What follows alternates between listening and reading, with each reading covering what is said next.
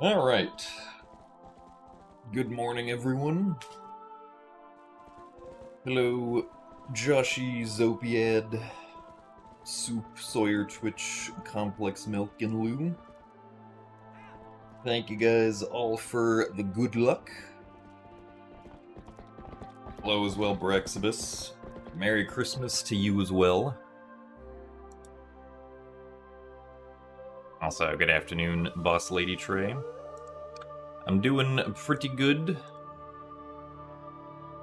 Hoping to have some good runs today.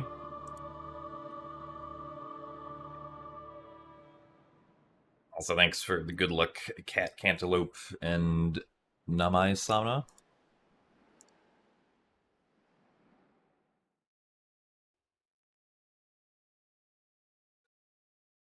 Alright.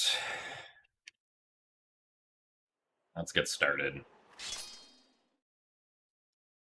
We've had, our last two completed runs were both very good, so hopefully we can have more good completed runs.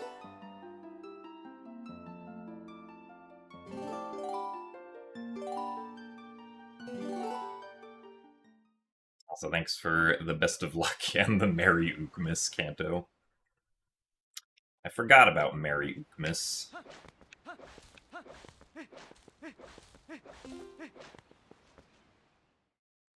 Sometimes you do just gotta celebrate Ook, though.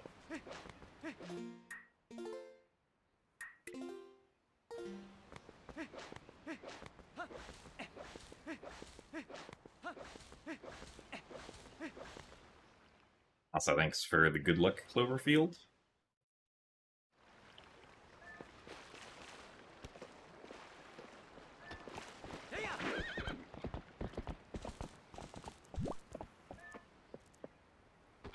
Darn it. I'm gonna stop. Approach slightly too fast with her.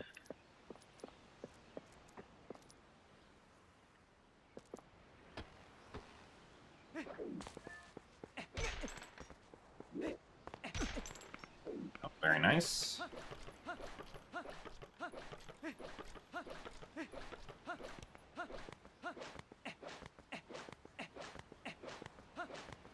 Been getting pretty lucky with the gate clips lately.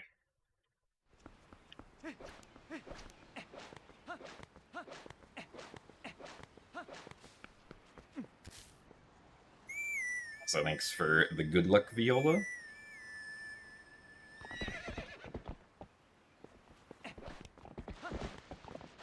Thanks for the good luck as well, Omega. What's up is we got a first try gate clip. So we're off to a great start for the first 2 minutes of the run.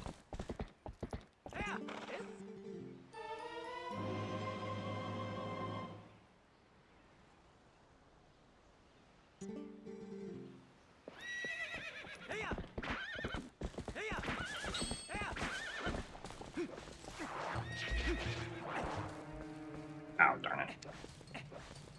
Early on that A-press.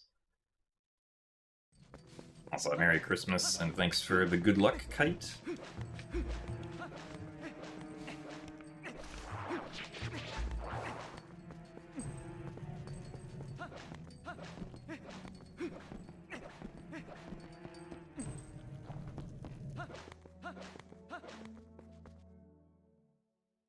What you hear is that I am gaming. This is true, I am indeed playing a video game.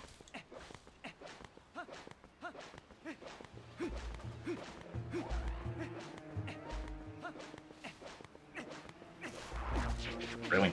Darn it.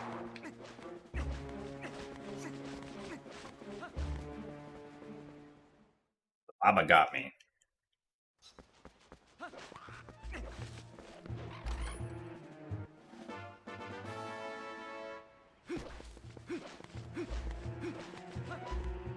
So thanks for the good luck, Rhapsody.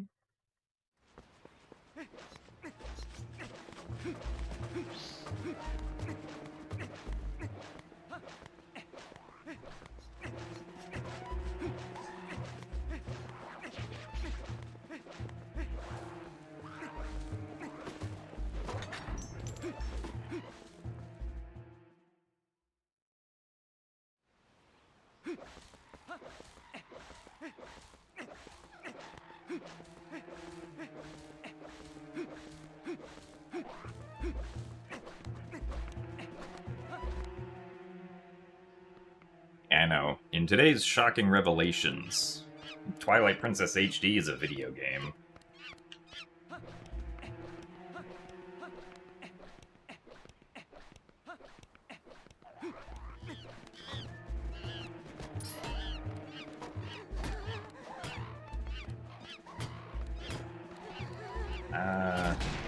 Okay, that works.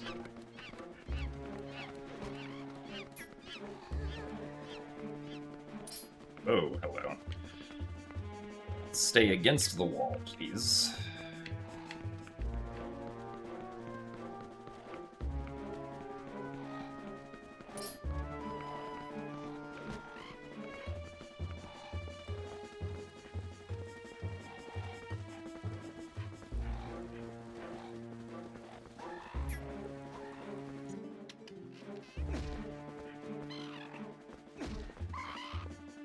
Yep, really? Bruh.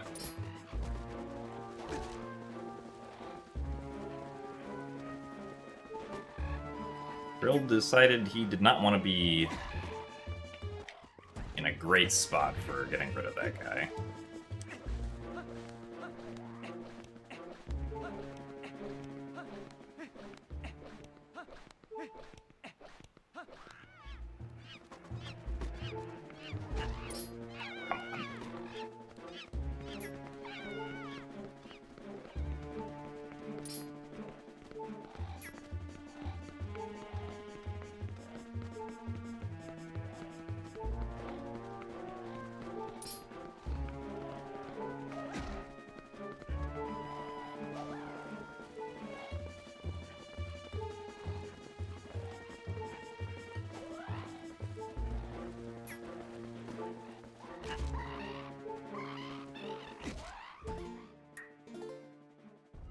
Unfortunately, that was a tad too slow.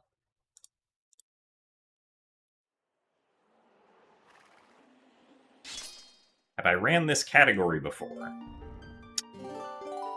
Maybe at some point in the distant past of a couple seconds ago I did, yes. Also, hello, Photon Aqua.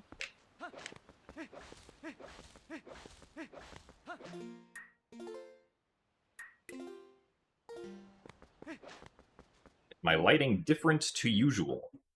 Yeah, I have the overhead light in the room on because it's dark outside due to rain.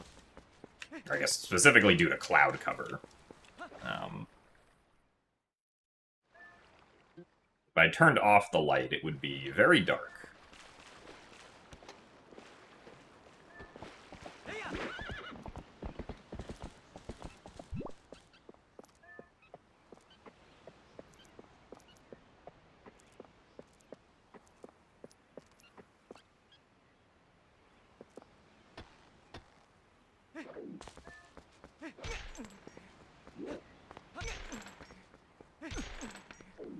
Okay, second try.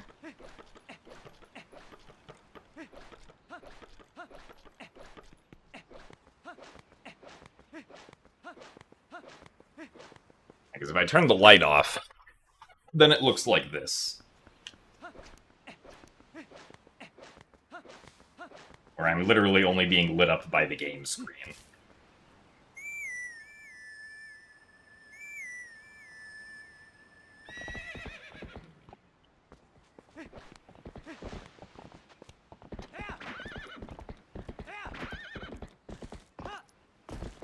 So thanks for the good luck, Orion. Ah, yes, it's how I transport myself to the Twilight realm. Exactly.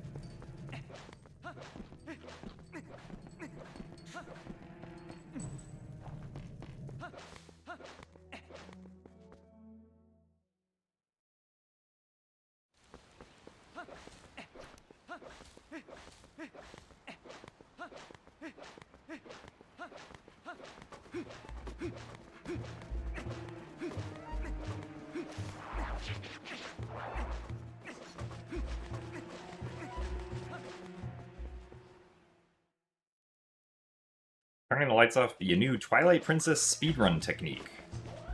Maybe.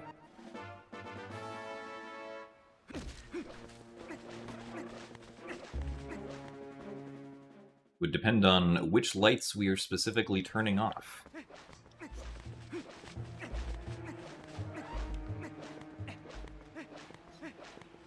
Turning out the lights is sometimes a side effect of getting chest storage in Wind Waker, which is always fun.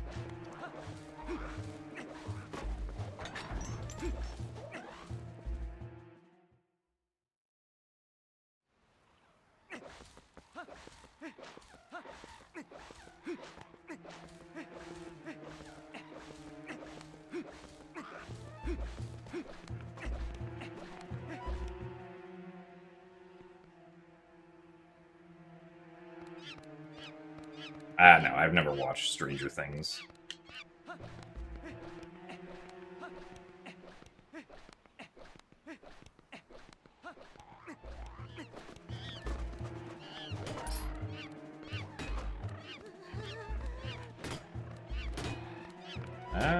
One more. There we go.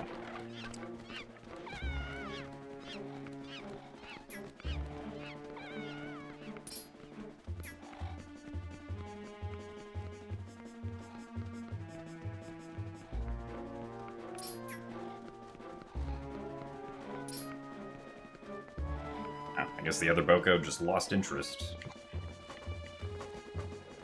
For a few seconds, at least.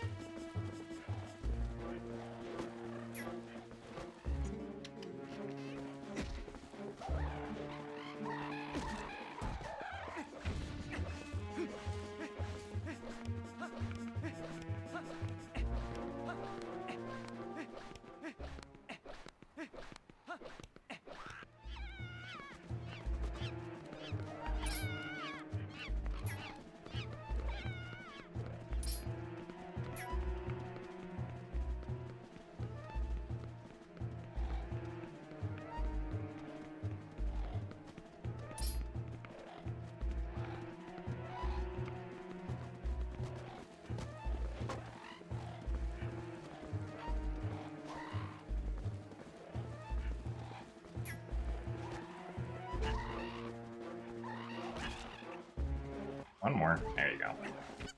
Alright. Generally good Bokos.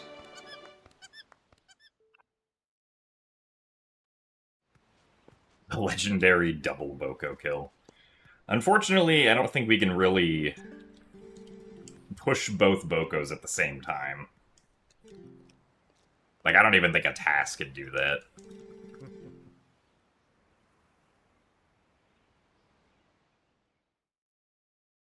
Why do you keep reading the category as TP ADHD? I don't know. It's a question for your brain.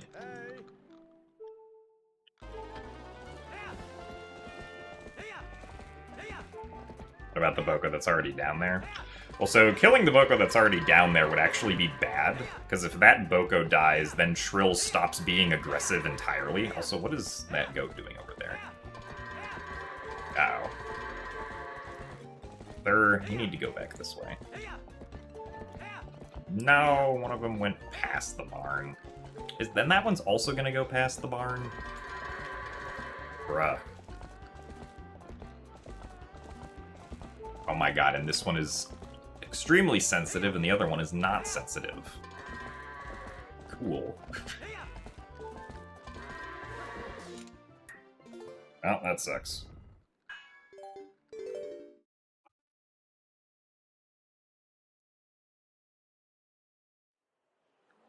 So, like, if you do kill the Boko that's already down near Trill, then you can't kill the other ones. Because Trill will be like, well, there's no problem here now, that one Boko was dead.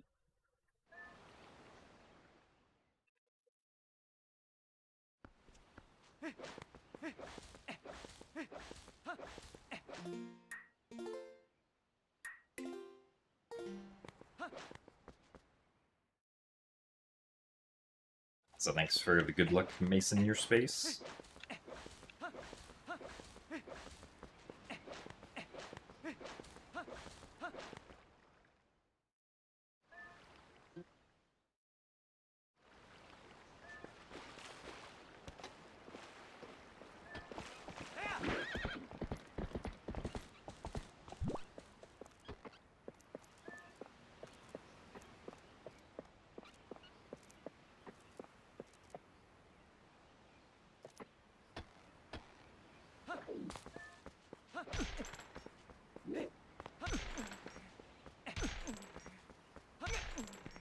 Alright, nice.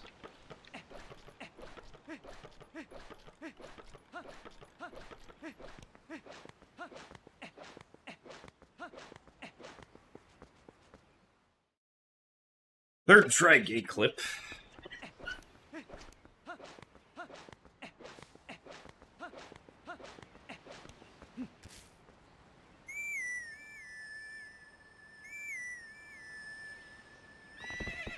Yeah, I mean, I feel like maybe if you could line them up well at the start, you could probably push both of them along the wall, but I don't think you'd be able to push both of them through, like, the open space.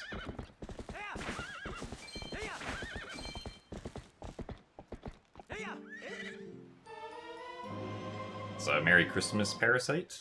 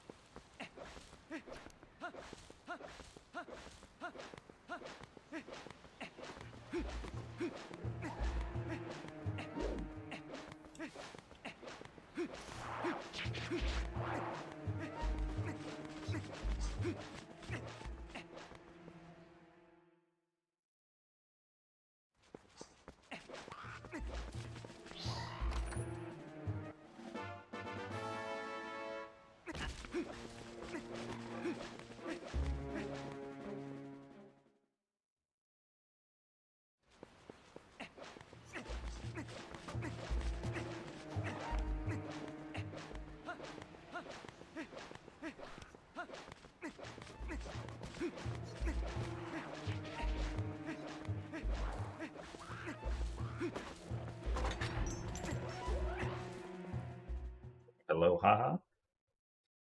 Welcome to the Boko pushing attempts.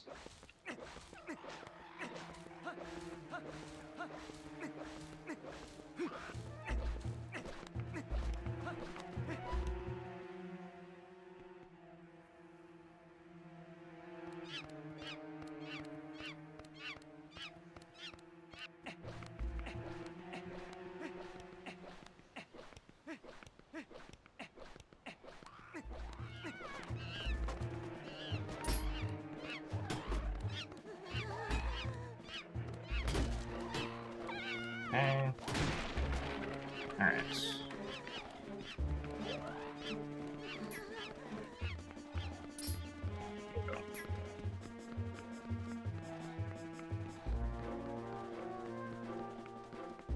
Darn it, I thought I could get away with that without targeting.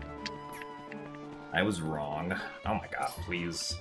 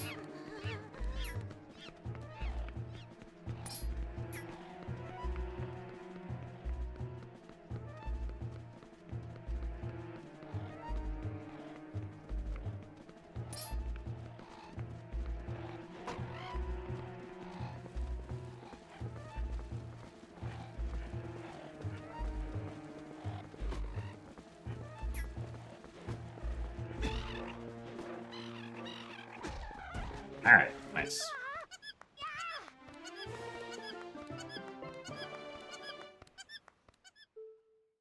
So Trill is trying to attack Link there, but because of where the Boko is in relation to us, he ends up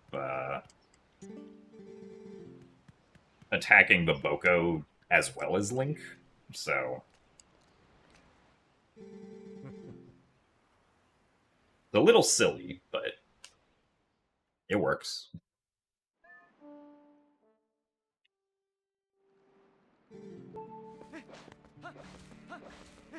I think because what the reaction is supposed to be is that, like, Trill thinks that, like, any living thing is kind of a monster in that moment, but when you kill the, Boko that you're intended to kill to get Trill to not be aggressive, he's like, oh, wait, you're actually, like, helping.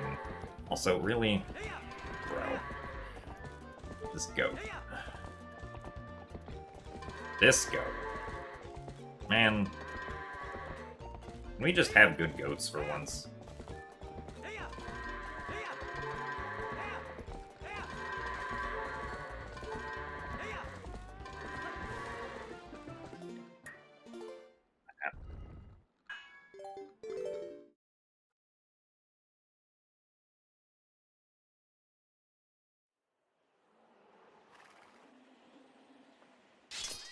We try again.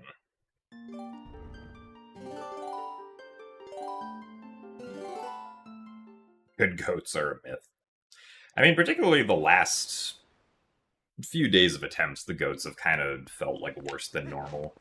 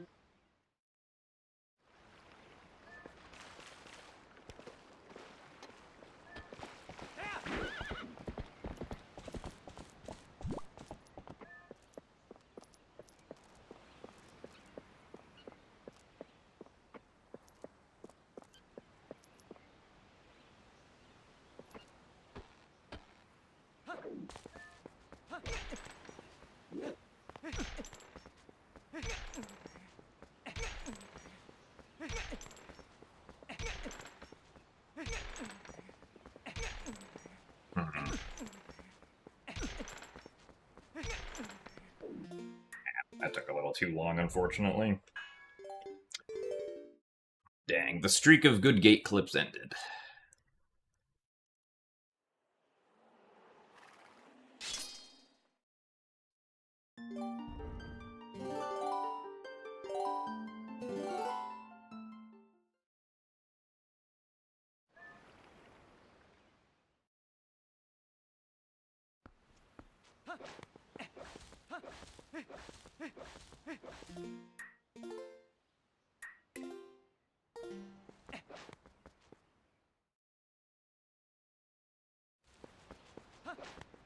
Stream was better when I was banished to the corner.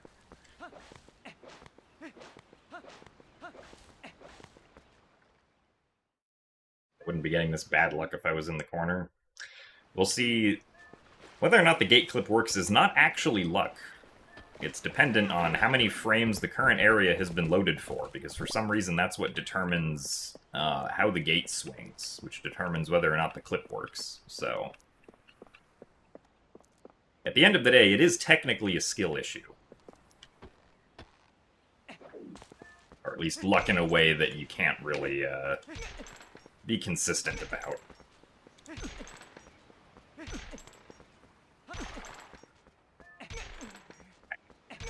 Too extreme here. Oh no, I guess technically not.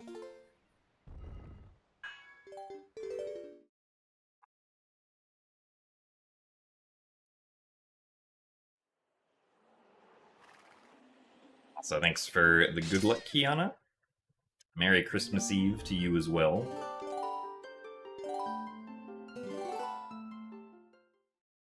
This run has the Holly Jolly Christmas luck. Ah, I see. I love me some good holly jolly Christmas luck.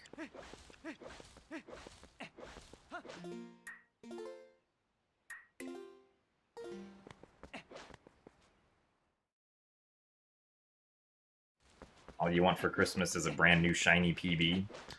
I mean, I'm sure if you did some Skyward Sword any % attempts, Momo, you could get one of those.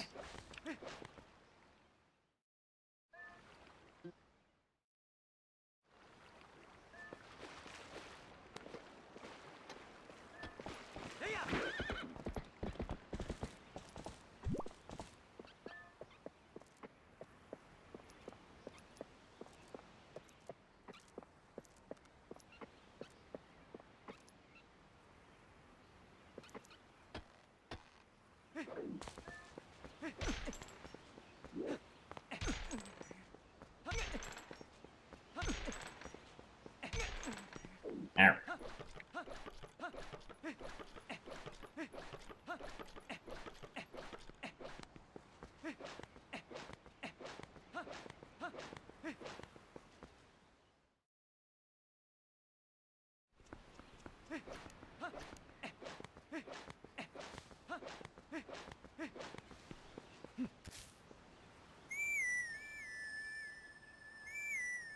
So would it be shiny? I guess that would depend on how many best segments you get.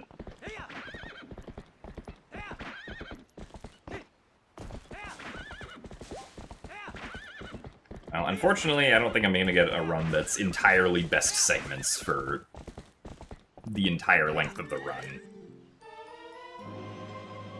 Also, thanks for the good luck, Makuya and Looney Rune.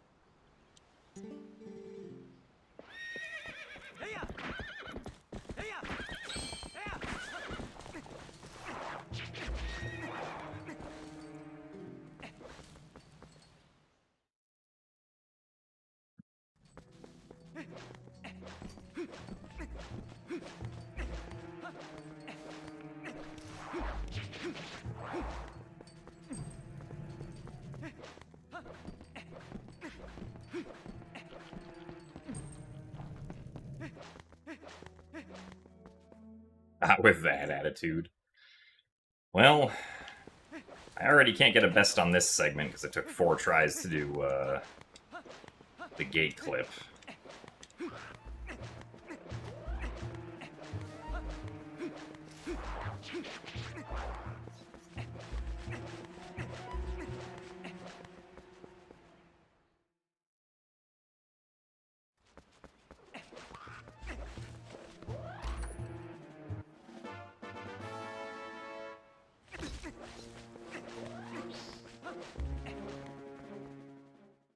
So thanks for the good luck, Fran and Nuki.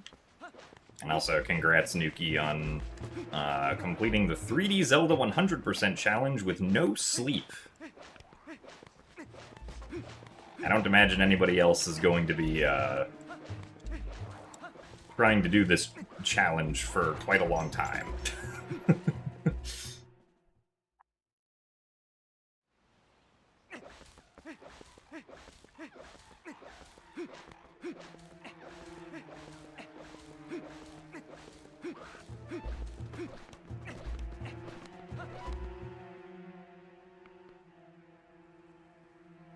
Has anything big changed in the last year or two? I mean, yeah, in 2025 alone, we have, at least for all dungeons, we have a skip in Goron Mines that now skips the really slow magnet sealing room. Which is pretty nice. Oh, come on.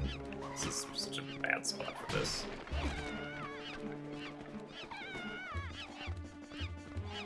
And we also have Pogate Skip in Arbiter's Grounds, which is pretty nifty.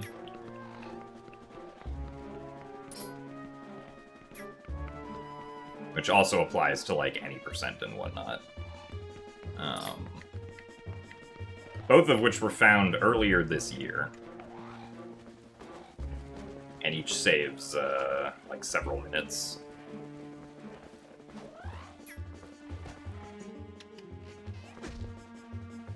No! Trill, why were you so slow? Oh my goodness. Ugh.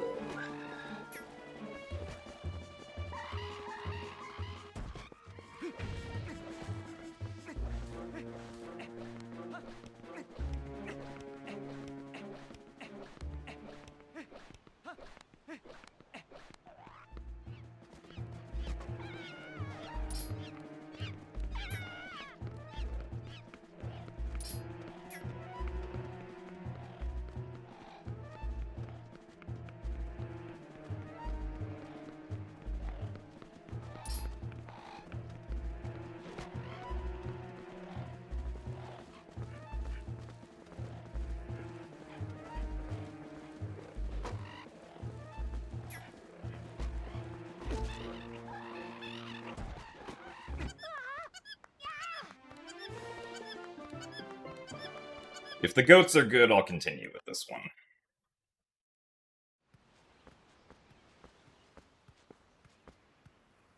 So, hello, Nat. Good morning, and thank you for the good luck.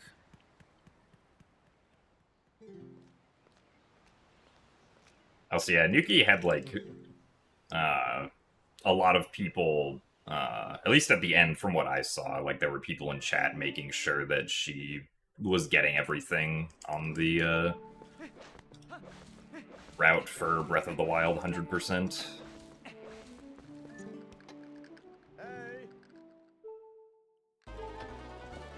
At least that's what it looked like. To me, as a person who does not know the Breath of the Wild 100% route.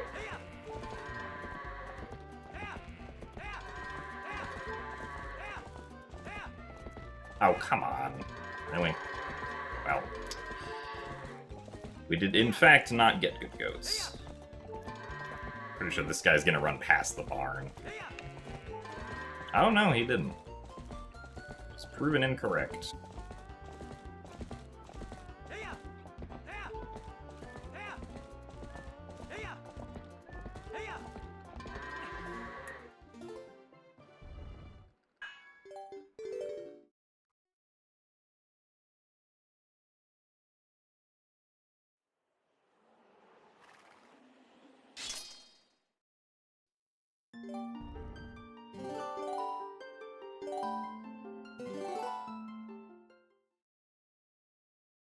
So thanks for the good luck, Hungry Plate. Merry Christmas to you too.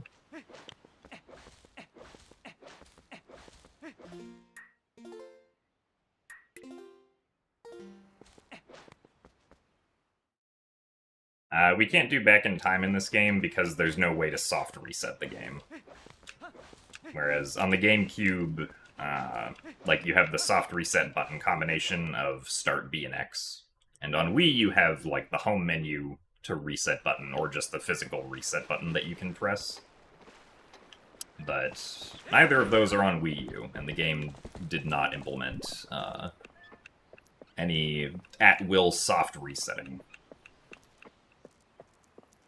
Though they did also intentionally patch back in time, so like even if soft resetting at will still existed back in time, would not work. Oh, really? I moved sideways. Nice.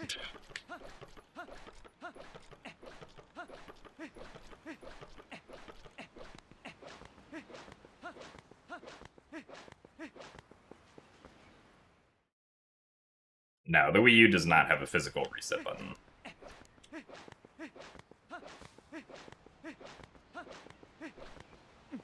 Because what the Wii U does have is it has a home button that allows you to close the software.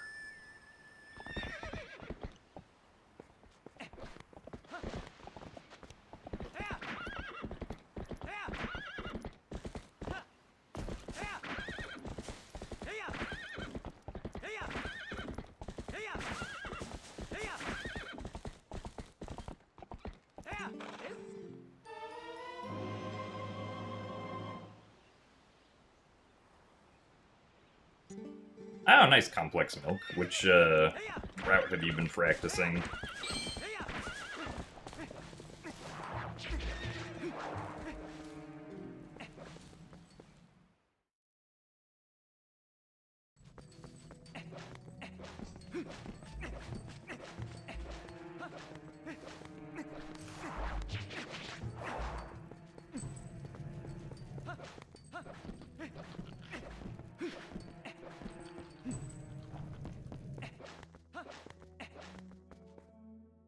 thanks for the good luck, Benjamin.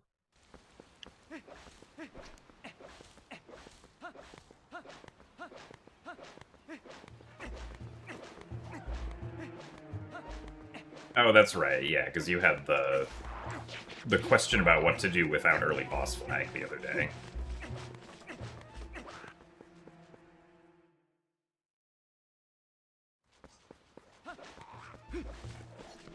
But yes, I do agree, speedrunning is fun. Doing speedrun tricks is fun. Even if some of them are a little frustrating.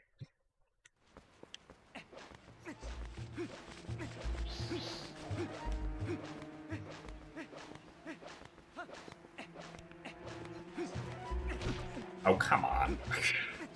Thanks, Boko.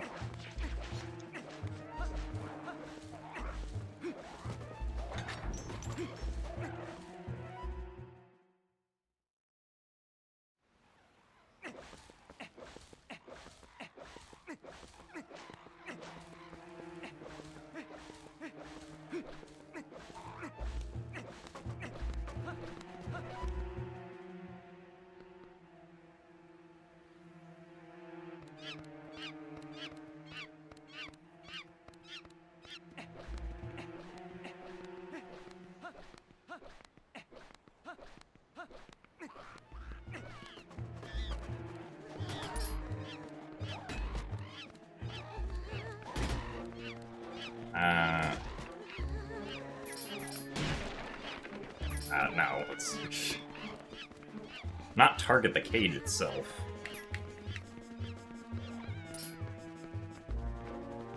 Towards the wall, please. Oh, darn it. Went around him.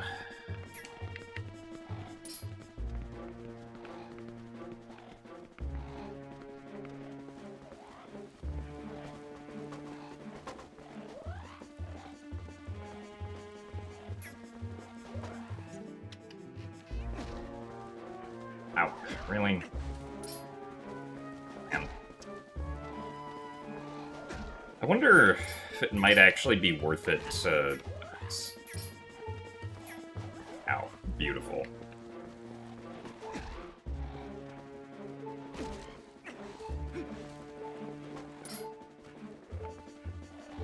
I wonder if it might actually be worth it to, like, get rid of the trill text before going in the first time. Since then it's much easier, without the trill text, it's much easier to,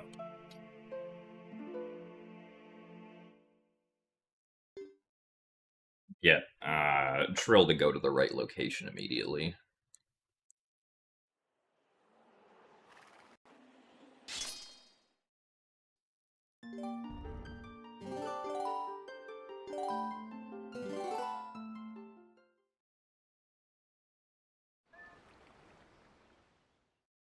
Matt Lald gifted 3 months of Tier 1 to Tim Lald.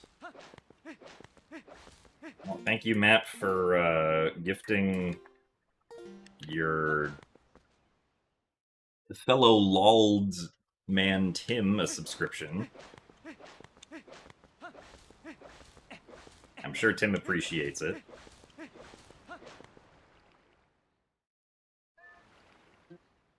You spent ages trying to successfully do the gorge skip with Epona and have come to really appreciate anything with a consistent setup.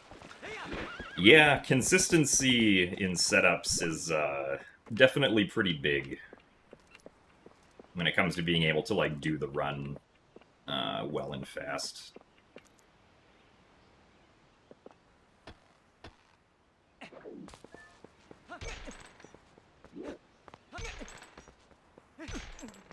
Nice.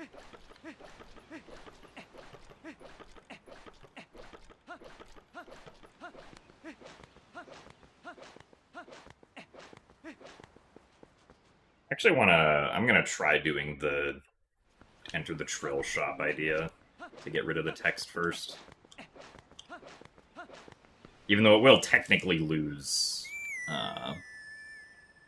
like, a second or two, I think. Also, thank you very much, Hydro Cannon, for the 36 months of Prime. Thank you very much for the good luck. Glad you've enjoyed the 3 years. Hope you continue enjoying the speedruns. Nice camera.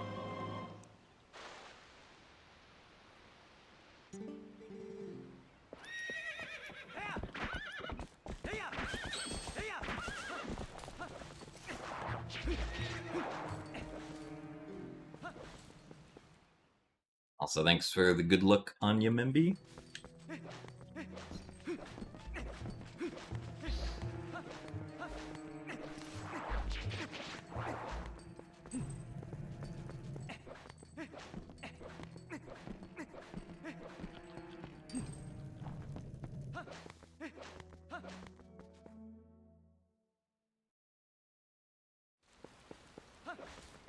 Thanks for the good luck as well, Harm.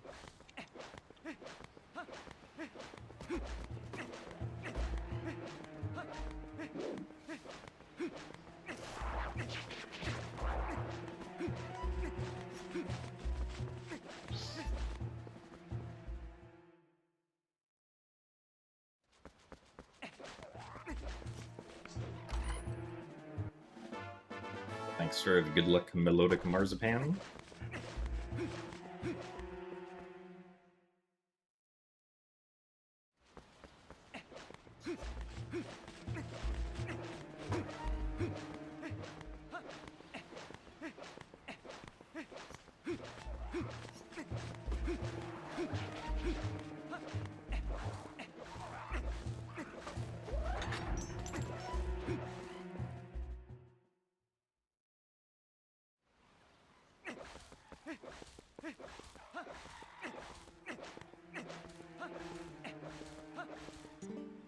Nice.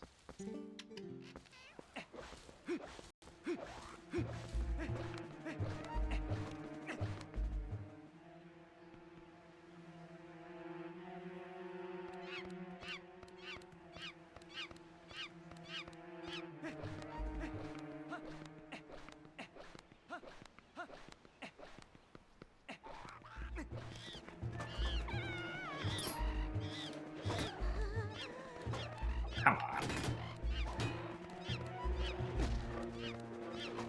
Bruh.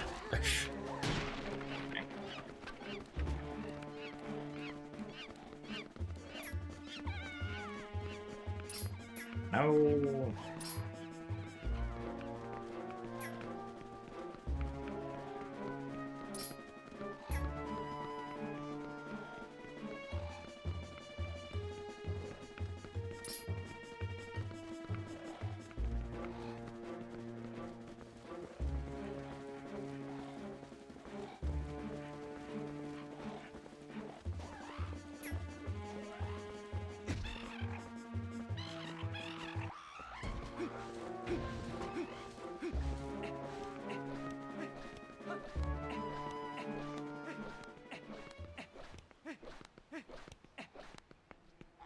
Come on.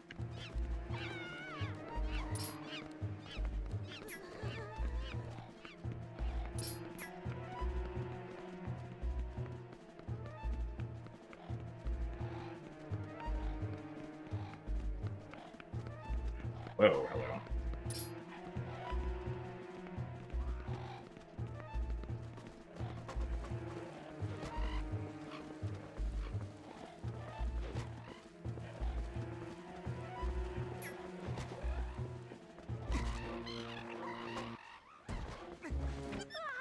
Well. Yeah, I wonder if...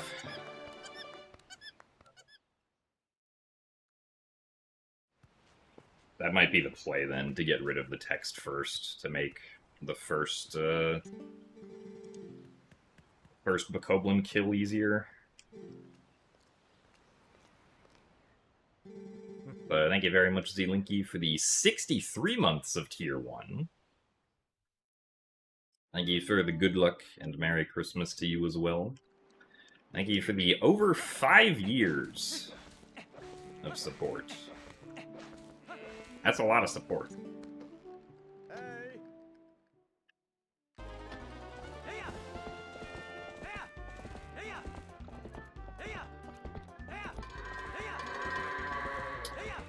The goats went in a not great direction there. Two of them apparently went in a not great direction, but we did turn one around, and then I accidentally scared this one in the wrong way.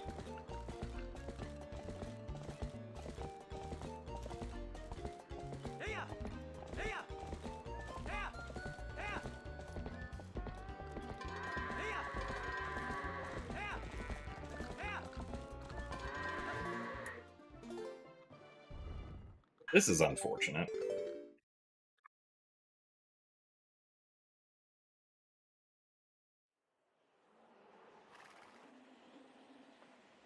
Entering the world of Kingdom Hearts games speedrunning in 2026. Nice. I've never played a Kingdom Hearts game, but I'm sure it is fun. Is my Nutcracker feeling good about the Christmas season? I haven't asked him, but presumably so, because he's typically always dressed for Christmas.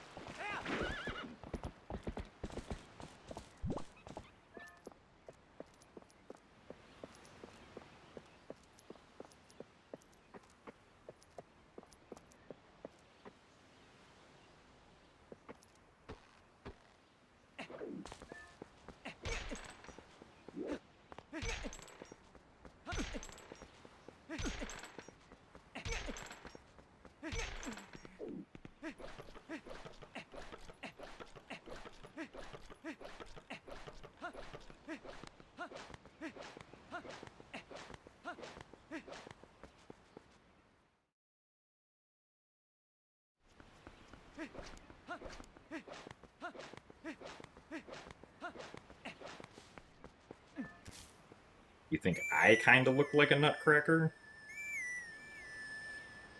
I don't know, I don't think I have the white hair or the facial hair that they usually come with.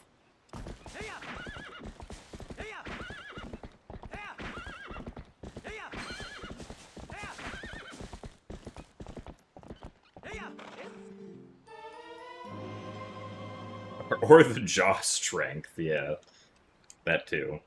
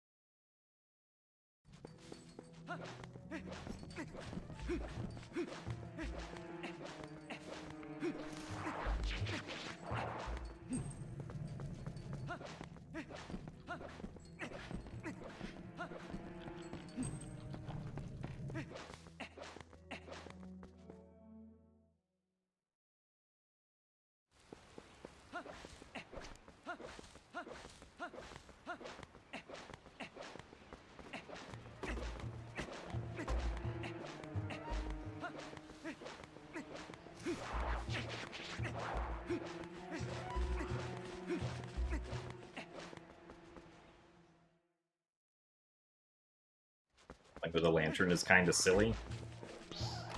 Yeah, but Link is built different. He can do it.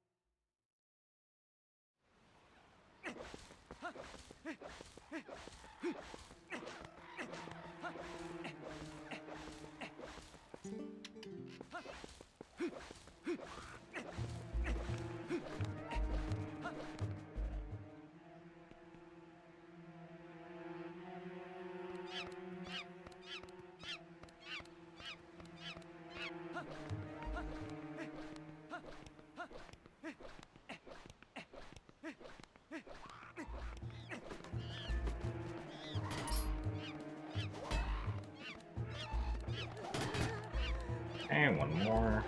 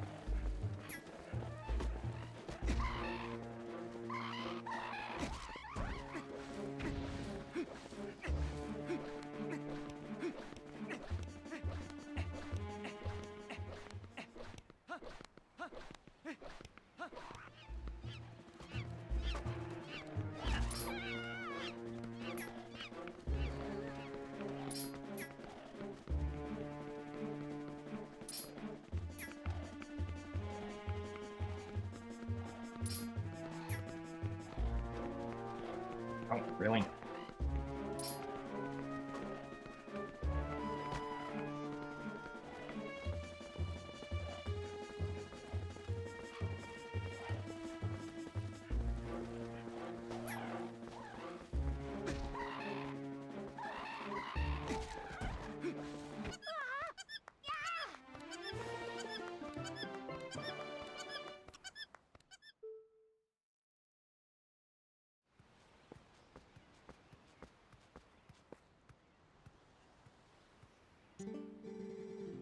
Playing with a lantern sounds like a good way to spill all your oil.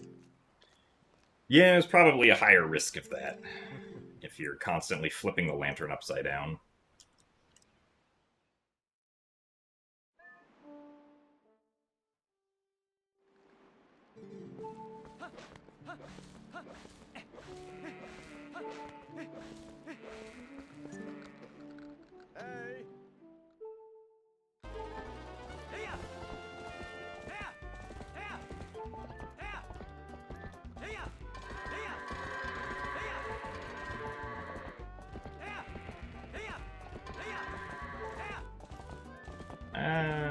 Maybe... Hey, look at that. They all actually went in this time. We get to continue the run!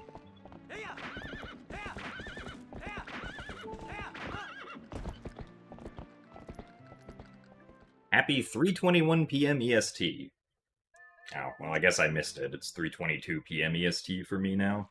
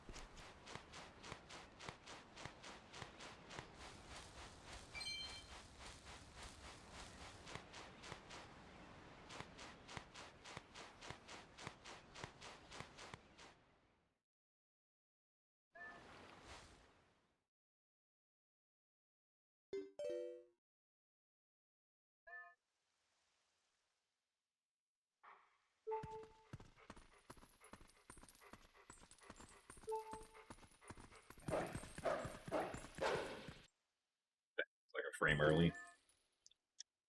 No box breaker for me.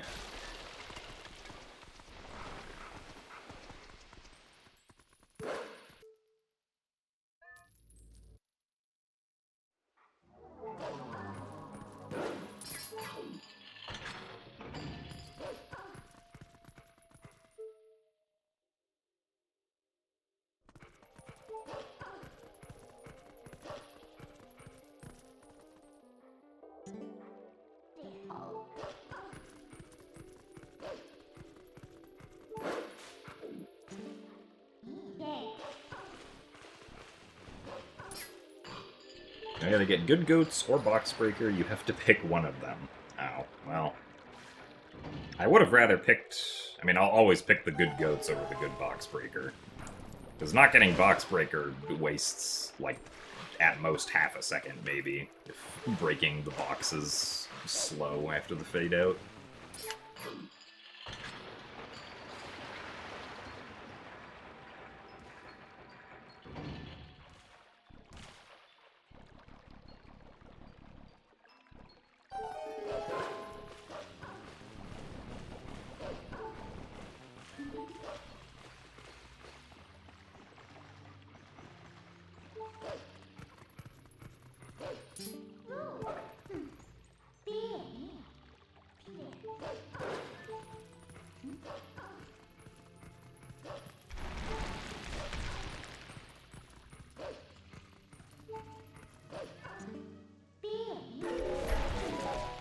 Yeah, I shouldn't have done that last dash there.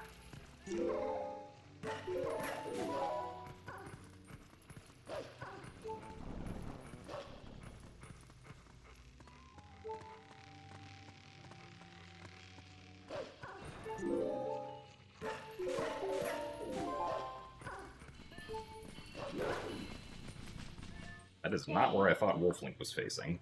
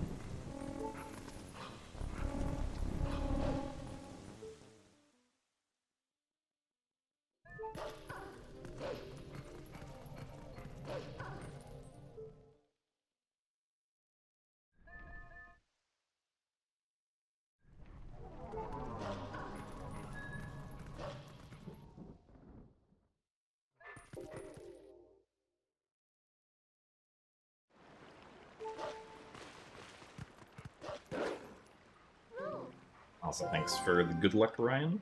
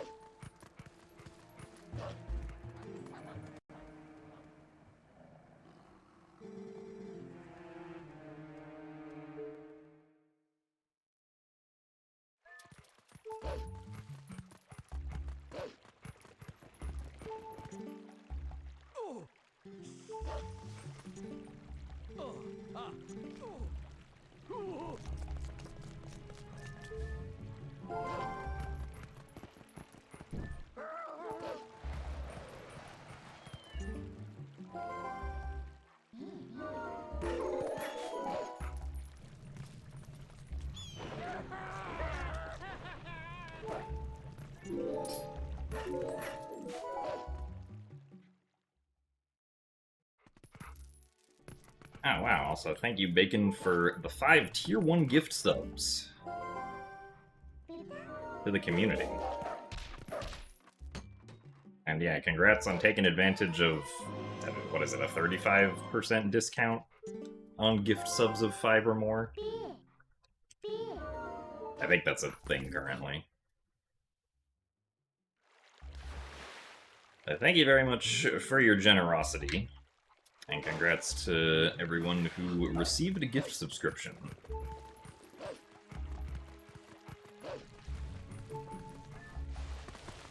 You can thank the bacon.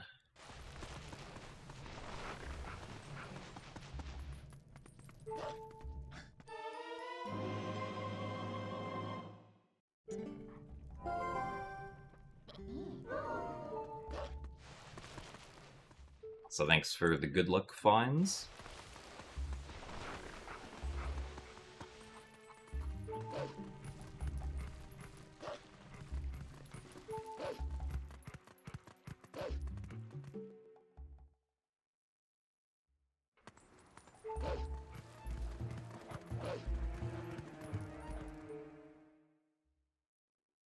thanks for the good luck as well, Bacon. Your bacon goes to the gym sometimes. Ah, I see. I see, that's how you get good ROI on your bacon, is you send it to the gym.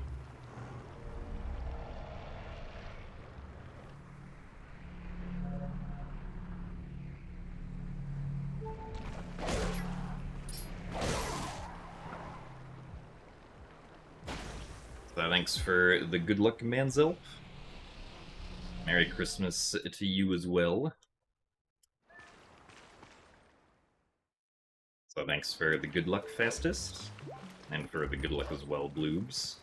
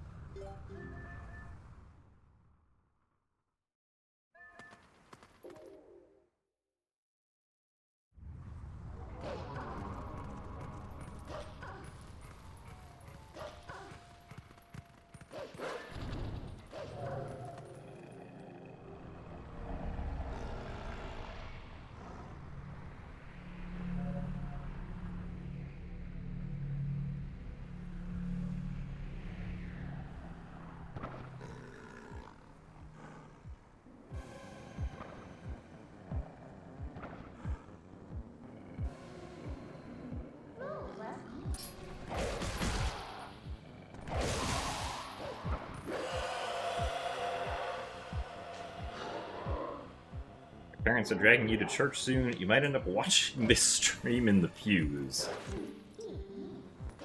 I'll,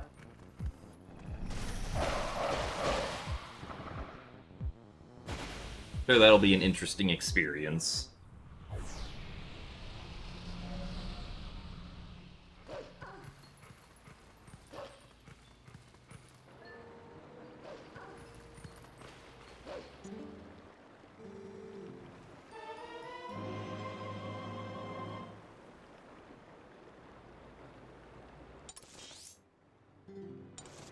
But I understand, I've also been dragged to church before.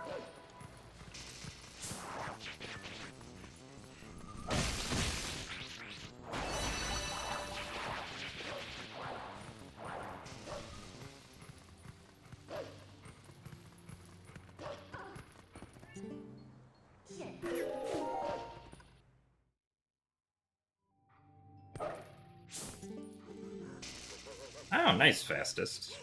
Congrats on doing storage for the first time. It is very fun to do storage and then beat the Helmarok King back down in the in the arena. It's also very fast. It's used in 100% speedruns.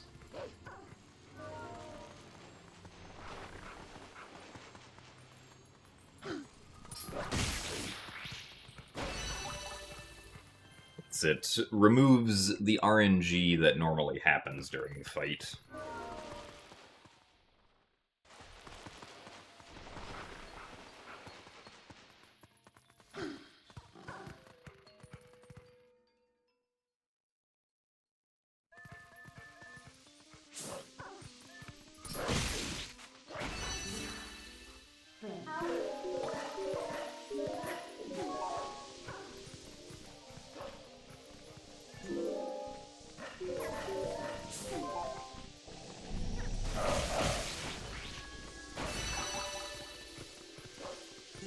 Ordering pizza, do I want anything?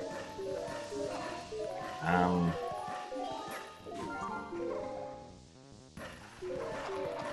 don't know. I'm trying to think of a joke to make, but I can't think of anything, so I guess I'll just take a slice of cheese pizza. If that's possible.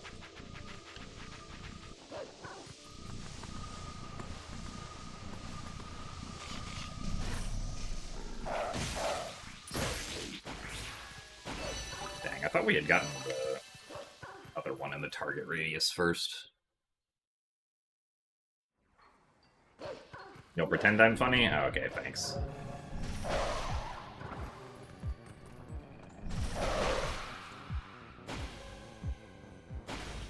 It's my favorite pizza topping? Depending on the place, it kinda flip-flops between pepperoni and sausage for me, personally. But usually, if I have a choice, I just get both.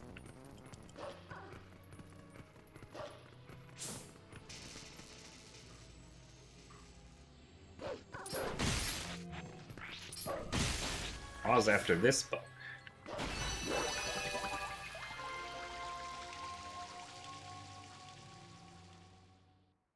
Also, thank you very much, Geonimo, for the 79 months of Tier 1. Thank you very much for the good luck.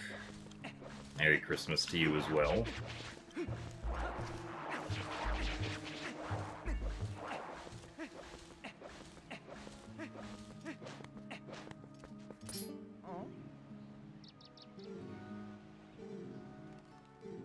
So thanks for the good luck, Trudat Davy.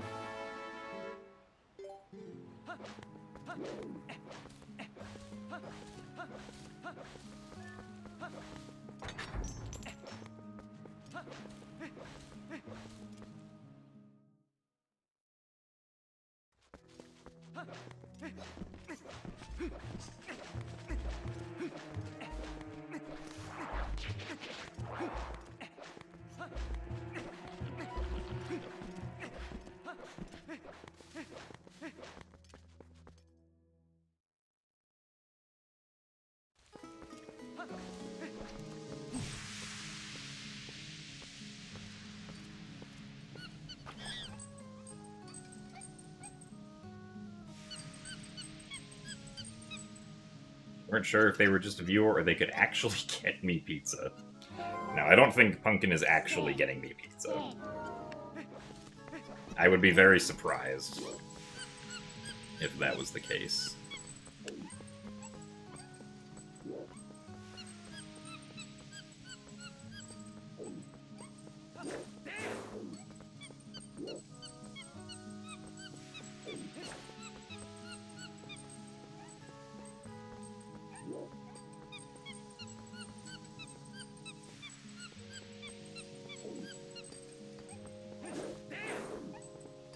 Yeah, haha, you're not? Okay, good to know. Thanks, Pumpkin. Thanks for confirming.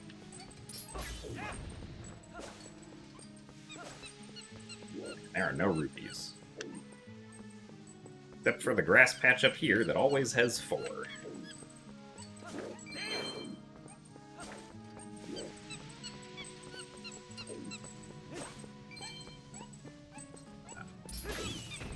I am very surprised the monkey did not notice the keys there. Definitely thought that was gonna happen.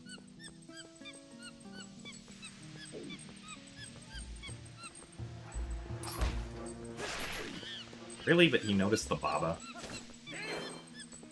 I disagree with this.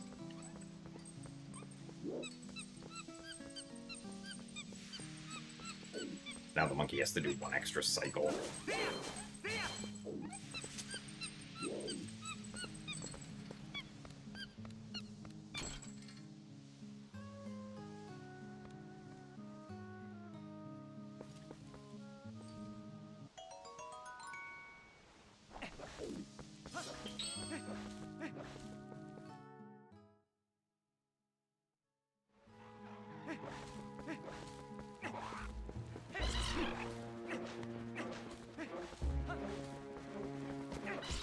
Oh, come on, really?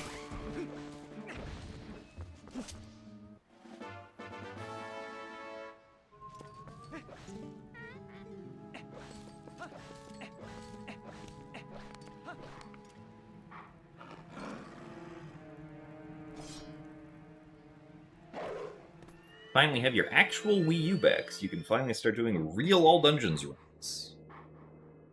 But it'll be hard to find 8 contiguous hours where you can do an attempt. I mean, if you don't really care about, like, recording and submitting to the leaderboard, you can just take a break or pause if, like, you don't have enough time to do a full run and then come back to it later.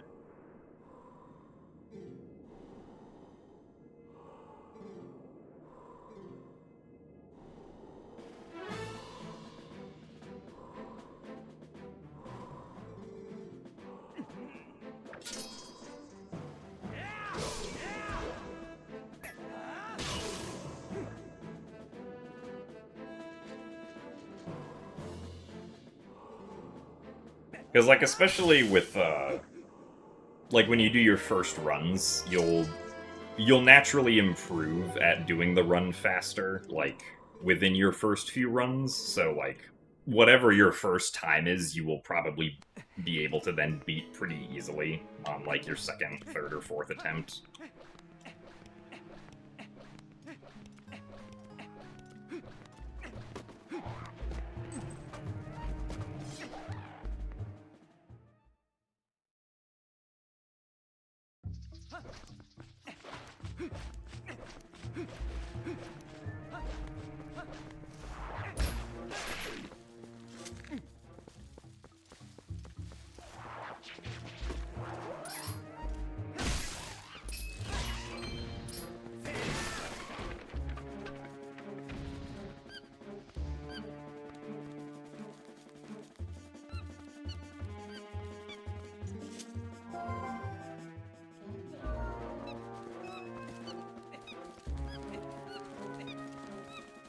Alright. Gamble actually paid off for once recently.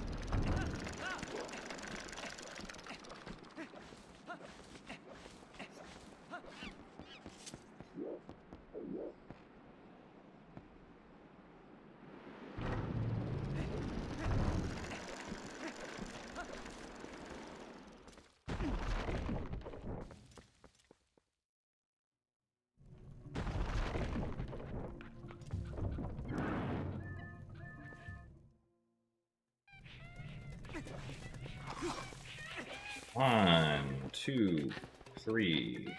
Okay. Convenient timing from the Babas.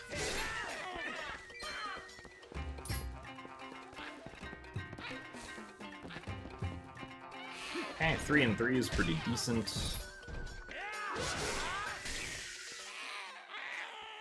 Though I know why Goron Mines RTA is a category. Seems kind of weird. I'm not sure why, like, the category was originally made, but, it's been around for a very long time. So it just kind of has stayed around. I think probably because, like, it's not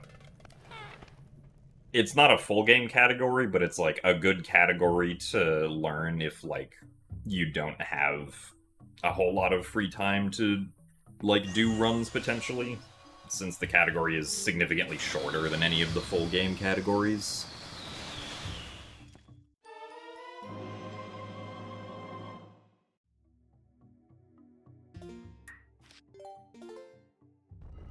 It might have also been created, like, a very long time ago in response to any percent, like, not having to do Goron Mines or something. Because any percent has skipped Goron Mines for a very long time in Twilight Princess.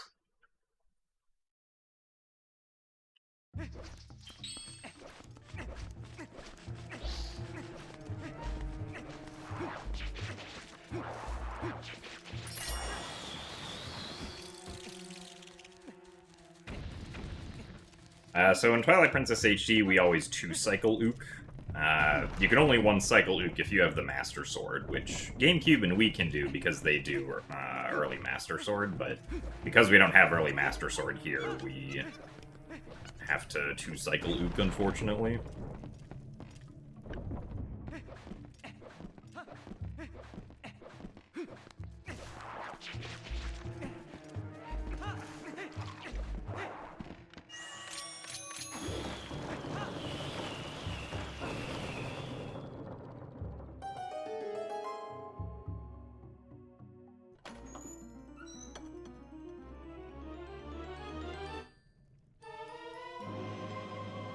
Yeah, early Master Sword was patched in TPHD.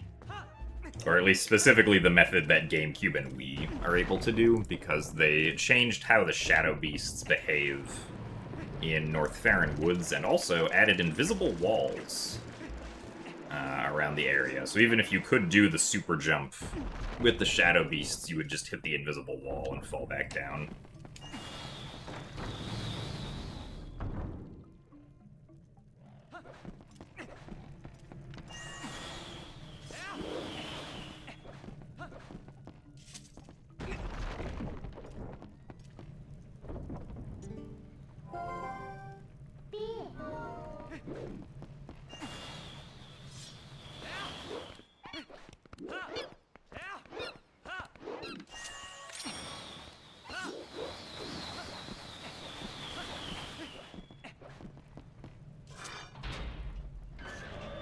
But yeah, so far the closest lead I would say that we have to early Master Sword is being able to get to the Sacred Grove early as Human Link, but the problem with that is that Human Link can't howl at the Howling Stone to, like, begin the Skull Kid chase sequence, so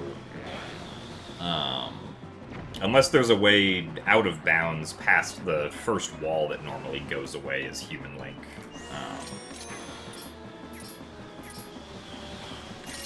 we still can't do early Master Sword.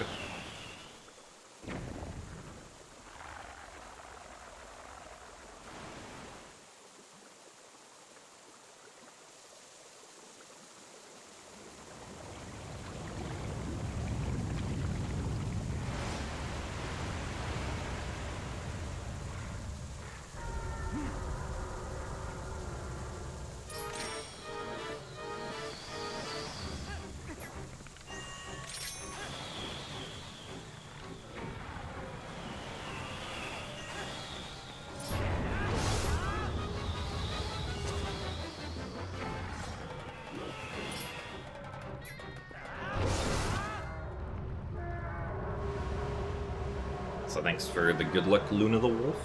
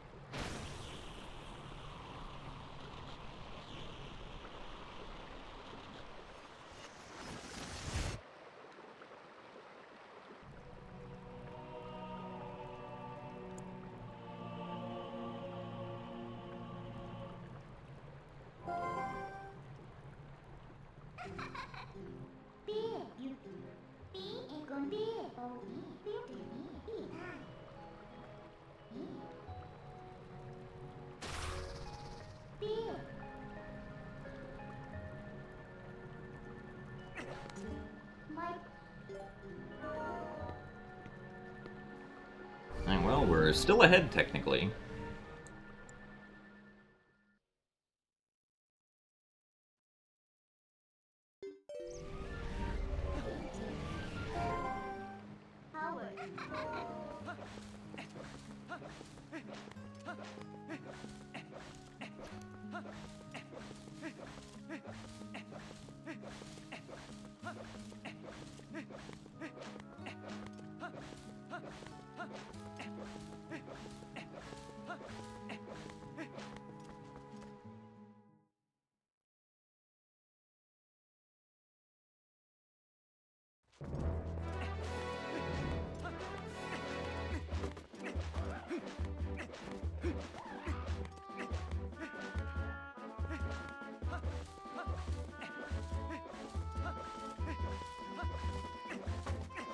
Possible to do white midna glitch in this game.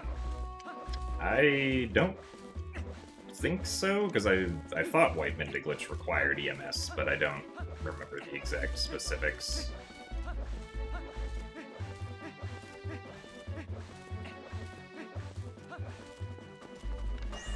Oh. Alright. Did not get hit into the trigger.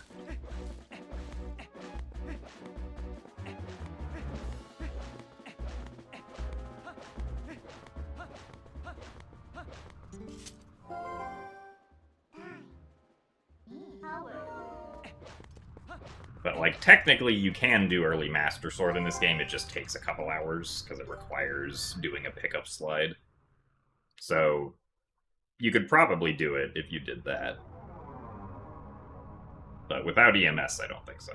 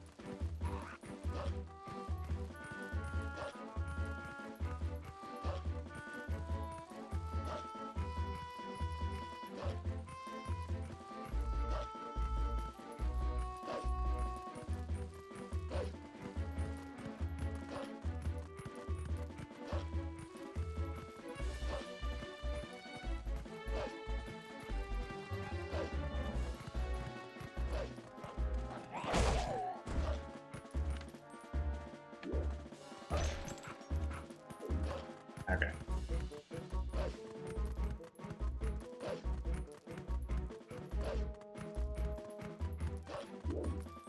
Ah, yes. My profile picture is an Inkling wearing a biking helmet. More specifically, wearing the gear that I used when I played competitive Splatoon 1. Like 9 years ago.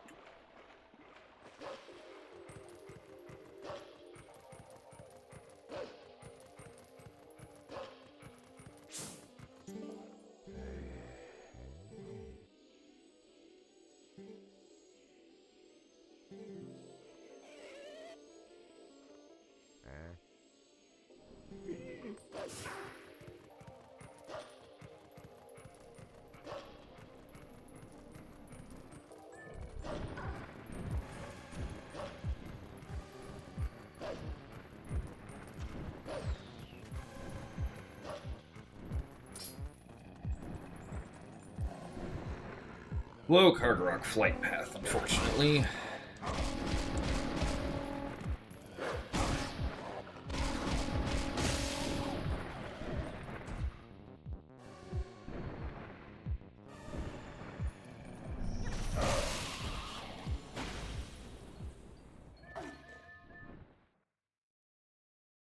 Also, thanks for the good luck, Strider Jiren. Merry Christmas to you as well.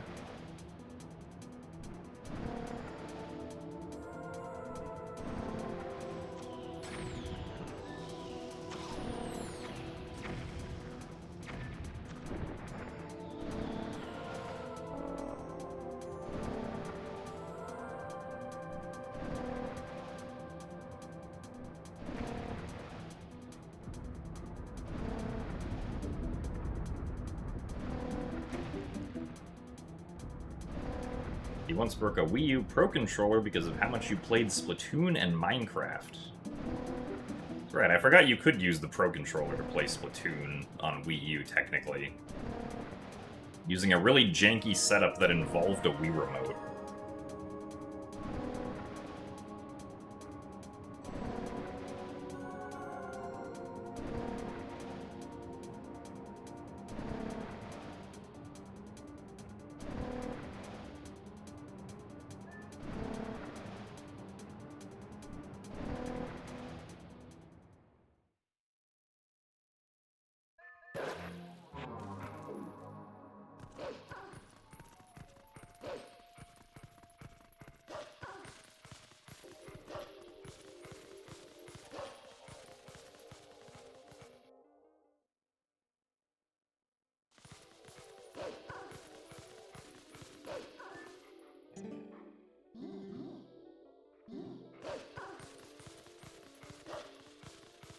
Yeah, it's a little weird the Wii U Pro Controller didn't have gyro when the gamepad did, but...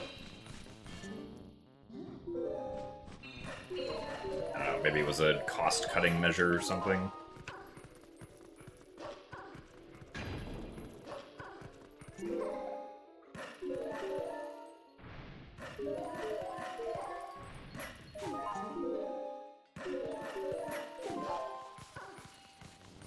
Thanks for the good luck, Shredberg.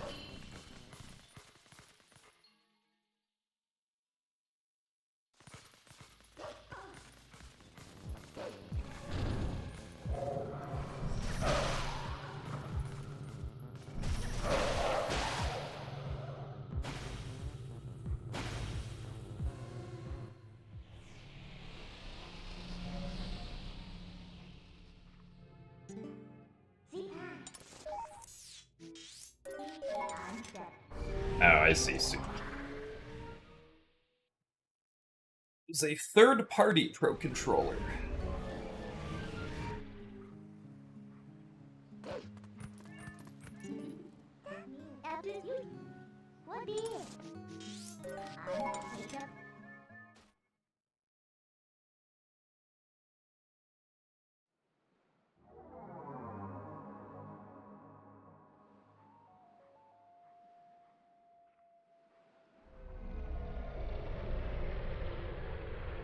But yeah, third-party controllers can kind of be hit or miss. I guess depending on what the brand is.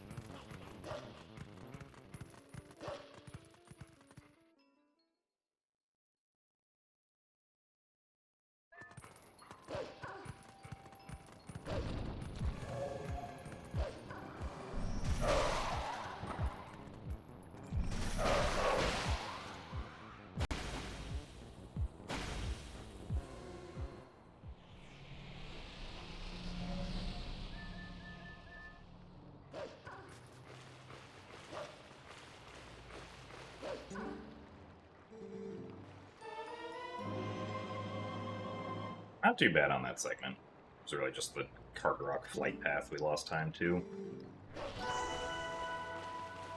But the first try gate clip was good, so...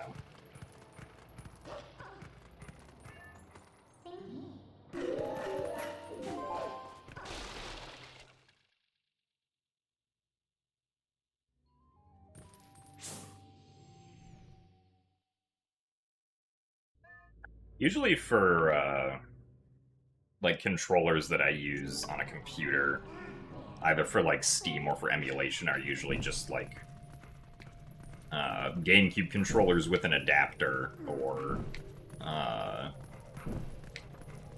Switch Pro controllers, or now a Switch 2 Pro controller.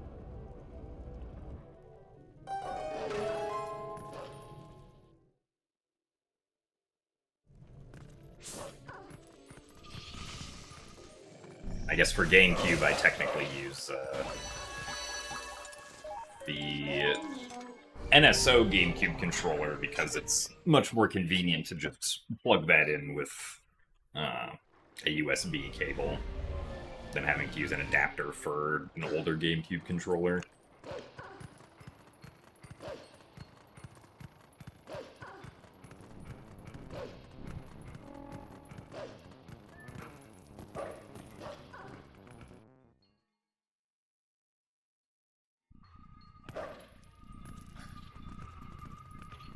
Before all the Steam input stuff, I see. Or Steam controller stuff. Really?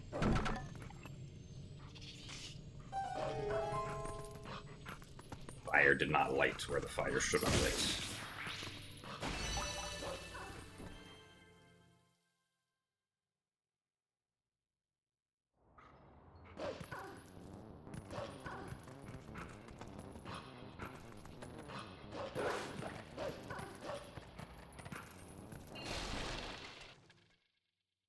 So thanks for the good luck, Lyoko. Alright, Cat Cantaloupe, we'll see you later. Thanks for watching today, and have a Merry Christmas.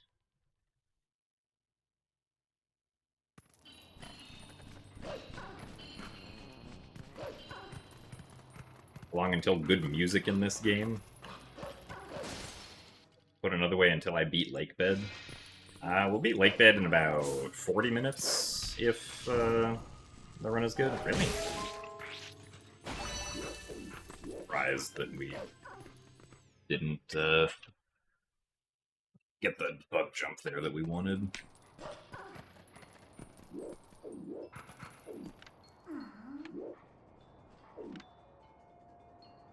Oh.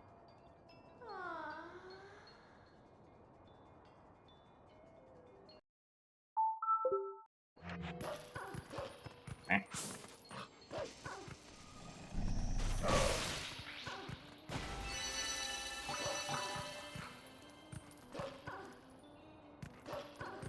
So thanks for the good luck, Dusk Flame and Campy.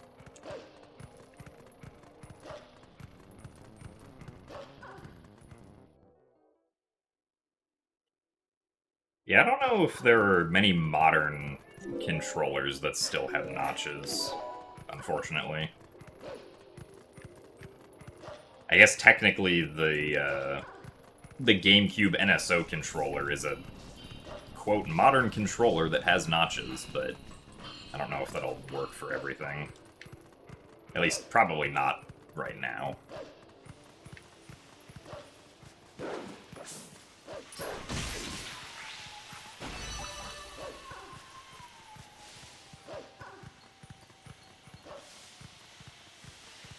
I think that one is also still gated behind requiring an NSO subscription anyway, so...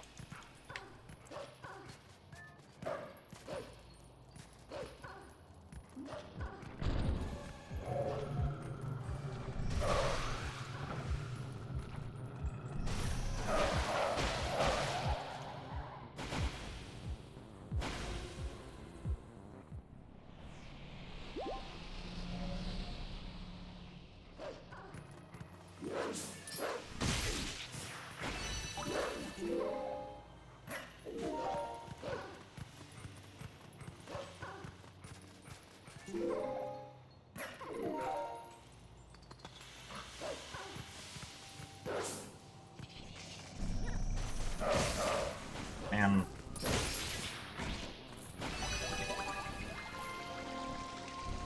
A little unfortunate at the end there with accidentally getting that Shadow Runt into the midnight charge radius.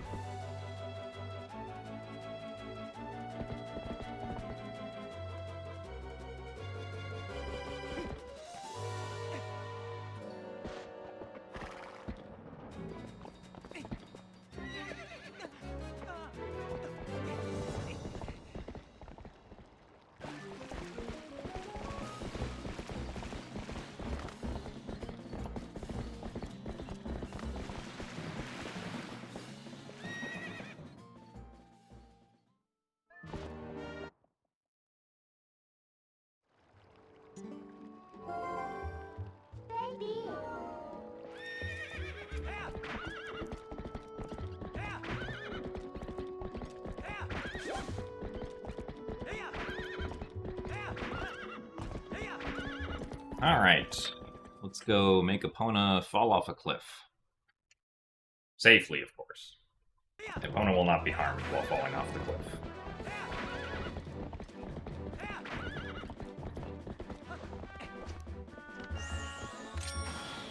First, we skip a Mailman trigger.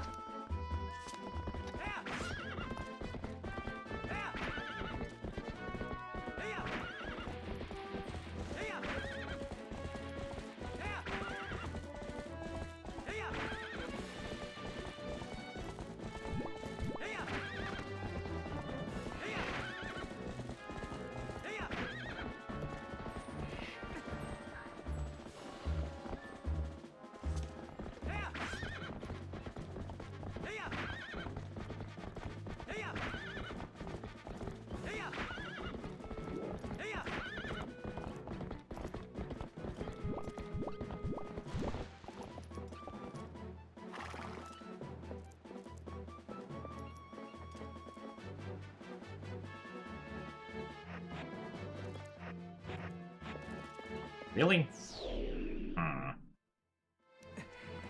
Well, that sucks. Or if I had a 3-frame buffer there. I'd have a 2-frame buffer.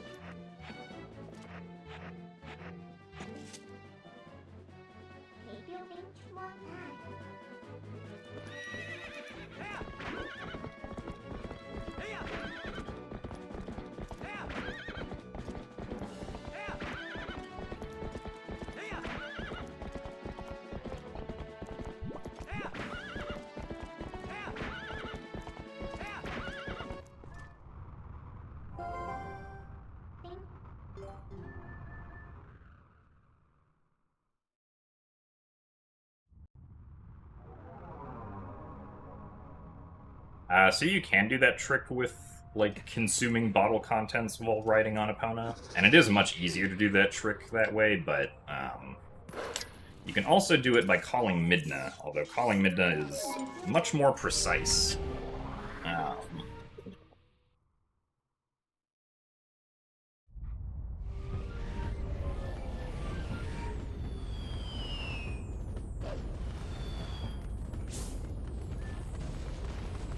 But it does skip us having to go get a bottle, so... It is faster to do it with the Midna call by about 40-ish seconds, I think. Because that's the amount of time that we spend having to go get the bottle.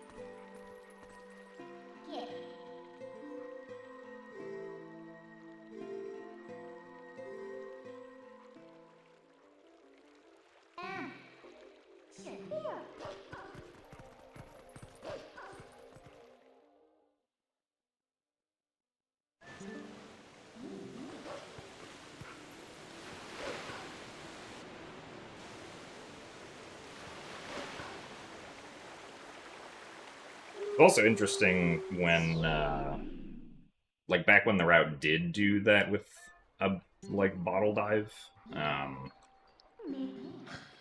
like, you had to... The lantern had to be empty by at least a certain amount, because the cutscene of, like, Link refilling the lantern with the oil would vary depending on how much oil you had in your bottle. So we actually had to, like, intentionally waste lantern oil throughout the run up until that point so that we would have an empty enough lantern for the cutscene to be long enough.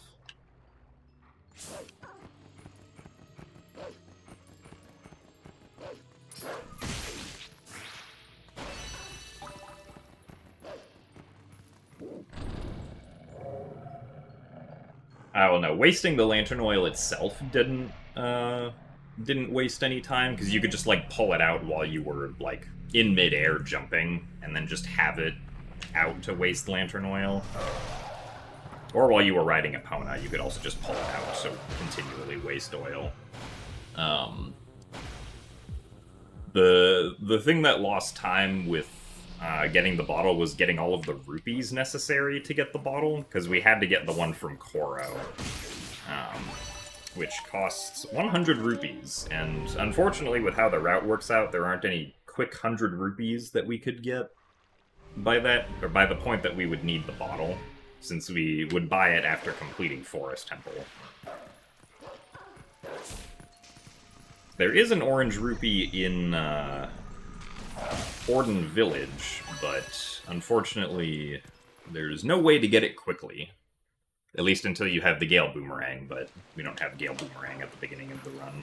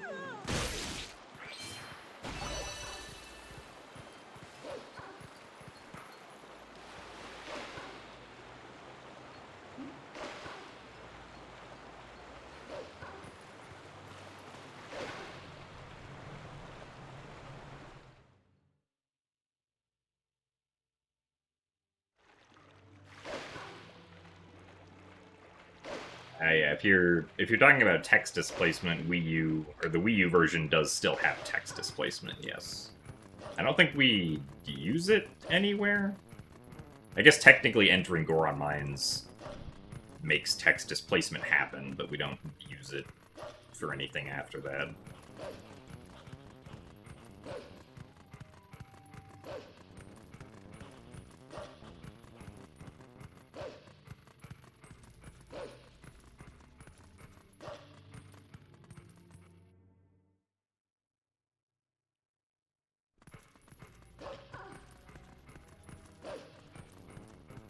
Because by the time we get to Goron Mines, we have the spinner, and having the spinner allows us to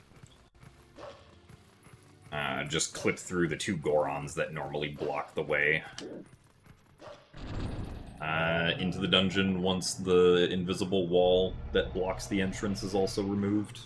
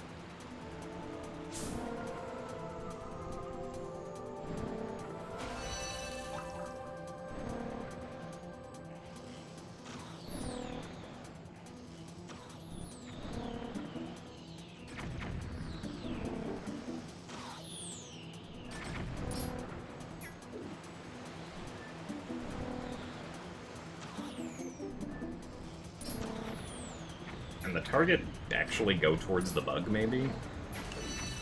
There you go. This is stupid. Please.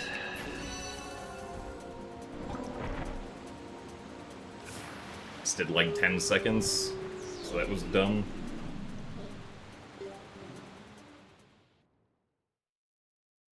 I don't know why the target didn't go towards the bug. I guess I must have targeted it too late or something.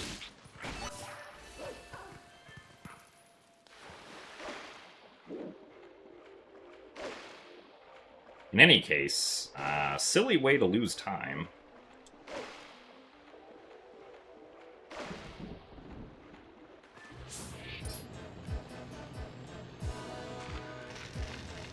Also, thanks for the good luck apes.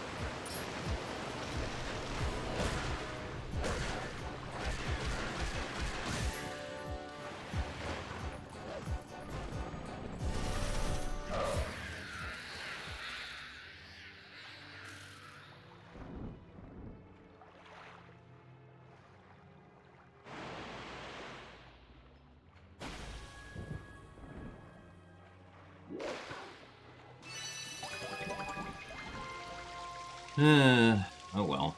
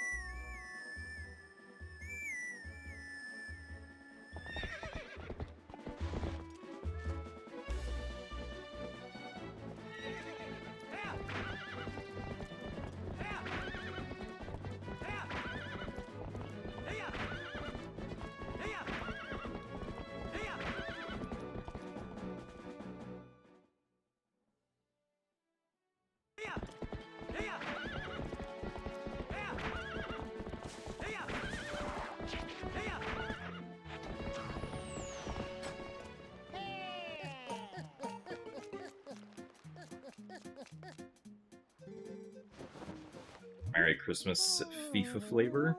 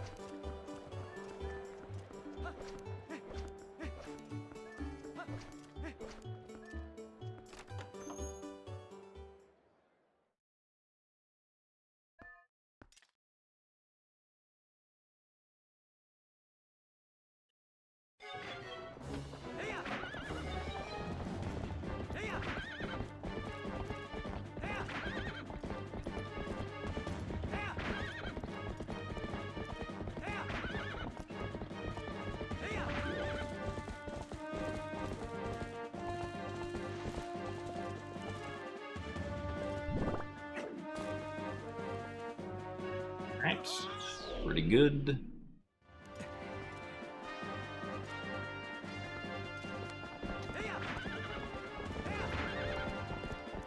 But I live in Castletown. I wouldn't say I completely jump excitedly at the idea, but if it for some reason made sense for me to live in Castletown, then yeah.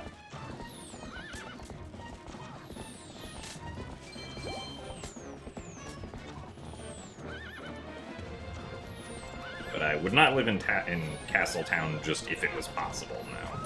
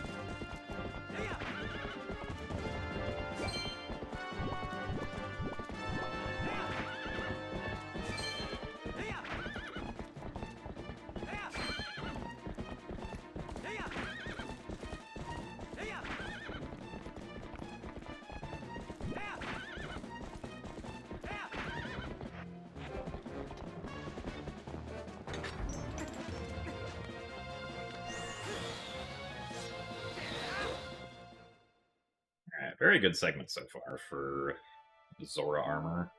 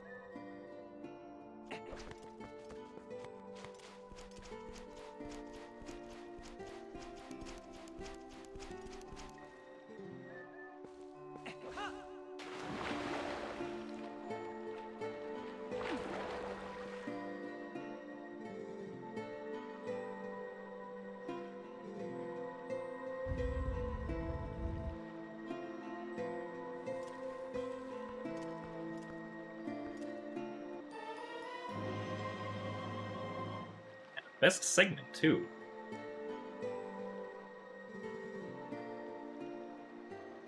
That's nice, at least. Even if we're still behind by 45 seconds.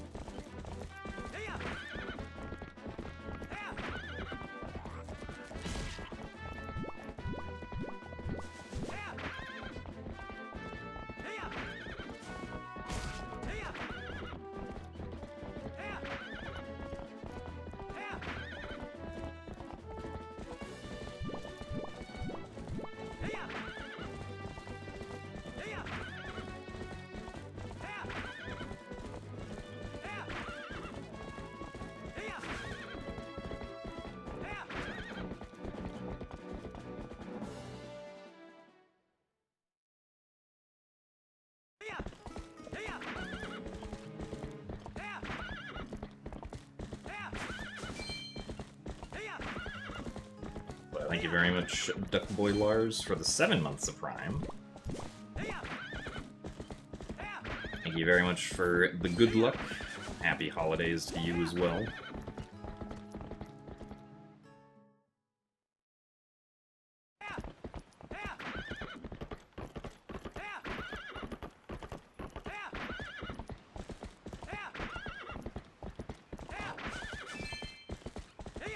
Blue Rupee.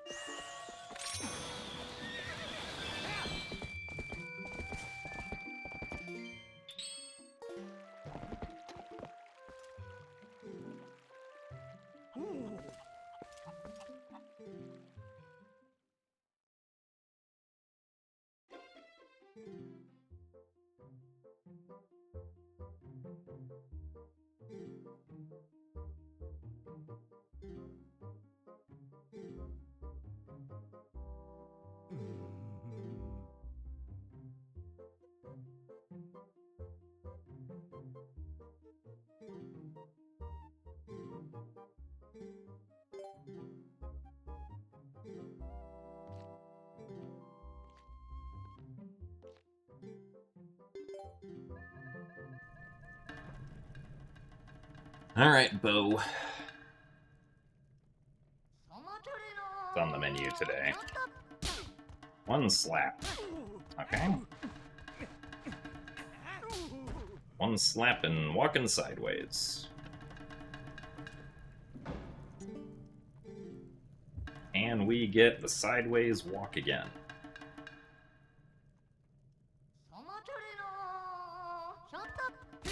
We can. Alright. Well, good news, we only lost one slap of time loss to Bo.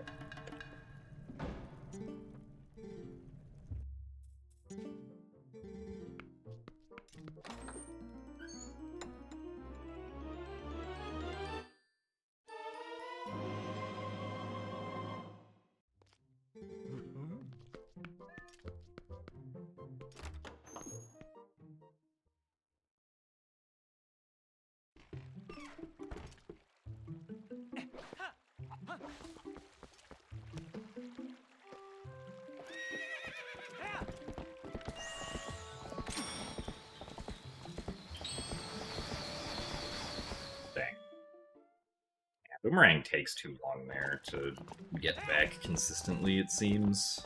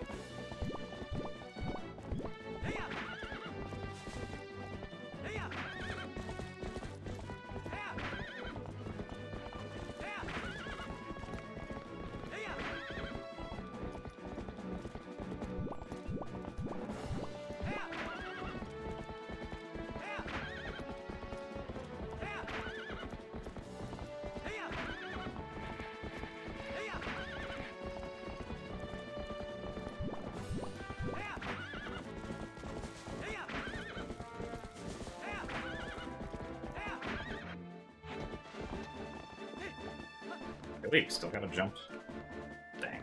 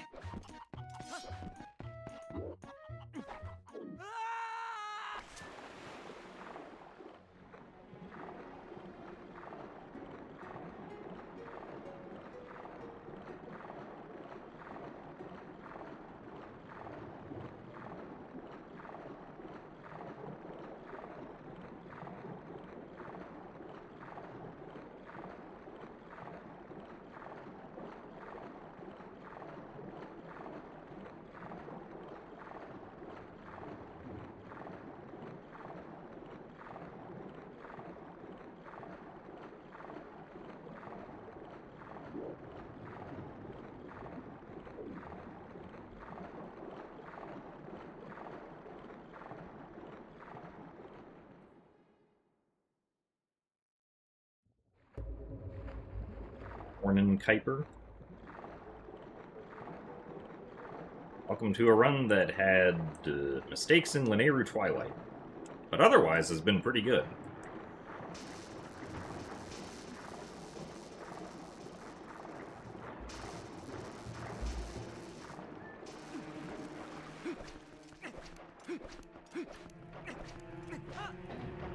Hopefully we can leave the mistakes in Linearu Twilight and not make any more.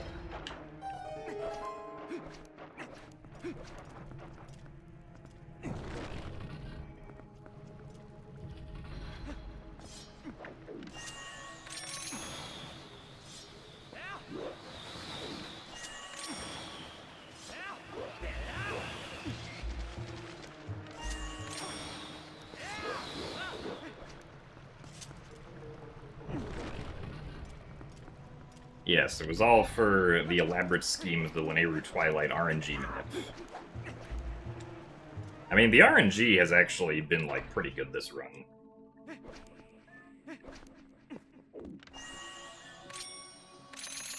Time loss has all just been skill issues.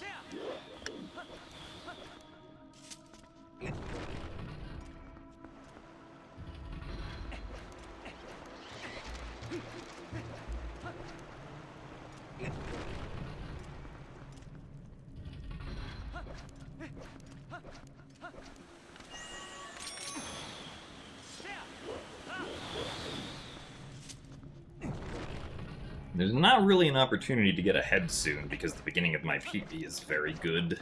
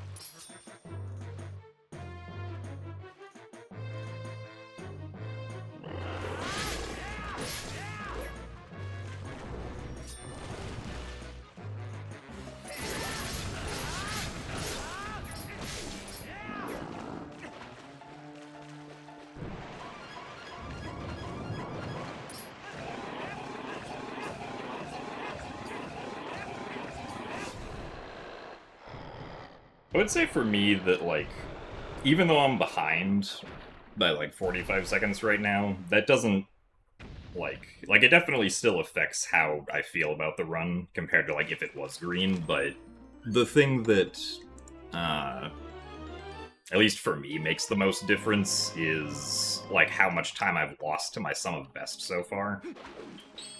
Because generally my goal will be to try to only lose, like, a minute to my sum of best per hour of gameplay. Or, like, a second to my sum of best per minute of gameplay. So, like, so far, this run is a little bit behind on that. Because I've lost, like, a minute and a half over my best with almost an hour and a half of gameplay. But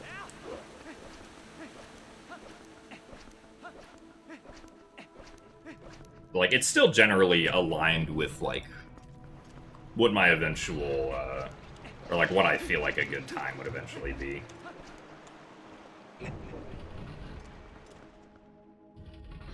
Or, like, a time that I feel satisfied with, because I would say that my PB currently is good. But it could be better.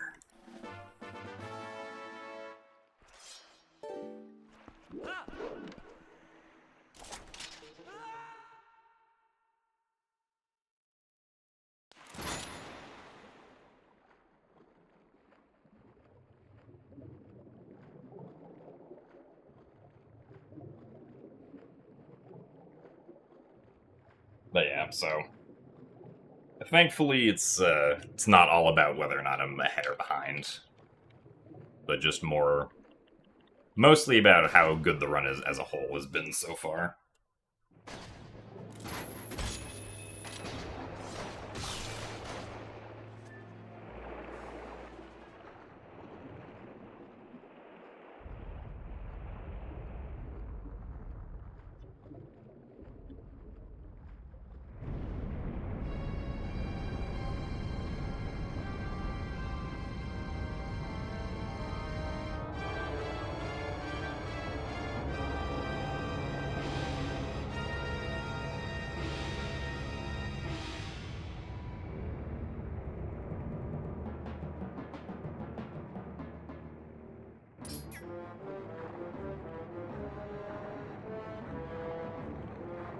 Morpheal is going up. Now Morpheal is going down. Now Morpheal is going up again. But thankfully we got the quick regrab, so...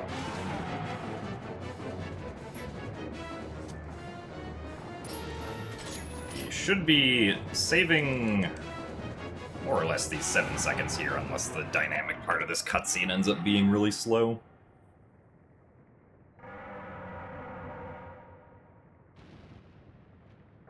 Might have been kind of slow.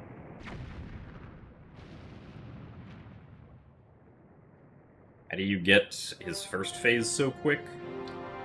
I mean, just because you don't have to do a whole lot of damage to the eye before you trigger the second phase, so...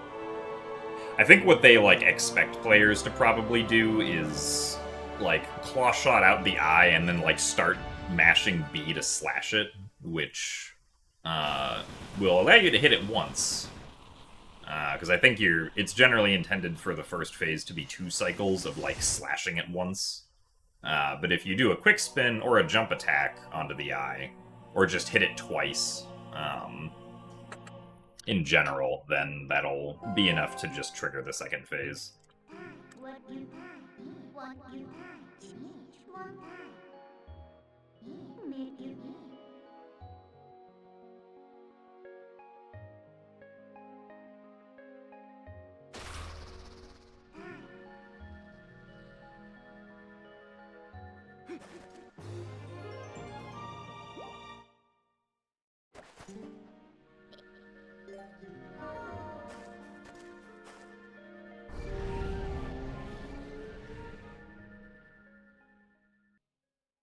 Alright, well, let's see if we can keep the good segments going.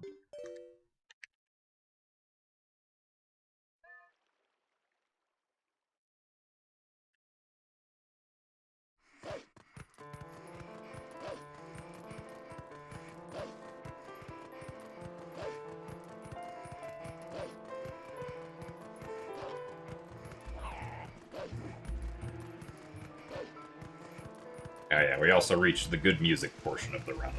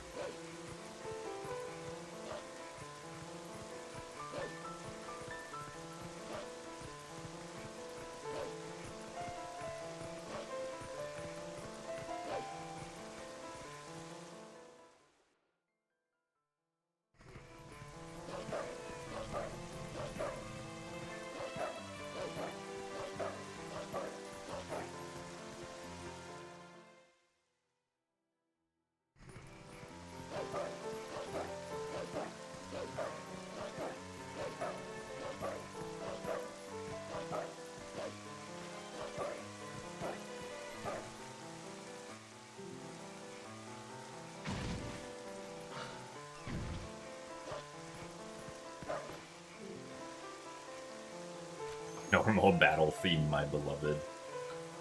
Yeah, the normal battle theme unfortunately does interrupt the good piano music.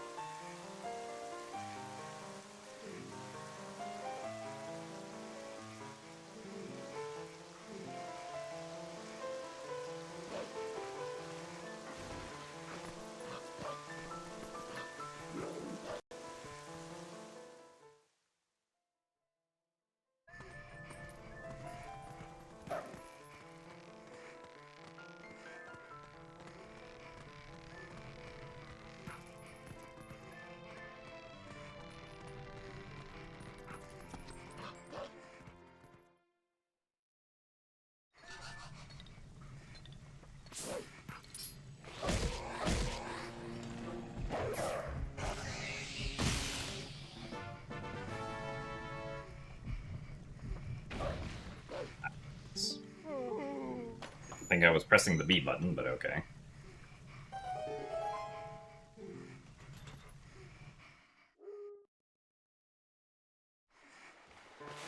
So thanks for the good luck, MW.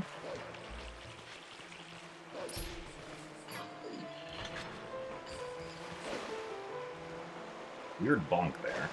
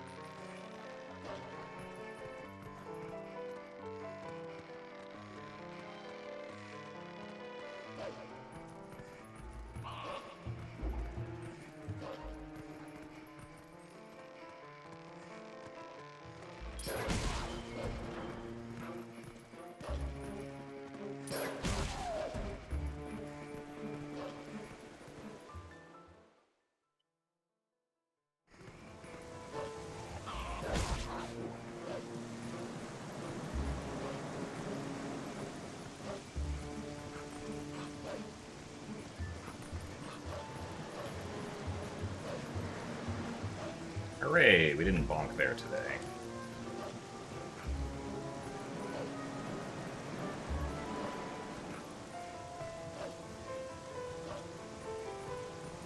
We were actually able to make the fast bridge cycle.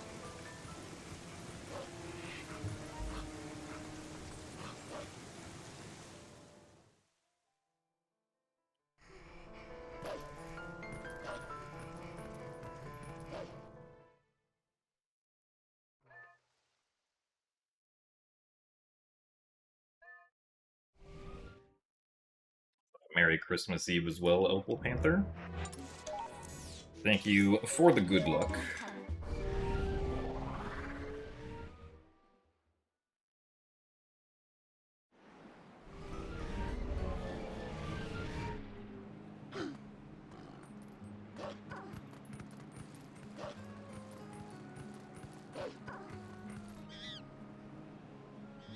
Which hopefully will keep up with this run. So far, the RNG in this run has been pretty nice. I've just made some execution mistakes.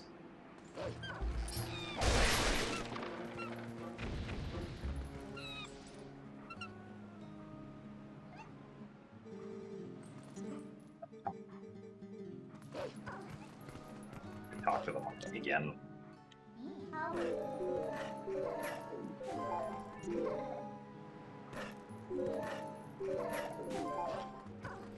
I feel like I kind of should have expected the talk trigger to appear again with the camera angle I had, though.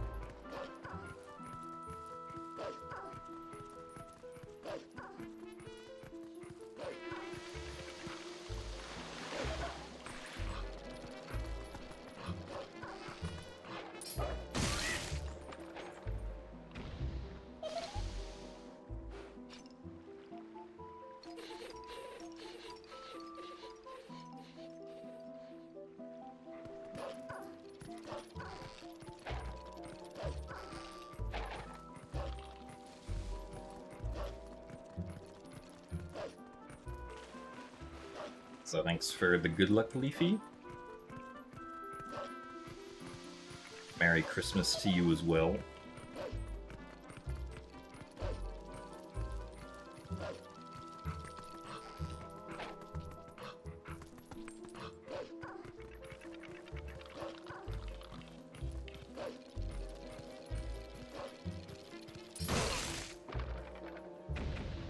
Yeah, the Lost Woods theme in this game is pretty good.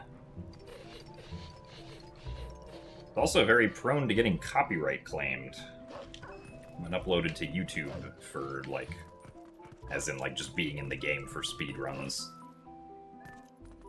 By someone who does not actually own the music. It's very annoying.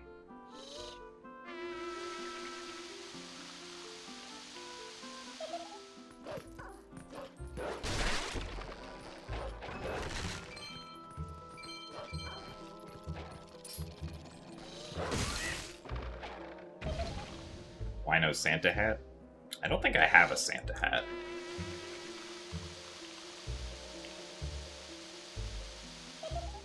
That would be Wino Santa hat.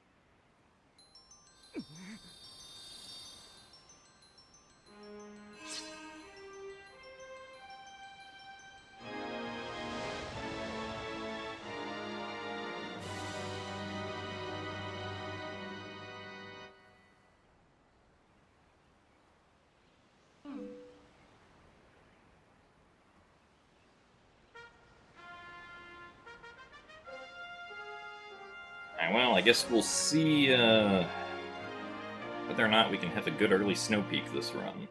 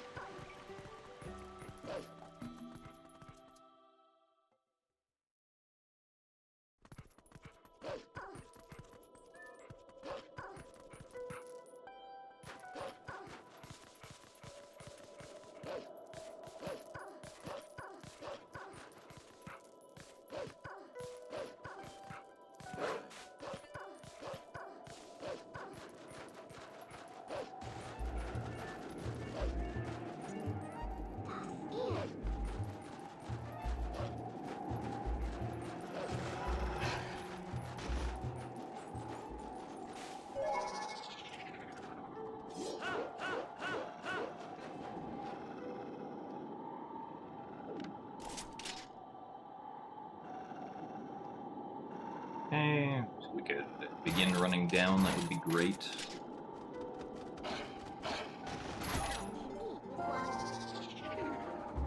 We'll see if this works.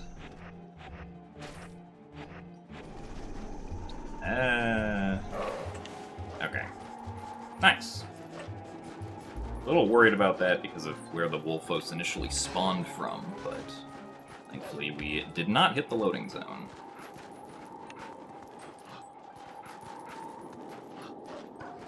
We'll definitely take that, because the only thing we actually lost time to was just the Wolfos taking like 5 seconds to decide to run towards me.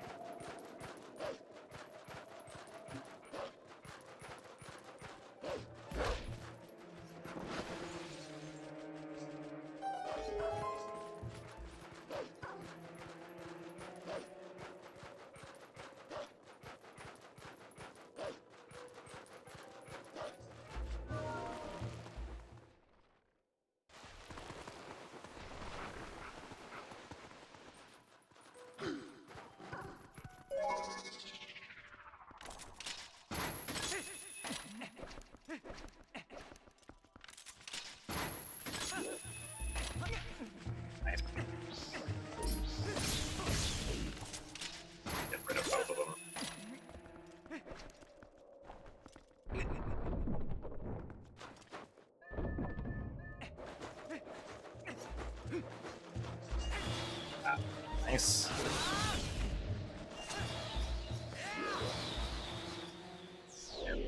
Good snapback. Really? Man. Dumb. It was too far away. I should have recognized that that was too far away.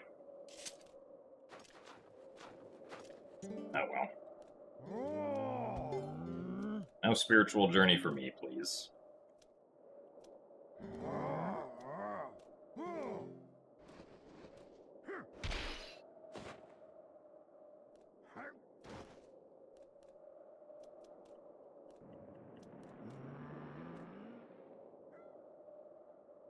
Of course, the real culprit there was just the snapback that happened.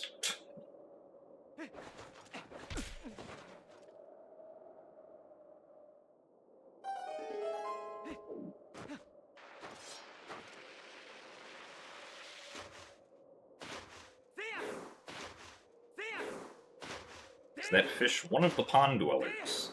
I mean, not anymore. He's currently dwelling within Yeto's hands, so...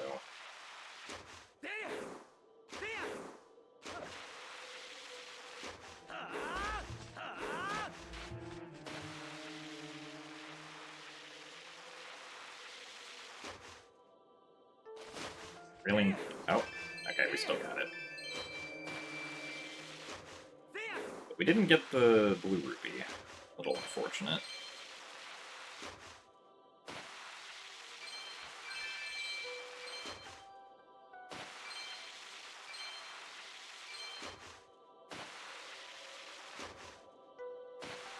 Maybe we can get some rupees in the chapel.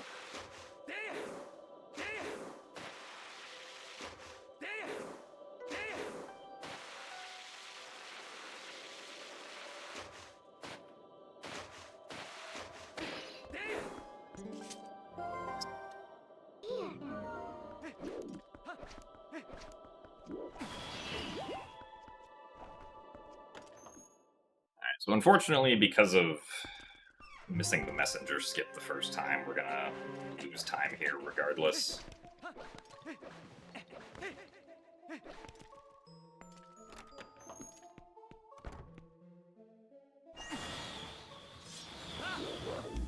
Oh, nice. Guess I did that one a little late.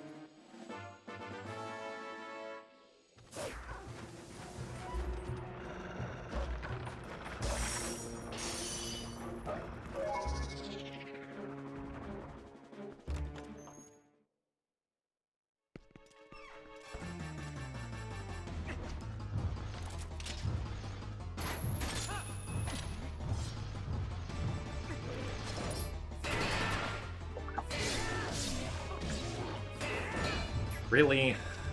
Bruh.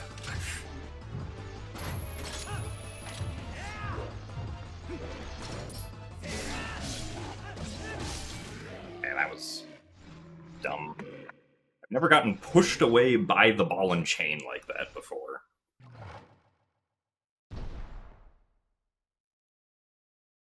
I think the electronic component shortage for AI will force Nintendo to increase Switch 2 prices.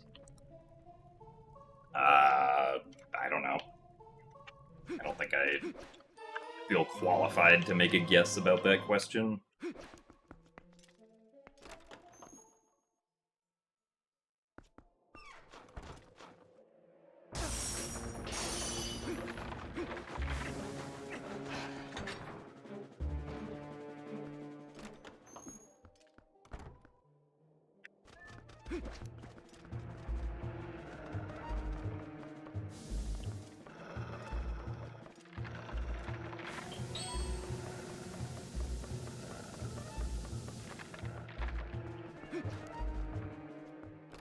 That's the wrong door.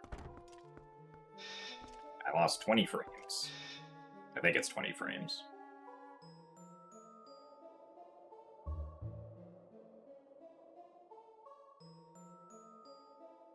Thanks for the good luck, Silver Skinner. This run is, really...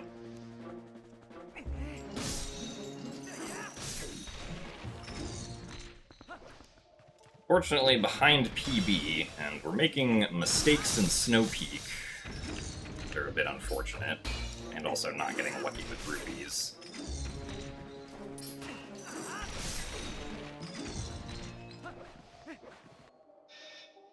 Probably have to get the purple rupee and Goron mines and the red rupee above fire.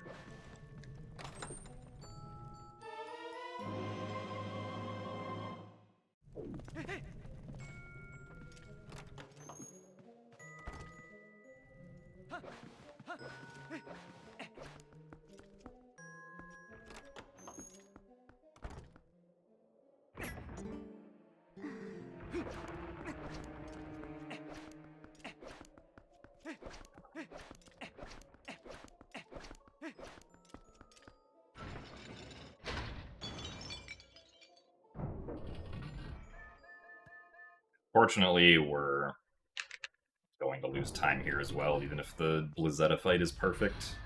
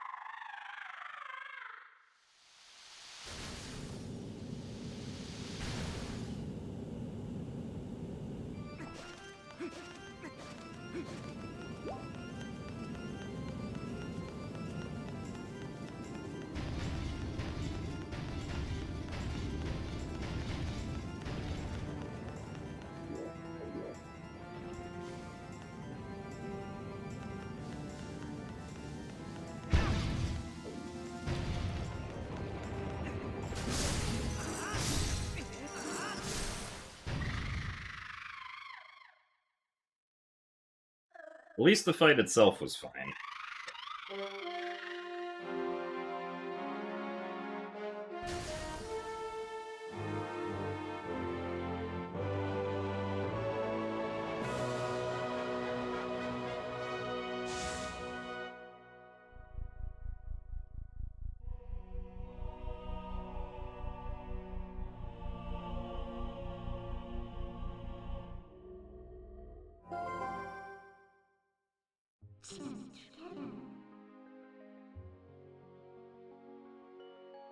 Here could you dust. Here those lights.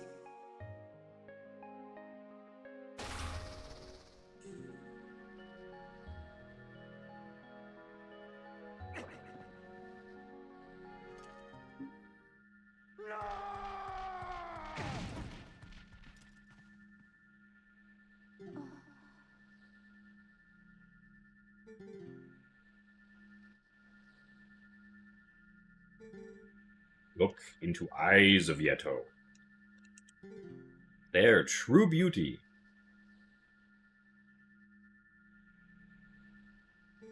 Who need mirror?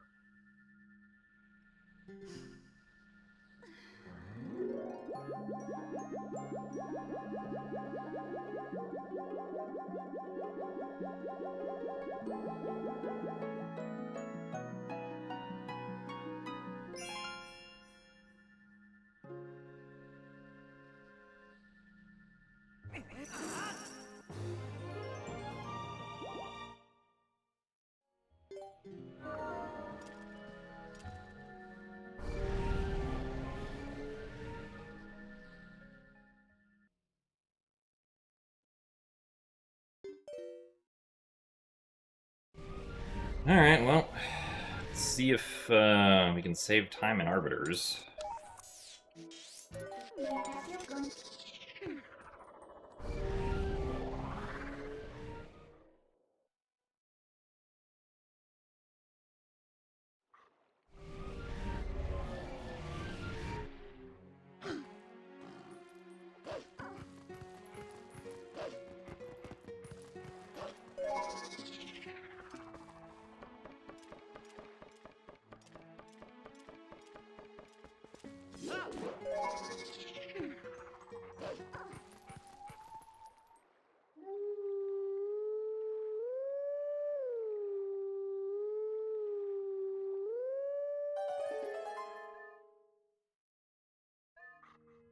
Alright, Karma Dex, we'll see you later.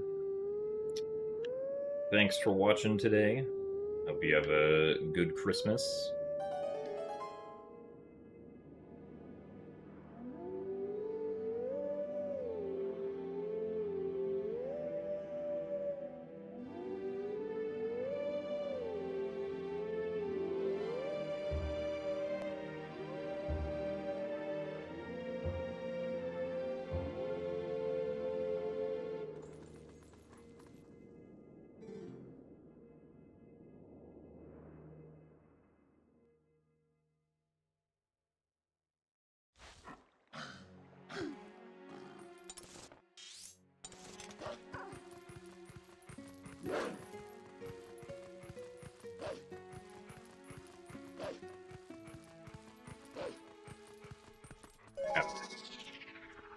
Thought I was pressing the button.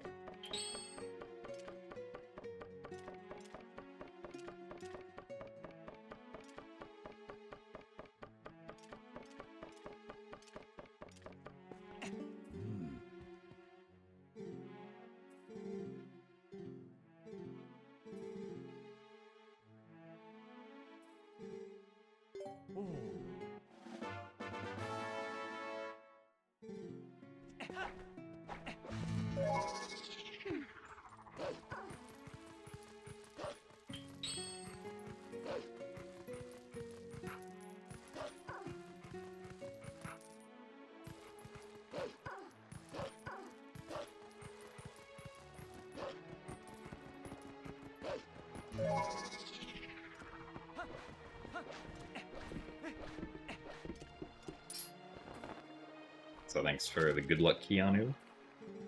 Happy holidays to you as well.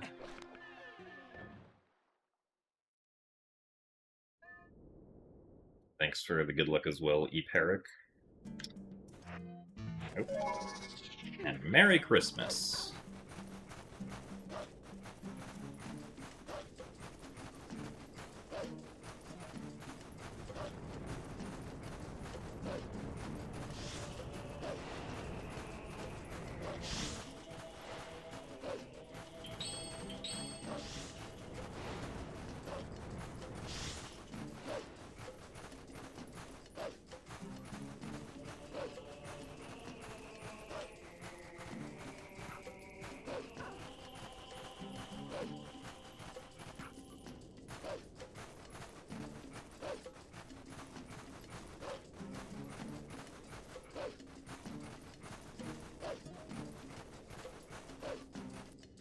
So Merry Christmas, and thanks for the good luck, Nickers.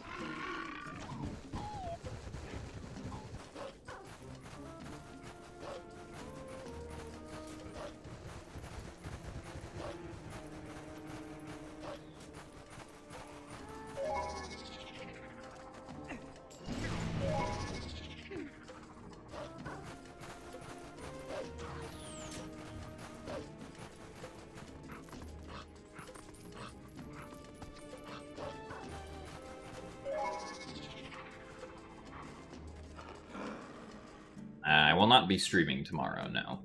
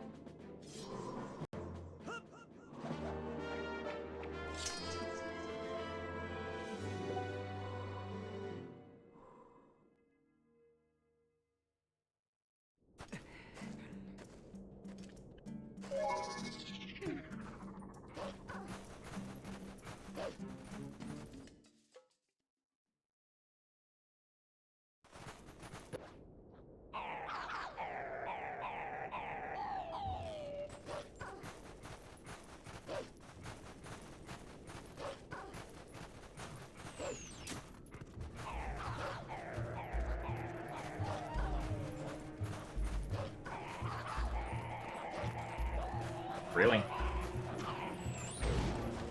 Wow, this is a disaster now. There you go.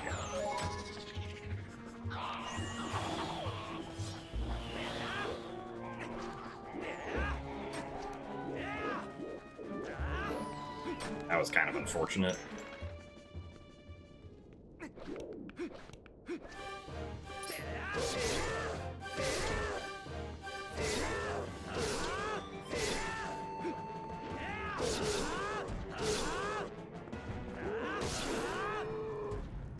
So we're not saving any time here, because it took us like 4 attempts to jump to the ledge.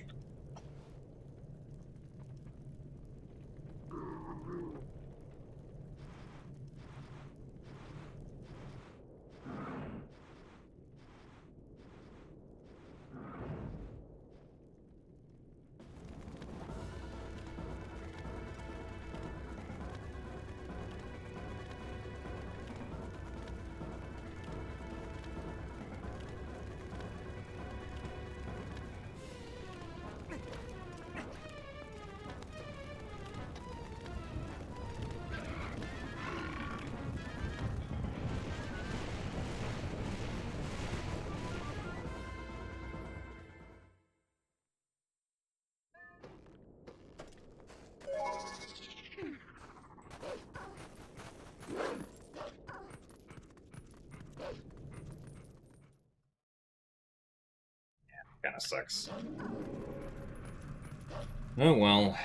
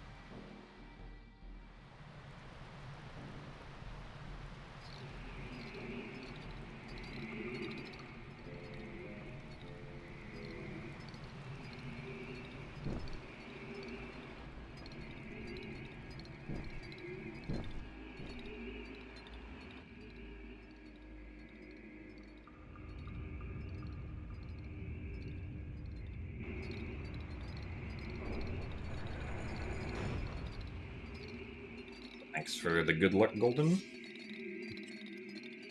Certainly need the good luck here.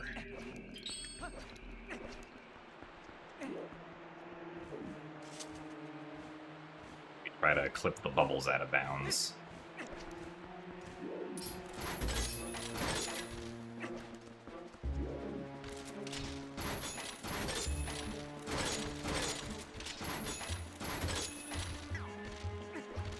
This sucks.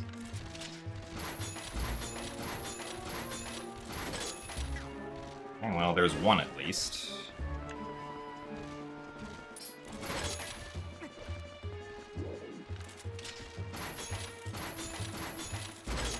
Really? This guy hopped in the worst possible direction. This is not great.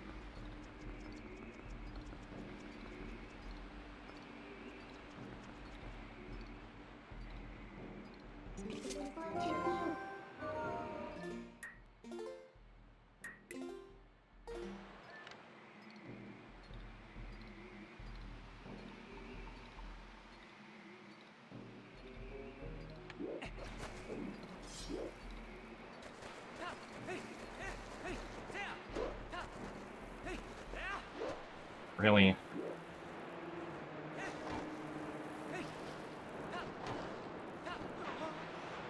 Okay. That's unfortunately running here.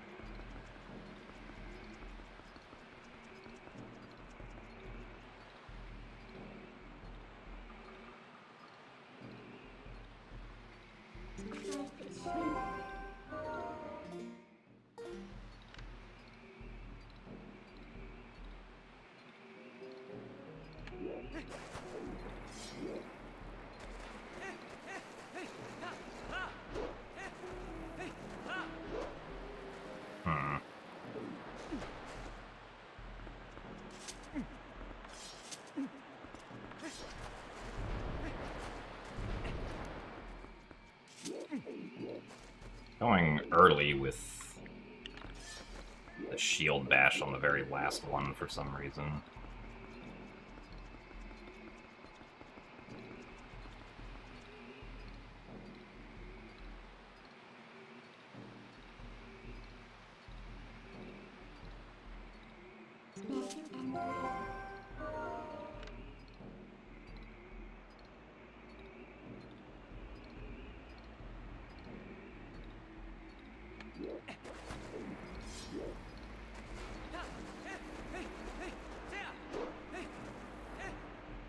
What?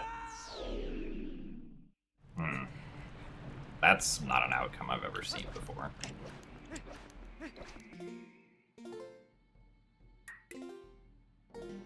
Also, thanks for the 75 months of Tier 1 64-bit.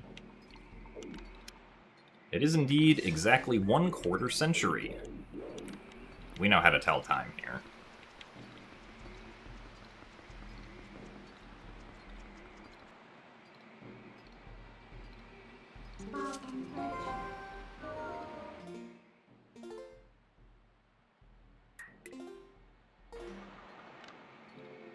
After 7.5 hours, the game finally decided to give you your first sword. Oh, I mean, that's the pinnacle rando experience right there.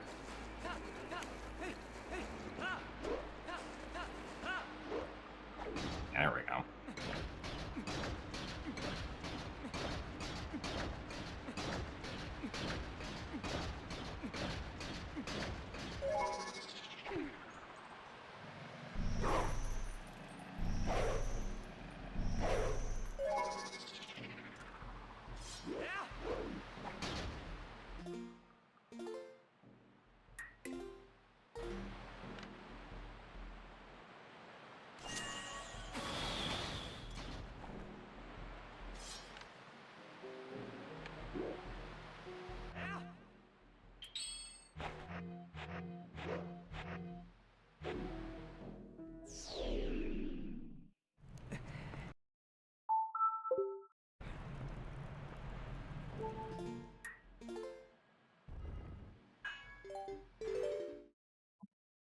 well, we'll do another attempt.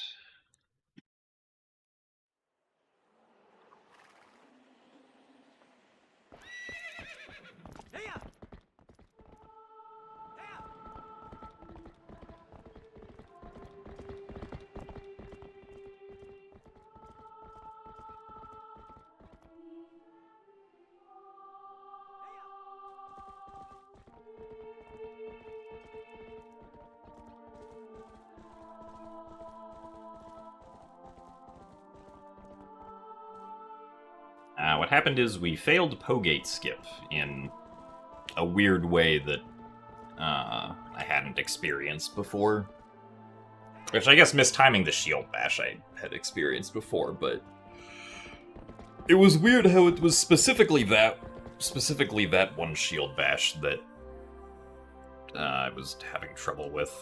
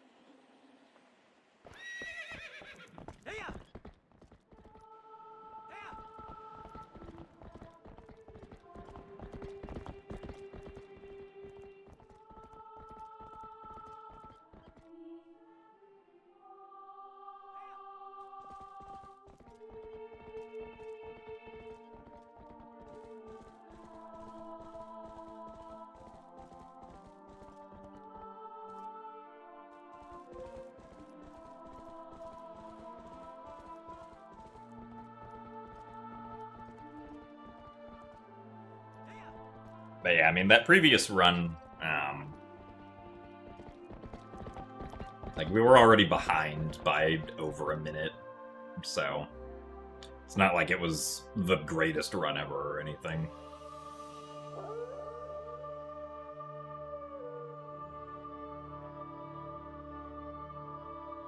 The only dungeon you've beaten is Temple of Time after almost 10 hours, which isn't good considering it's an all-dungeon seed.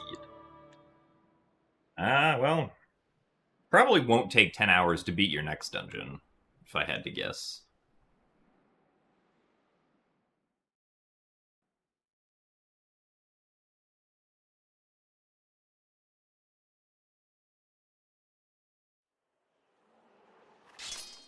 Yeah, it'll only take 9 hours, exactly.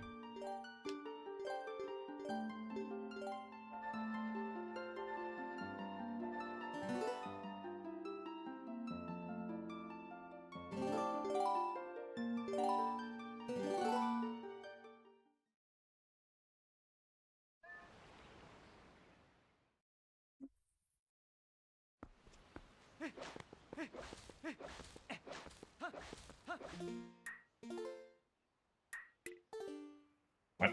Hello? How my A press didn't go through there or something.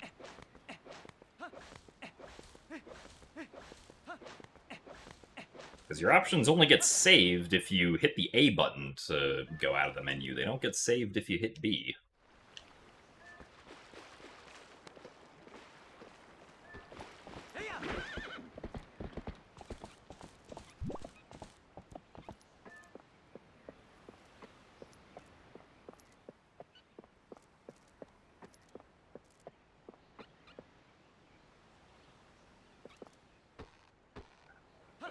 That might not work. I think it should eventually.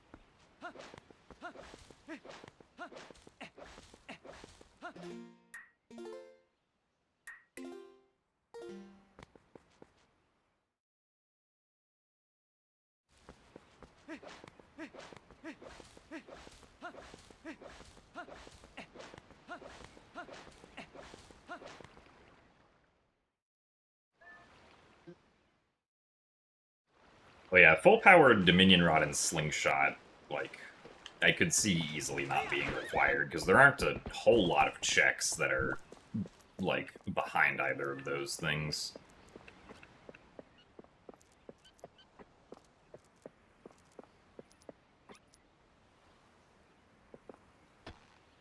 Slingshot especially, like, if you have a bow, the slingshot just kind of becomes useless.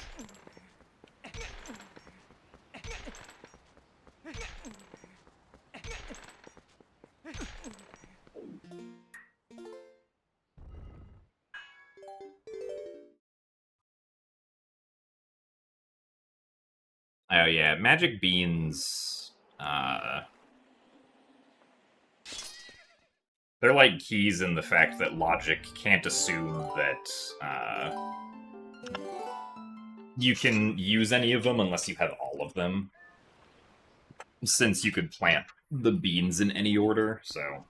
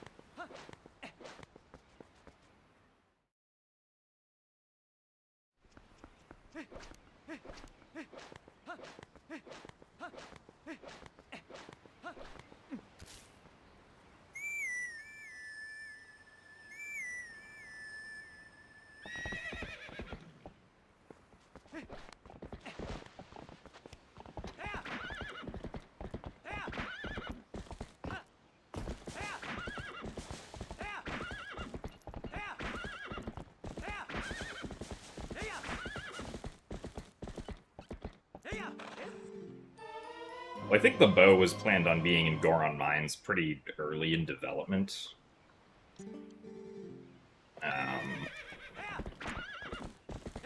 So I believe the slingshot wasn't made an item until pretty late in development, so it was more like... Because of how late in development the slingshot was made, it just didn't end up being that useful.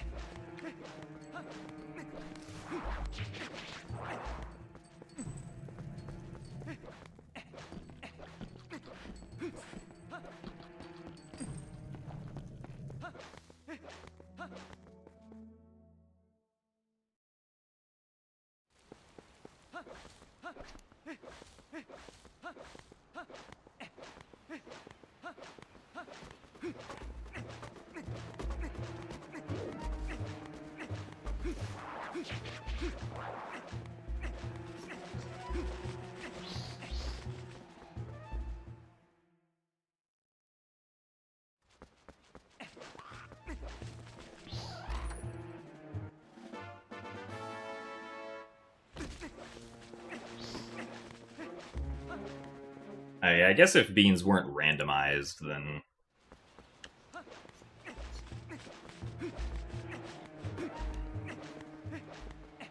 You can kind of assume that if you have access to the bean cellar, that it's possible to get all 10 beans.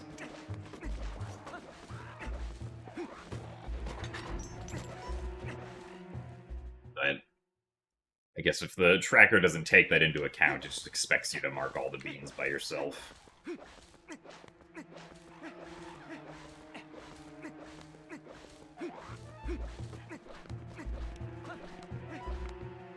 Oh, I forgot to... Oops.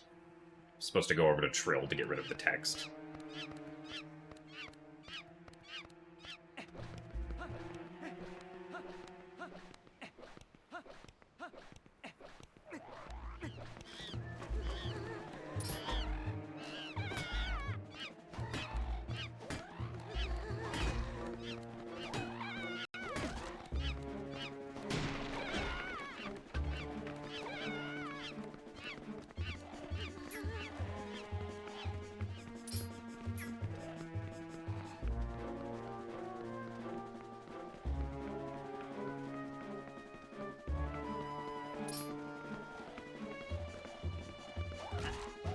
Really? Come on.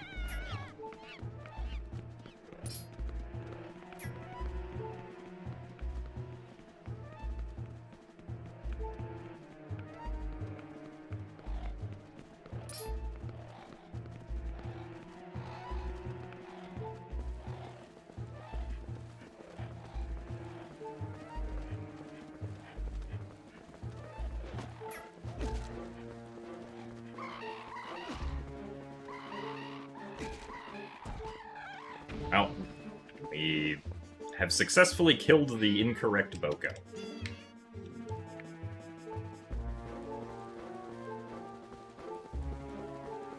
And now this guy is, unkillable. He's invincible. Truly the strongest Bokoblin of our time. Unless we can figure out how to drown him.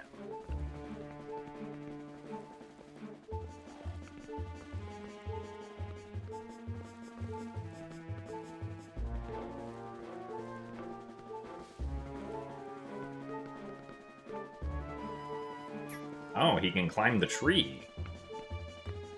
Interesting. Why can he climb the tree? Why can't I climb the tree? Then I could get out of bounds easier.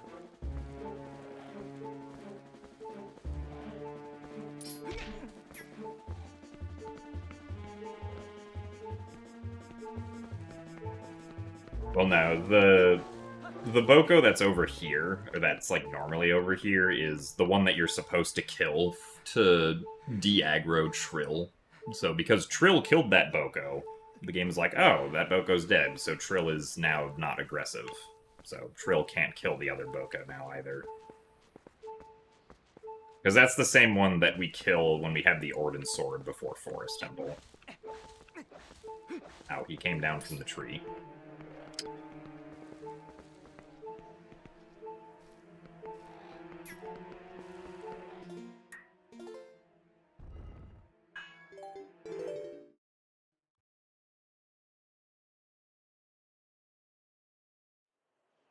Oh, I guess we could steal Lantern Oil to re-aggro Trill. I never actually thought about that. Usually because if, we get to the point where we have to consider doing that, we've probably lost too much time to consider continuing.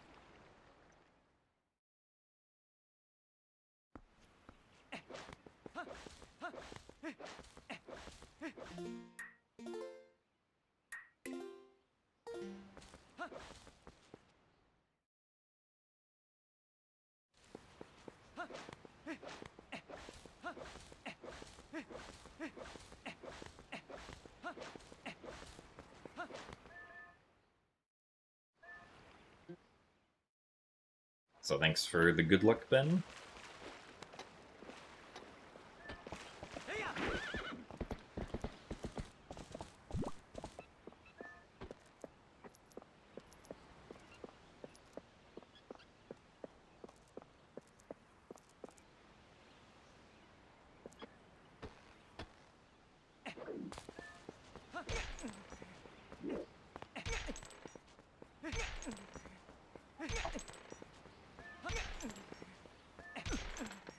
Angle might be a little extreme here.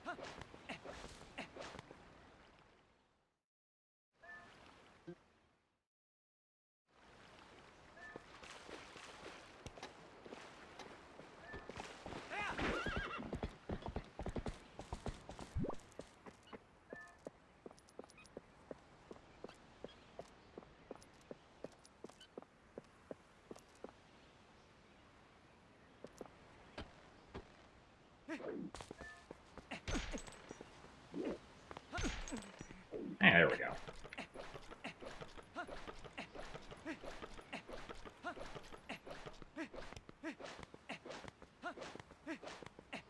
Now that's a fast gate clip.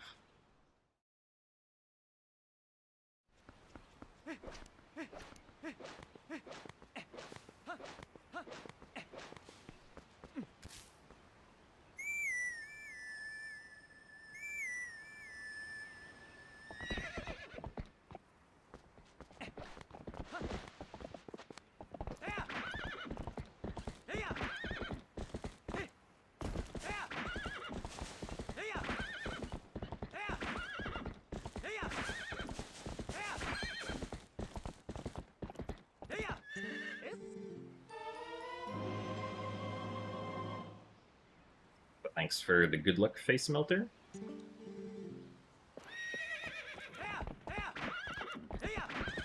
Weird.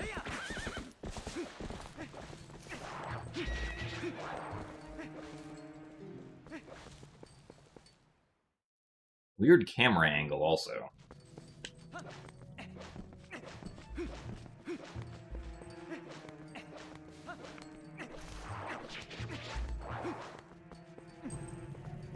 Yeah, hopefully the vocals are nice.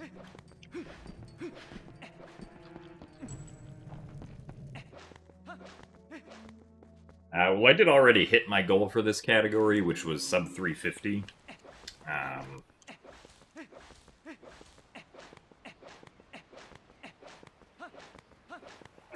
But it is definitely possible for me to get a better PB.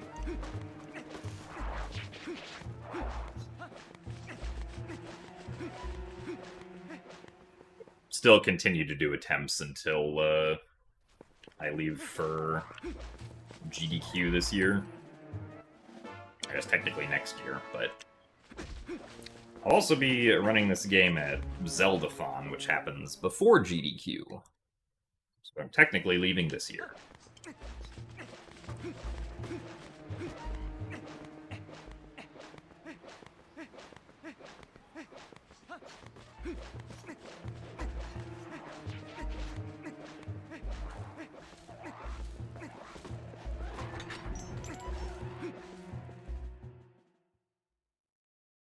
Yes, Zeldathon streams on Twitch.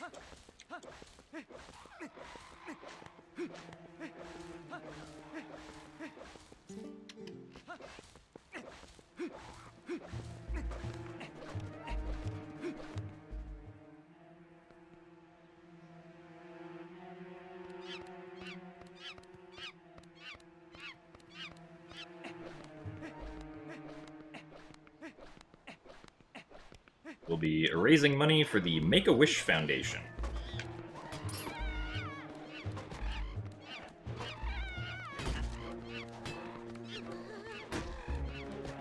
Really?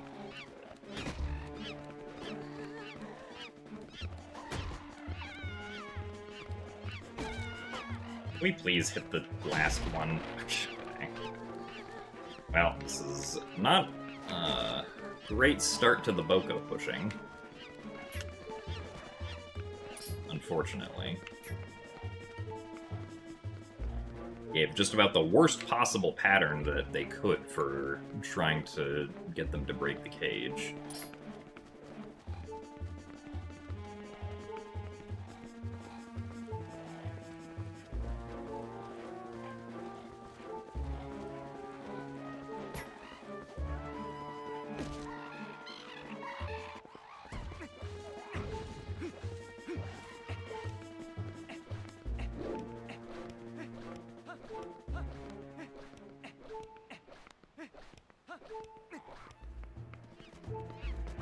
Your wish is that the Bokos will be nice and that I accidentally world record at GDQ. If I do get a new record at GDQ, I don't know if I would call that accidental. But the chance of me getting a new record at GDQ is basically 0. If I had to guess.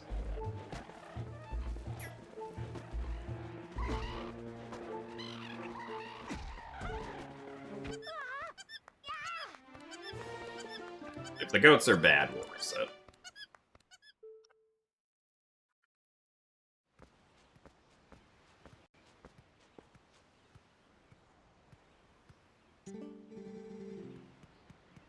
Because losing almost 20 seconds to best on Bokos is pretty blech.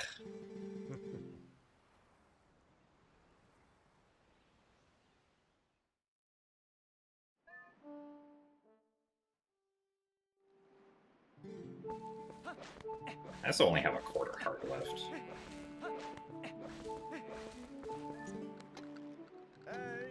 Which is also pretty bleh.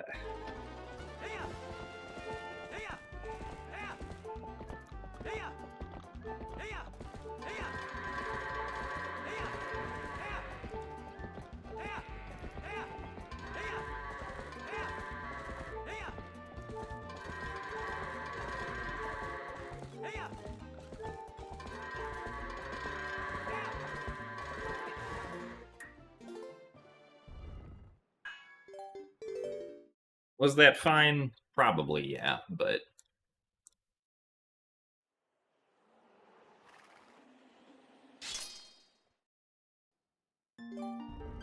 Start off already being, like, over 20 seconds behind there.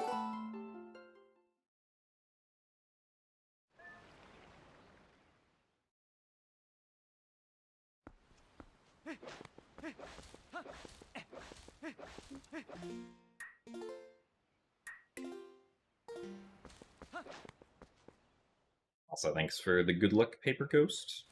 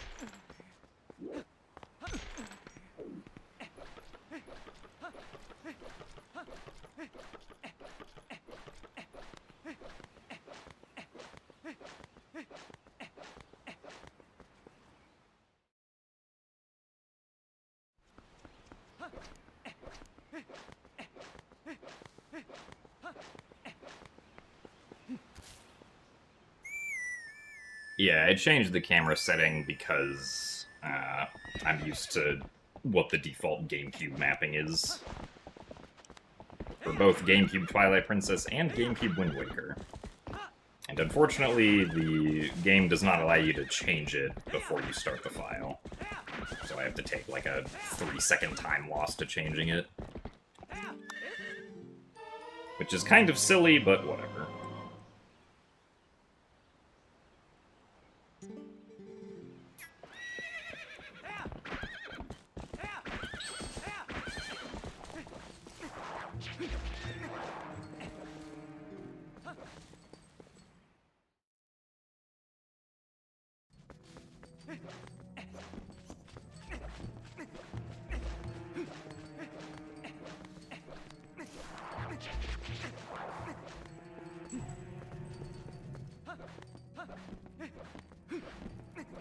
Yeah, it's interesting how at least for the Zelda games, but I imagine it's more of like just general industry trend, how the default control mapping got reversed.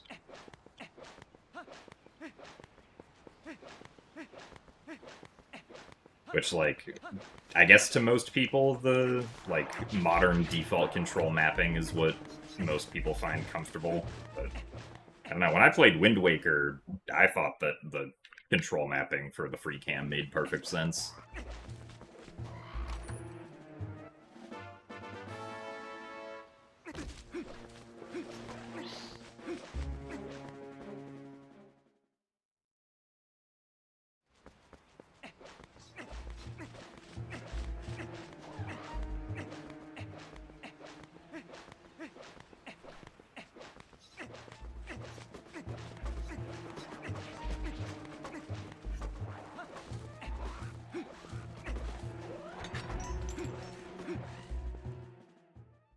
Also, thanks for the good luck, Blazing Falchion.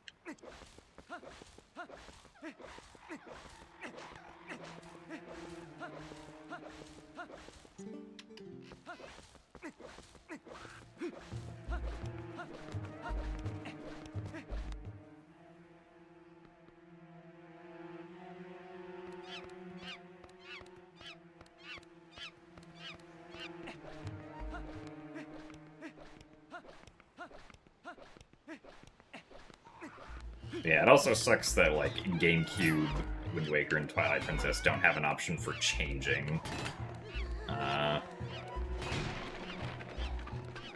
the camera controls at all.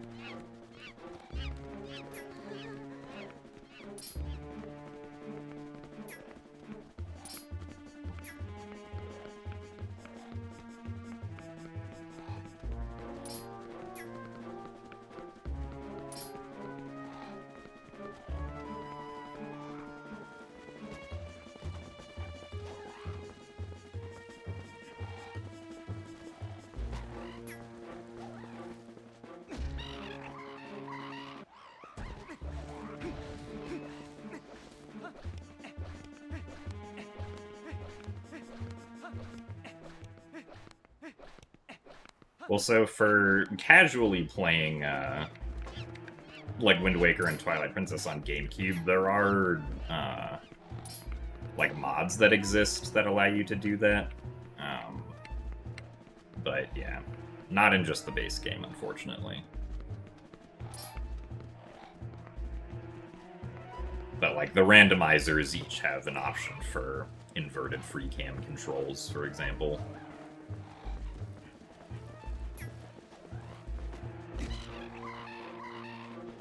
Oh, one more. No, bro. What happened?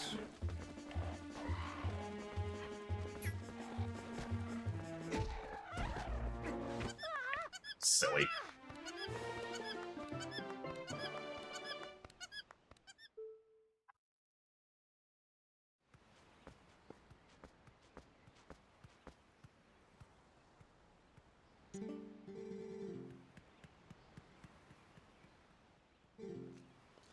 Framing that's instinctively right to you is that the camera is attached to a pole that pivots on the player character's head. The stick doesn't control your view, it controls the position of the camera. Yeah, I mean, that makes sense. Like, I think you could think about either style intuitively.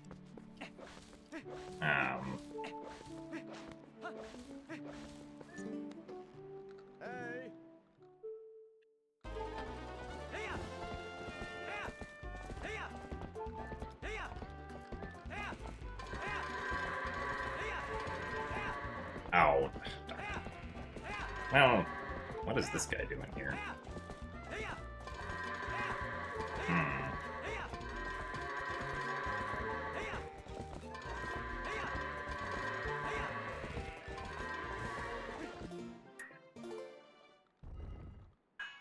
Bill would rather not be 20 seconds behind.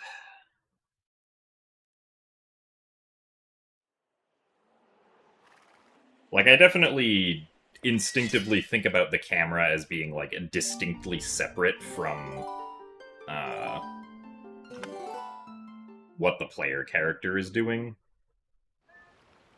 Unless it's a first-person game, right? But in a third-person game, like, the camera is a distinct thing in 3D space that is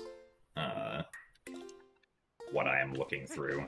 And, like, if I tilt the control stick right, that's, like, if I think about the camera being on a ring that surrounds the player character, I want the camera to travel along the ring in the direction that I tilt the control stick, is like how I would describe it, I guess.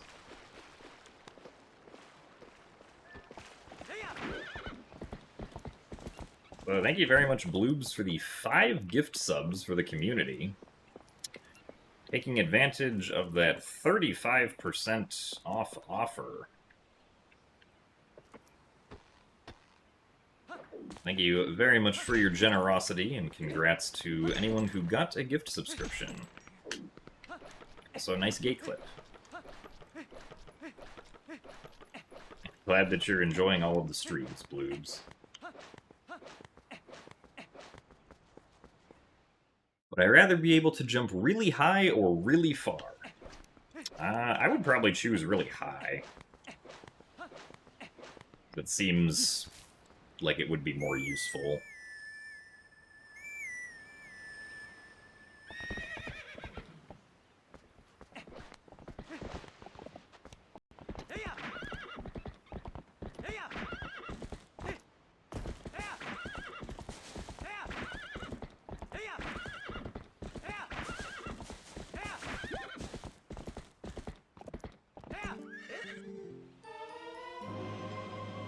Someone recently found out that you can change the directions of scrolling with the scroll wheel in Windows. Yeah, I mean, that makes sense, because...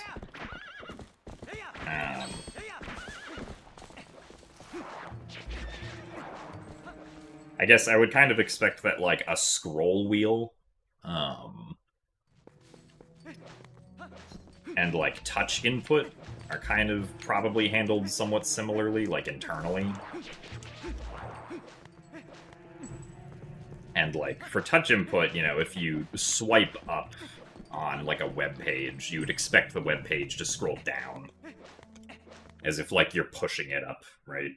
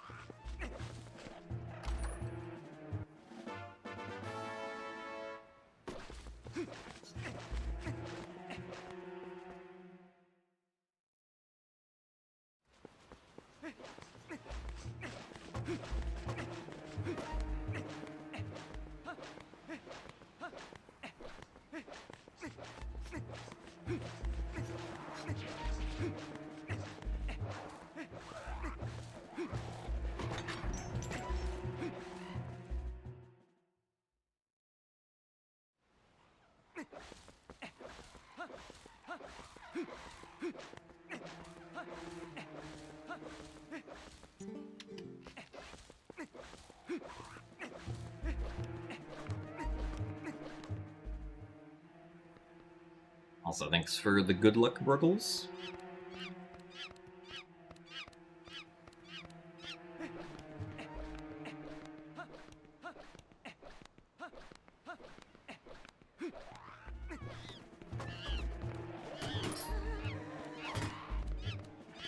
Okay. Or... that was a decent page break.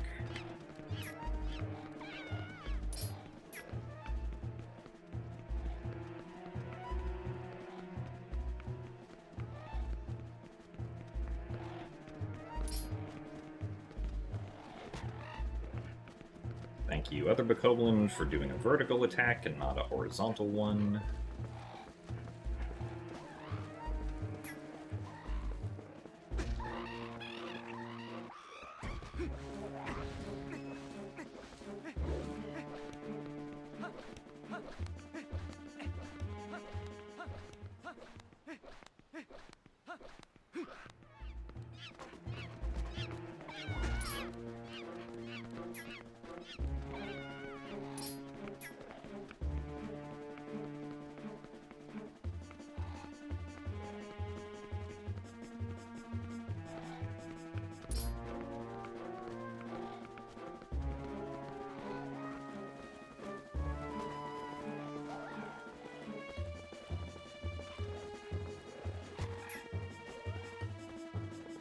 Oh, come on. Bro.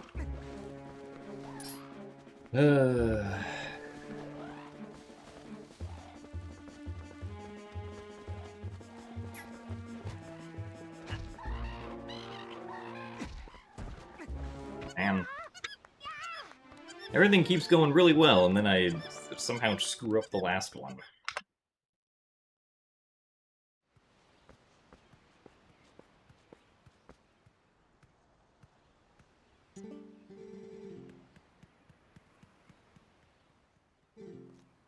No, I'm viewing the game on the capture card pass-through to a second monitor.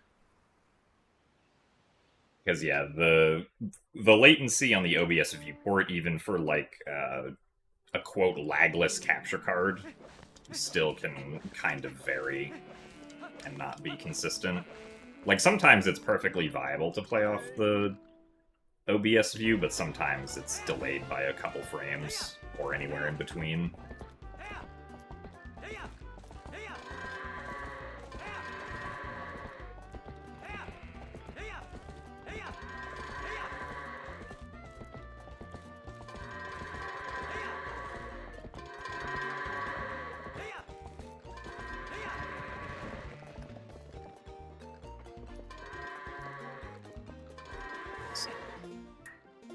Oh, we eventually got them in.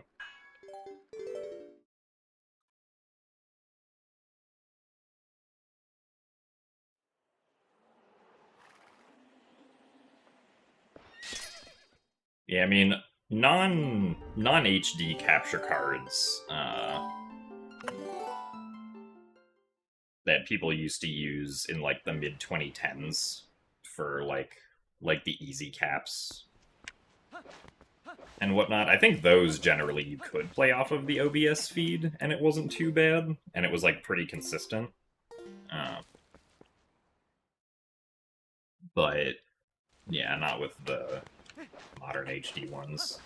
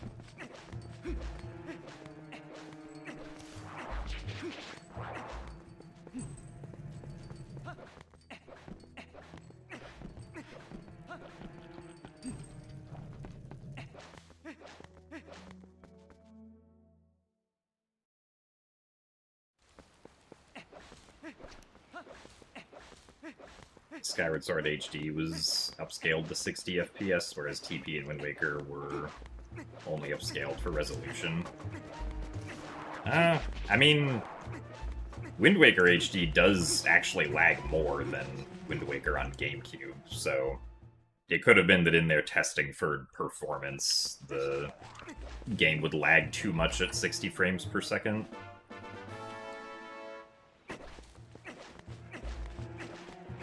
At least at 1080p, right?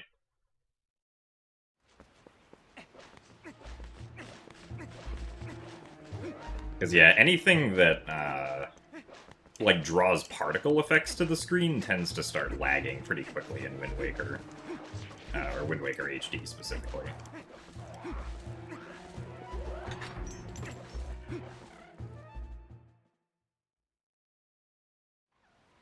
And, I mean, TP HD does lag less than TP on GameCube, but...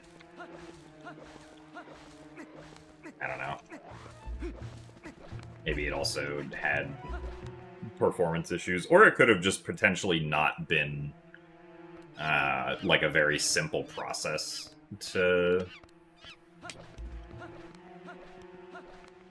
like potentially change the game to target 60 FPS with Wind Waker or Twilight Princess. But potentially by the time that like they were remaking Skyward Sword, like Skyward Sword could be like more easily, or like could more easily have its frame rate changed.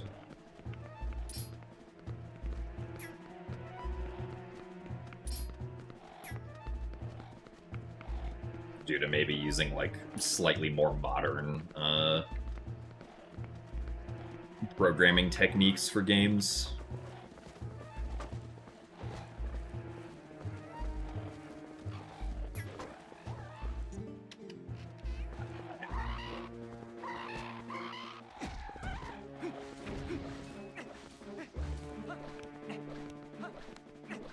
No, Twilight Princess HD and Skyward Sword HD were made by Tantalus Games, which is an Australian company that's, like, known for remaking or remastering, like, games from older consoles for newer systems.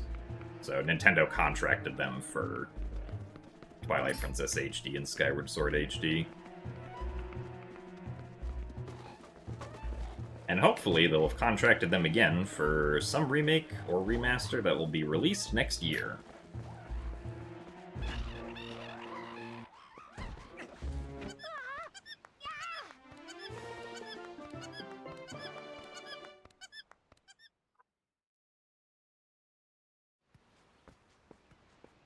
Isn't there a thing where the GameCube architecture is really good at particles compared to the newer architectures? I have no idea, honestly, but I mean, I guess if that was the case, Wind Waker versus Wind Waker HD would be, like, kind of proof of that.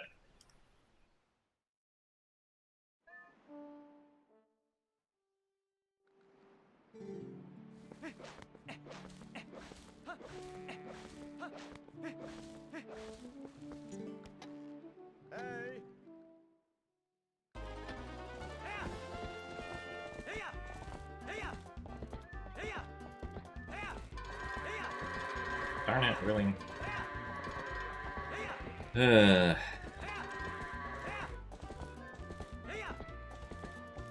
Really, my guy? We're going this way. One day, have good Bokos and goats again.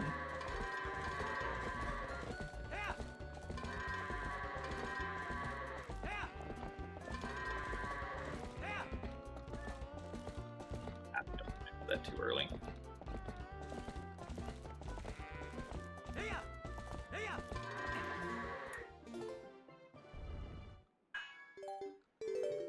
Yeah, the latency... Well, so the latency for, like, Switch 2 NSO, at least in Wind Waker's case, has improved. At least with the most recent update that they did, like, a week or two ago. Because it did used to be, like, objectively horrible, in my opinion. But... it's definitely significantly better, even if it's still there on the most recent update.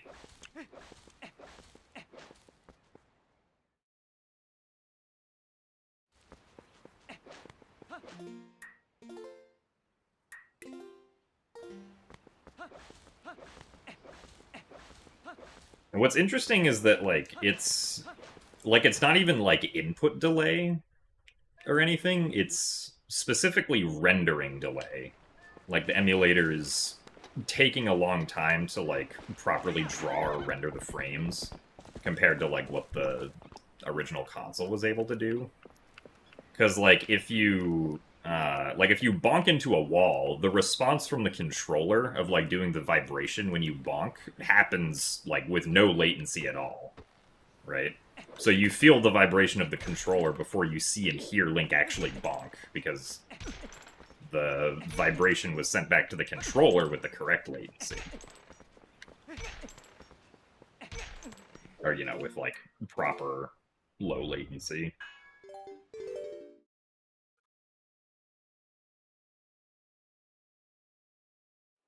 But I heard that like the F-Zero game that's on Switch 2 NSO, which runs at 60 FPS, apparently has never really had much latency.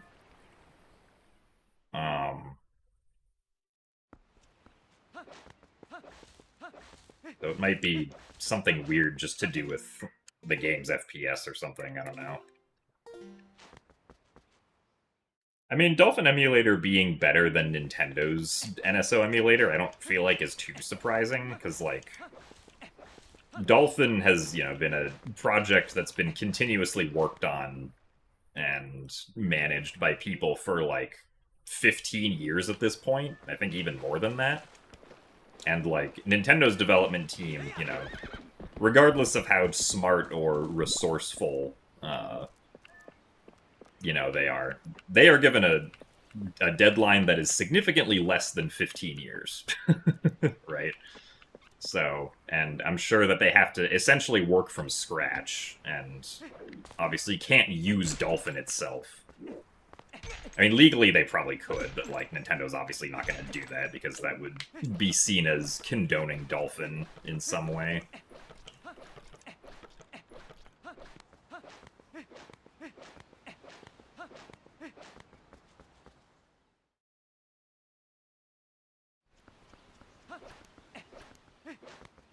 Oh, well, yeah, having access to the original hardware and, like, SDKs is probably very useful for speeding up the process.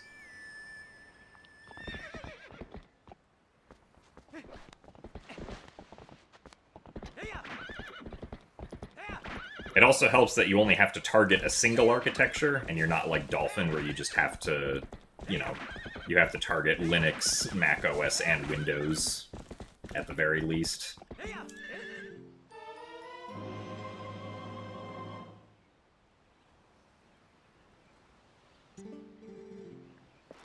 So that does make the job a little bit easier.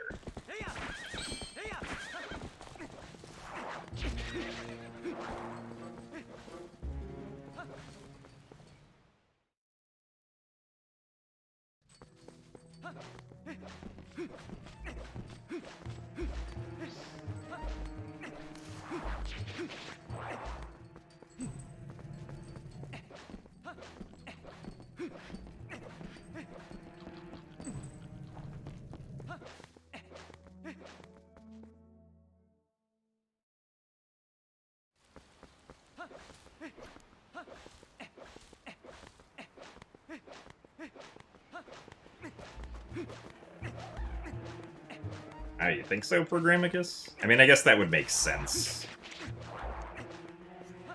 If you didn't have to run it on only the dev kit architecture, yeah.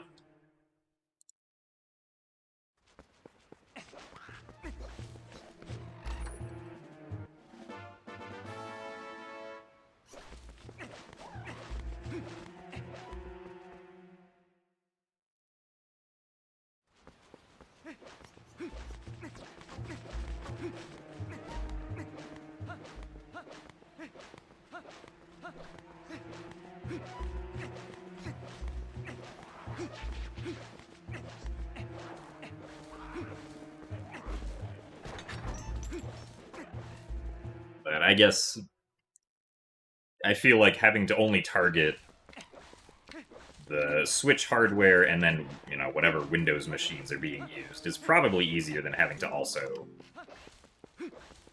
like make it compatible with other operating systems, like Dolphin is.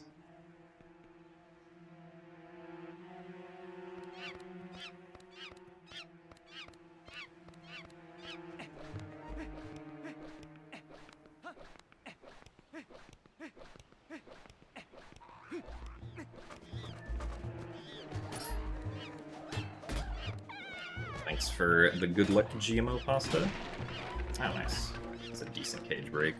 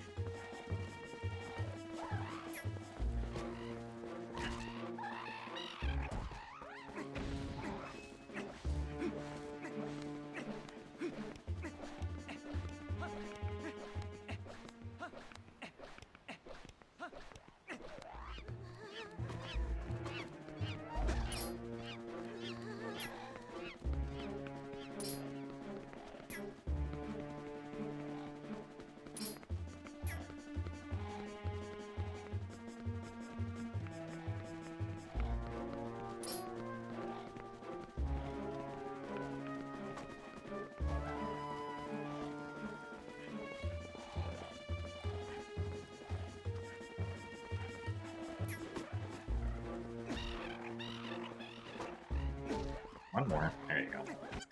Alright.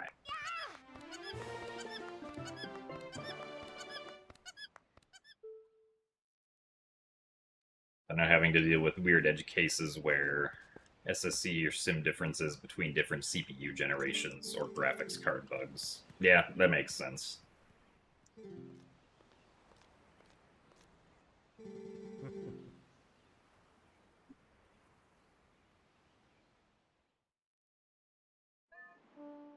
How do the Bocos just not attack Link if you run directly into them? I believe it's because you're essentially, like, too close to them, where the attack range around them is like a donut shape, and if you're inside the donut, then they will not attack you.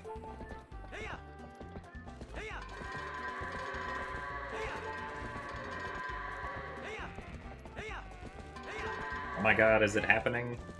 Are we getting good goats? I think it might be happening. Oh my goodness! Good goats do exist. The Christmas miracle.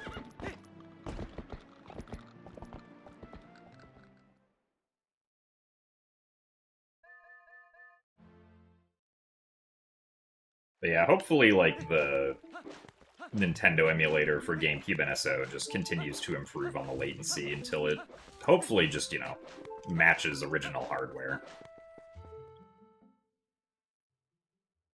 And running Wind Waker on it won't be terrible.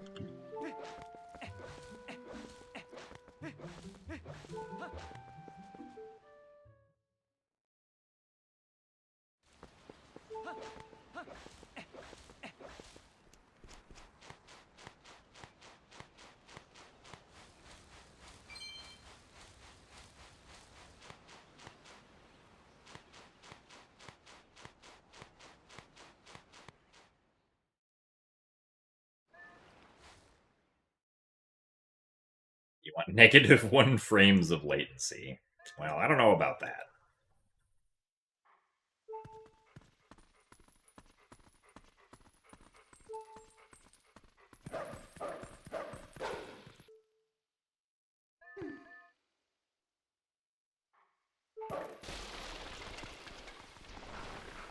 Oh, I see program. I guess, yeah, that also makes sense.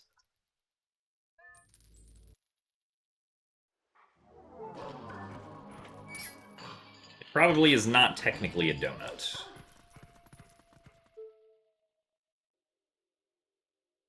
Run over, no box break. Yeah, we lost 3 frames. Darn.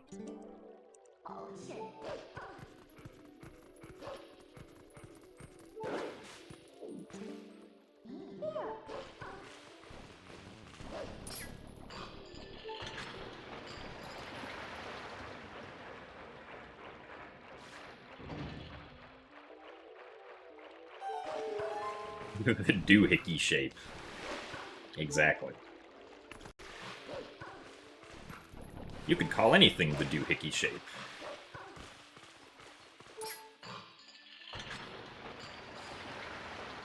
Or a thingamabob, yeah, that's also a good one.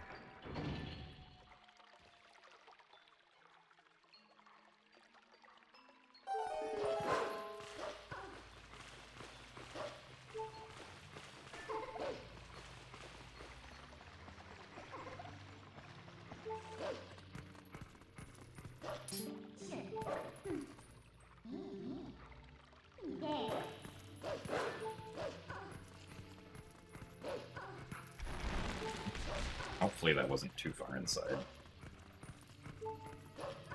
Alright. Or whatchamacallit.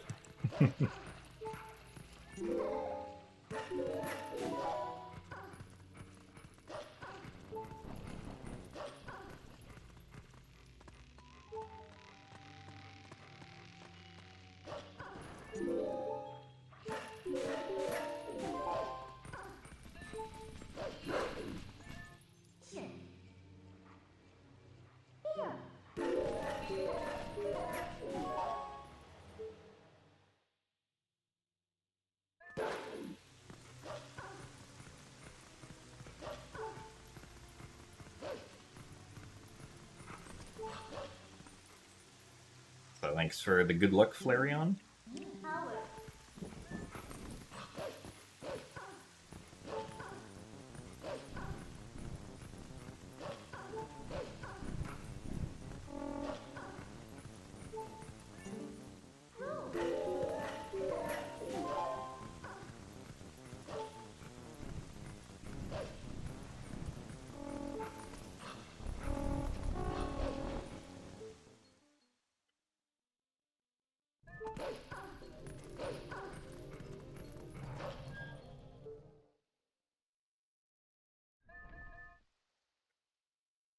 Yeah, I mean, for like a casual explanation, I would still just call it a donut, even if that's technically not correct.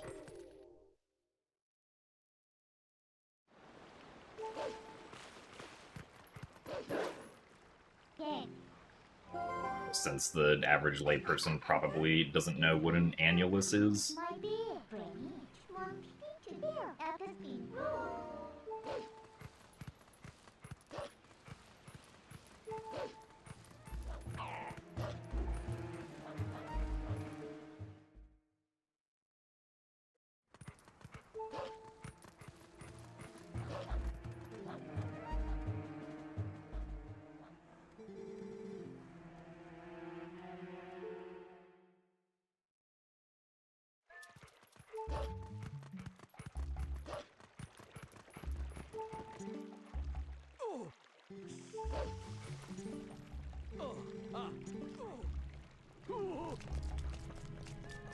I mean, 2D donut, like,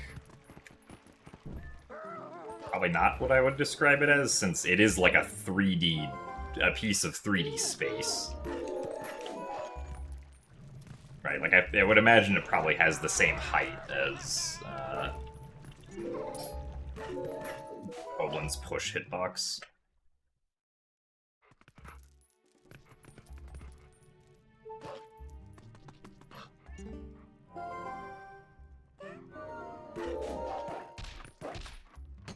In a few weeks, I will have a massive captive audience. I have the chance to edify them further their path of enlightenment, and instead I'm choosing to lie to them. We'll see. I'm not going to be explaining Boko pushing, because I'm going to be focusing on it, so... If you want to make sure the audience gets the correct terminology in their ears, you'll have to talk to my commentators about that.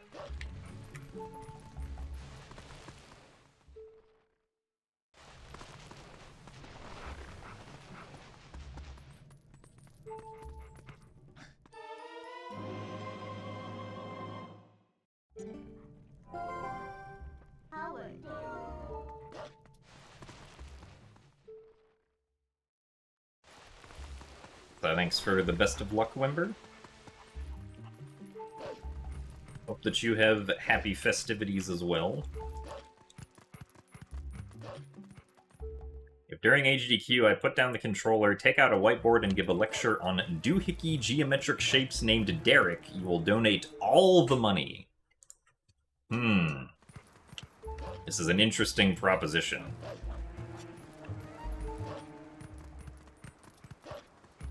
I don't think GDQ would be too happy if I stopped playing the game to give a whiteboard lecture, though, unfortunately.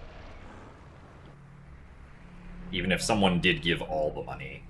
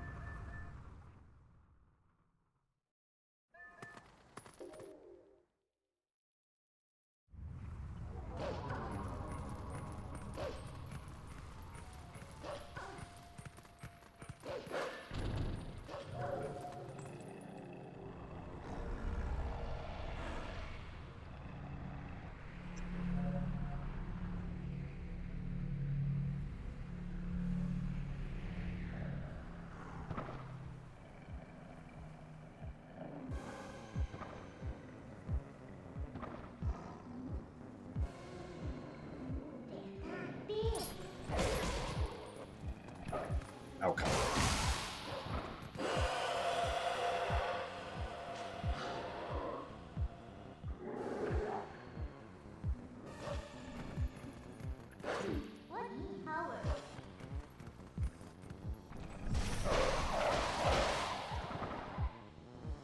I mean, that does sound like something that, could happen at Zeldathon, though, because Zeldathon isn't, as serious about, like, the runs being good. Or, like, within estimate as GDQ is.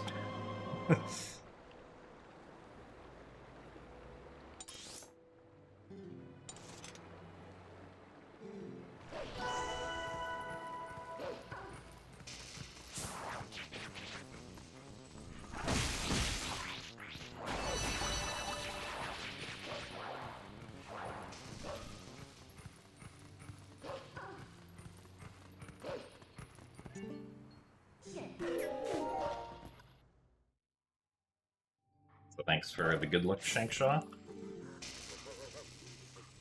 I say delightful Derek. Ah, yes, I do have the ability to say that phrase.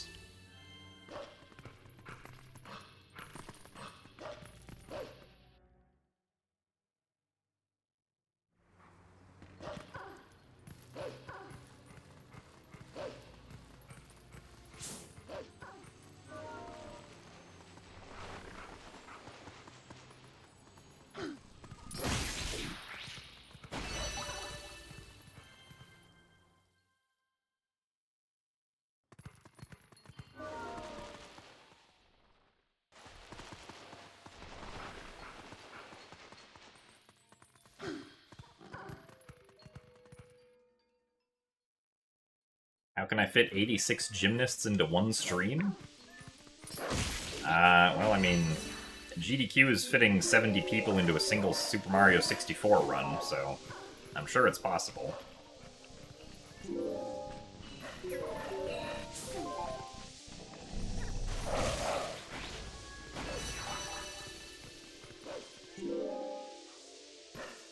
Also, thanks for the good luck, Shadow Dragon.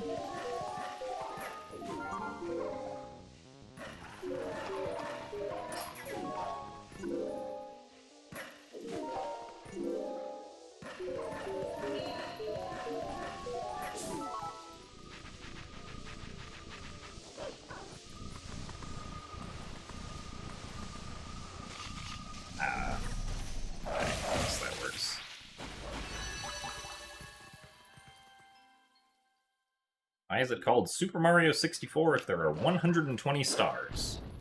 I I guess someone at Nintendo couldn't count, unfortunately. The marketing team doesn't have any math degrees, so...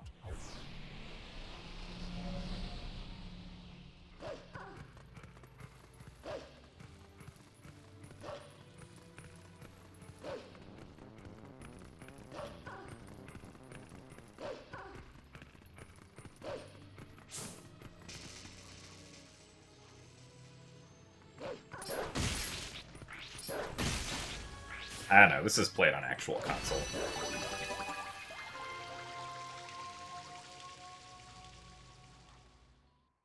You can tell because my third-person clawshot clips are going to work later. They, for some reason, do not work on emulator.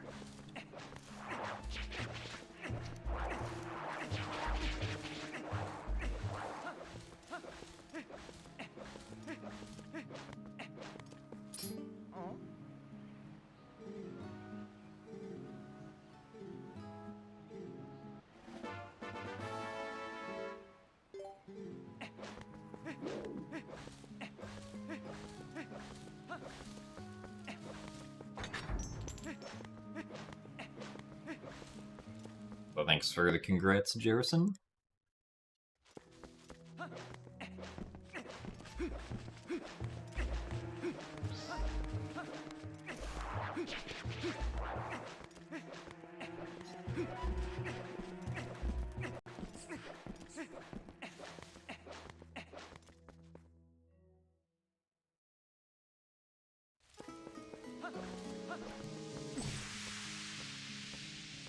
Is all letters at once possible in HD? I have no idea. I don't know what the requirements are for the letters.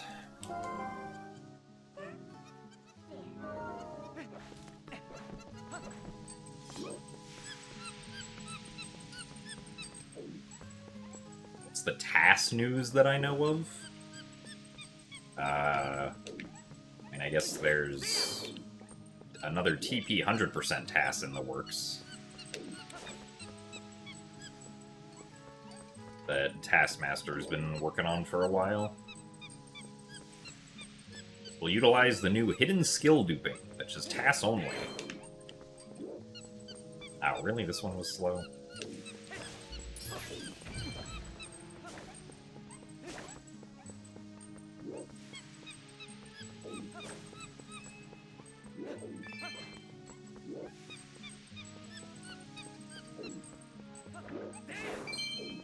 I guess we're only getting 3 of those.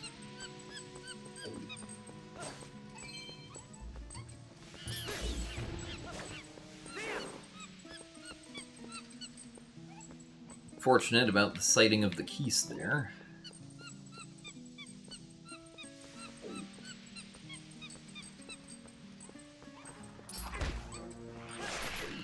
Really?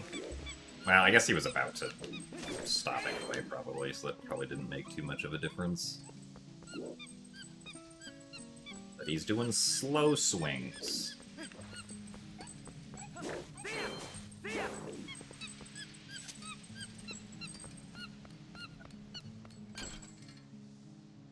How TAS only is the dupe? Yeah, you have to frame perfectly alternate A and B for like 8 minutes, so very TAS only.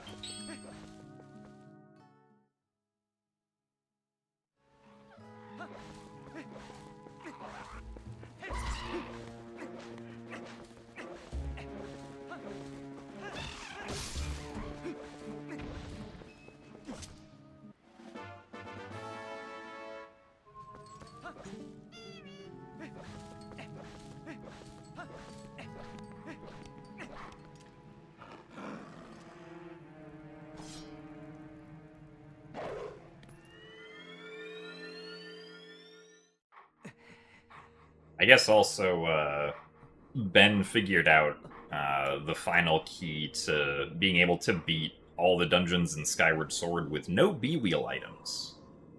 Which is technically called itemless, but you do still collect items, they just aren't B-Wheel items.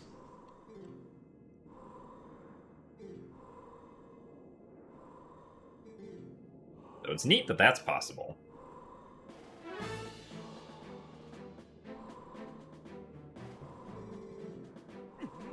Skyward Sword, no pause. I mean, Skyward Sword was kind of no pause to begin with, since you don't pause to equip items in Skyward Sword.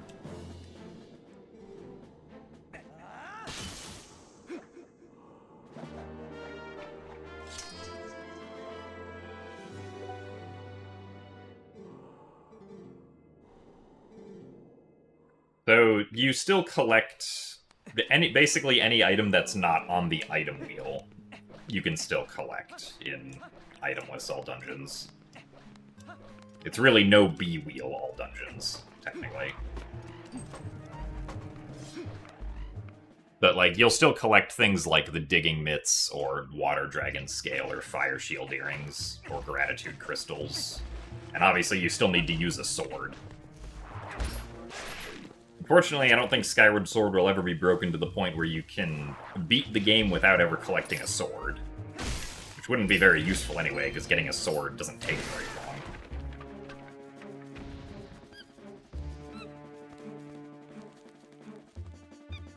I don't know how many gratitude crystals the category collects. I would imagine at least 5 to open up the trial gate in Elden for that RBM. Though I guess you can do a longer version of that RBM that doesn't require gratitude crystals, so. I haven't actually looked at the route. I just know that it involves a stupid amount of reverse bit magic.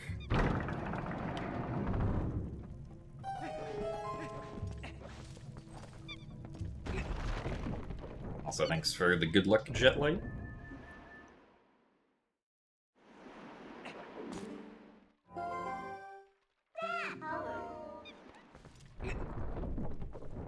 Also, yes, in Skyward Sword, if you want to use any B-Wheel items, you always have to collect the slingshot first. Because the slingshot is what also actually, like, unlocks the ability to use the B-Wheel, just as, like, a menu.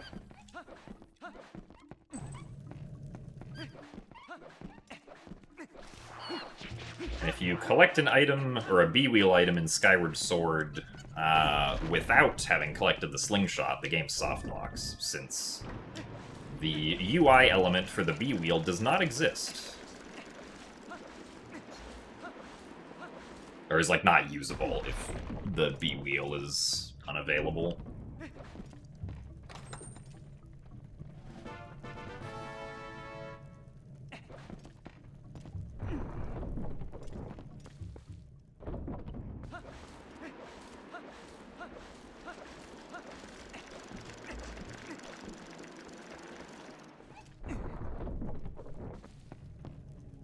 Yeah, because I think Azer and Pepper were going to look into the route for it.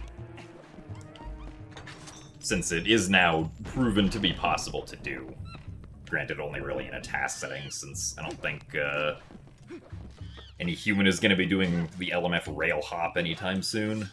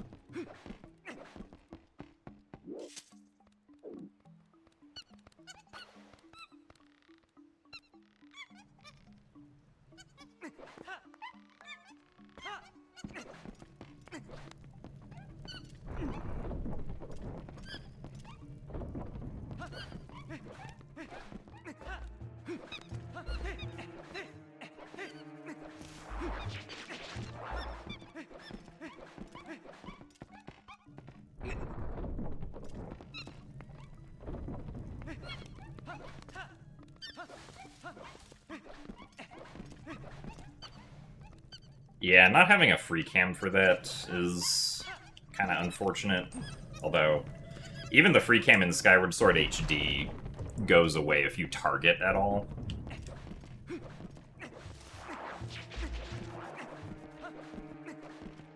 It doesn't work like the free cams in Wind Waker and Twilight Princess, where you can target and also use the free cam at the same time.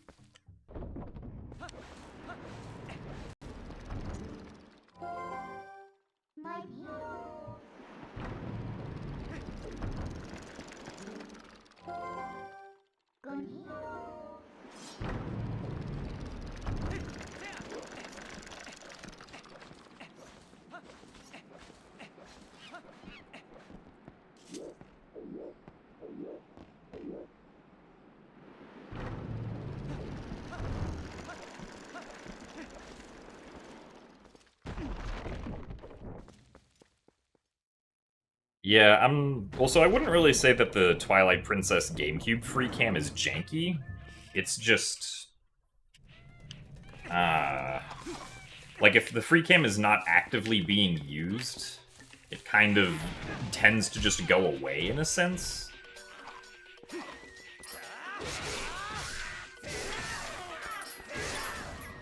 Right, because, like, if you're targeting and you use the free cam, as long as, like, the free cam is still moving... like, you can still use it, essentially, but the moment you let go of the C-stick, the camera instantly snaps back around to a target cam. Whereas in Wind Waker, the camera is, like, I guess given more freedom to stay where it is. I'm not really sure why they did that, because I did think that, like, of all of the,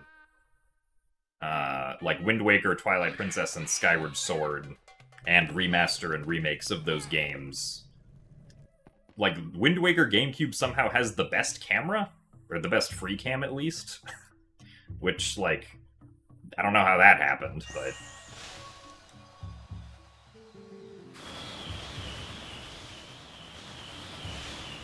I definitely think that the Wind Waker camera is the best of all of the free cams. I guess aside from, like, Breath of the Wild and Tears of the Kingdom. Like, I think the free cam in those games is also good. Not that I guess the other ones are bad, but, like, they have either somewhat janky behavior or weird limitations, like the Twilight Princess GameCube one. Because, like, the Skyward Sword one, for instance, you can't use while you're sprinting.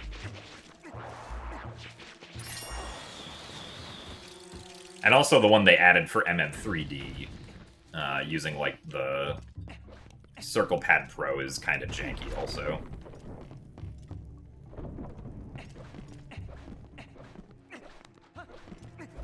Yeah, being able to move the camera while talking to NPCs in the Breath of the Wild and Tears of the Kingdom is also really nice.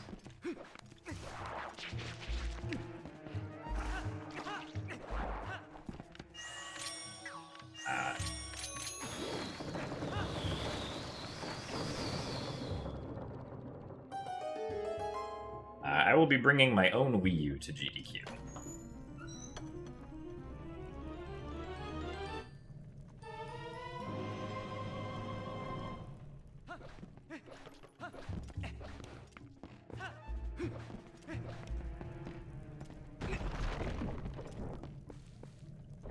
Oh yeah, like, I don't think the free cam absolutely isn't required, right? Like, you can play through any of these games without ever using the free cam, and the camera will be perfectly fine.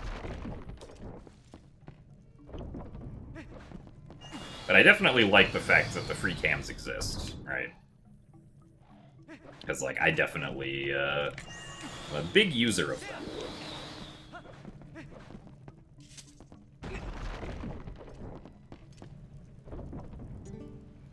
The staff lend me a Wii U or copy of the game if I don't bring one. So I know that GDQ does have, like, consoles that they can give to people if they can't bring their own, but I don't think a Wii U is one of them. I do think you have to bring your own game and controller, though, if you're a runner.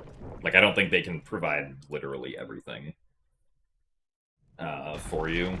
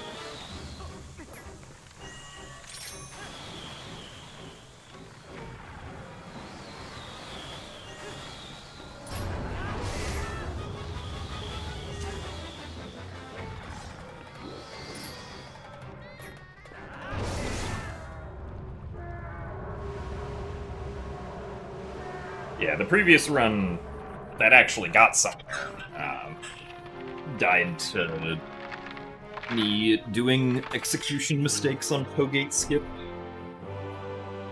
Unfortunately.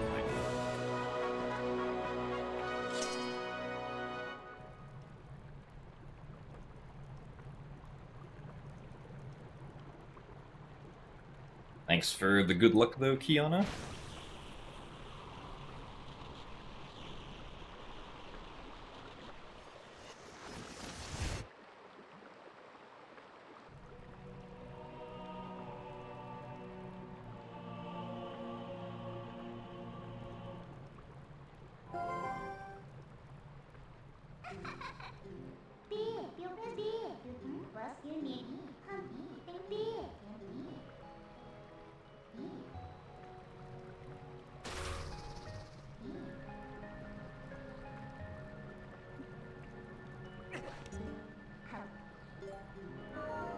Ook fans are very mad right now.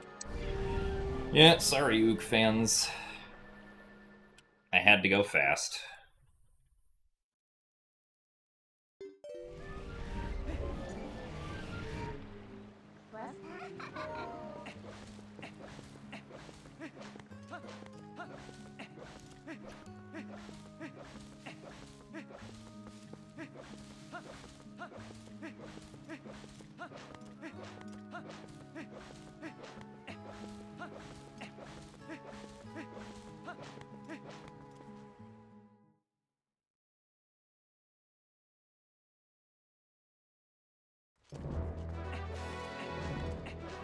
Or Eyes of Yeto fan.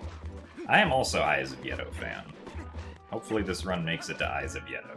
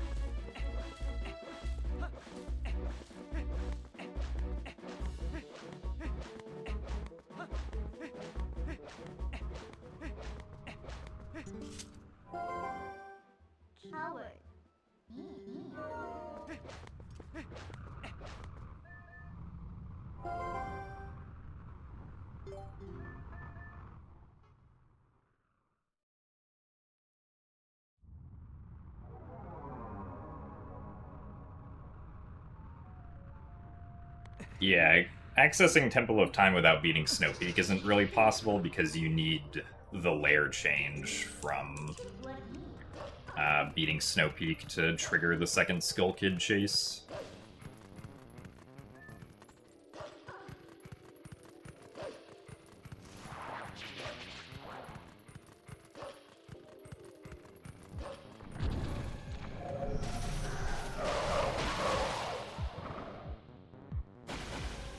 And the second Skull Kid chase is what triggers the line of events that you can eventually open Temple of Time with.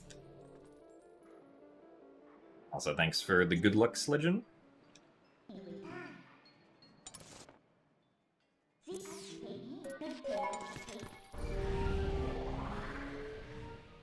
Yeah, I think there was a strategy at some point where you take, like, one bomb that Ook swings down with, and then also take another bomb that Ook swings down with before launching them at Diababa. It turns out it's faster to just take them from the first phase instead.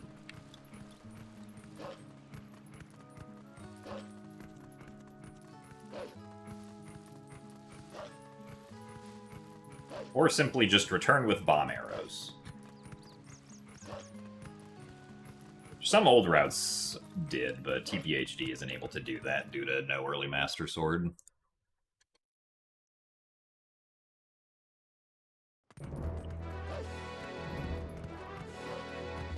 But it's fun to do in Rando also.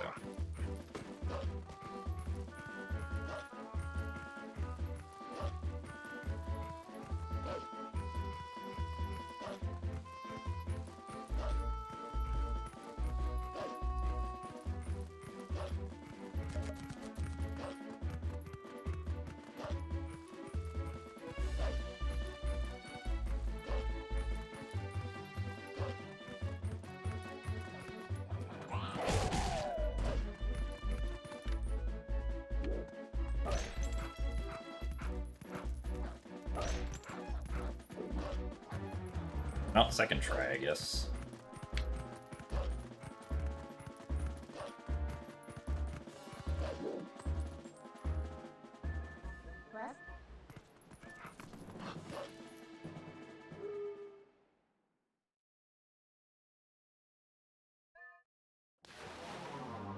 Oops.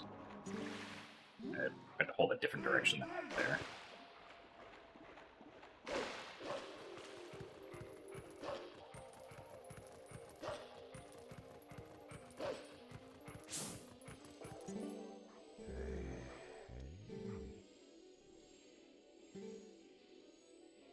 Are there any obscure interactions for bringing items to earlier bosses? I mean, it's not in Twilight Princess, but in Wind Waker, if you shoot Goma with light arrows, Goma gets healed. For some reason.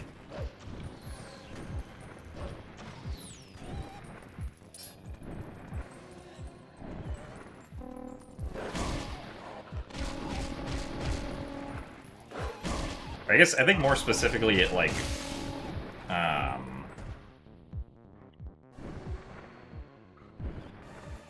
it increases Goma's,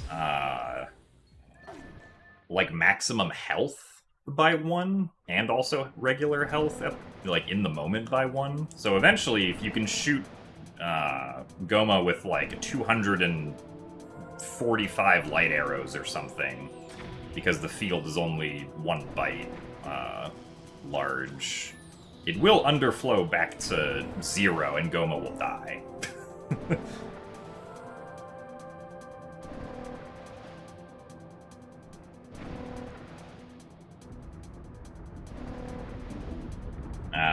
In Twilight Princess, I don't think there are any, aside, I guess, from maybe, like, bombs and Diababa to some degree.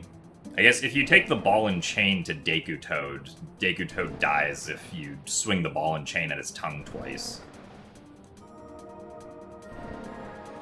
I don't know if that's really, like, obscure, though, but it's not something you're normally able to do. Oh yeah, that's true. Tentalus does take damage from the Gust Bellows on Skyward Sword TSC 1.0. Unfortunately, they fixed that, because that is very funny.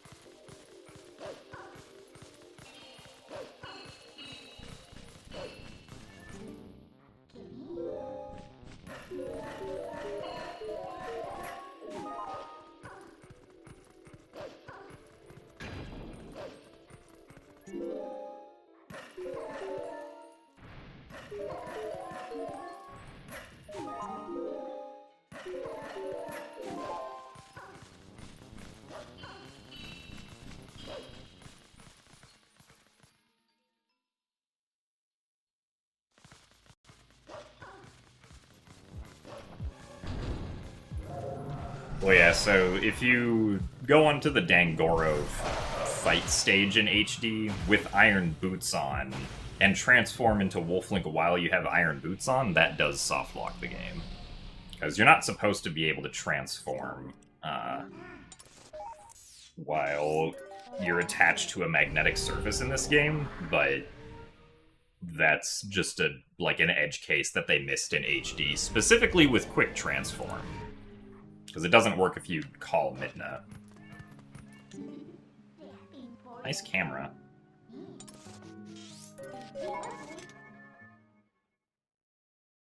And, like, it kind of makes sense that they missed that, because you're not normally supposed to be able to transform during that fight.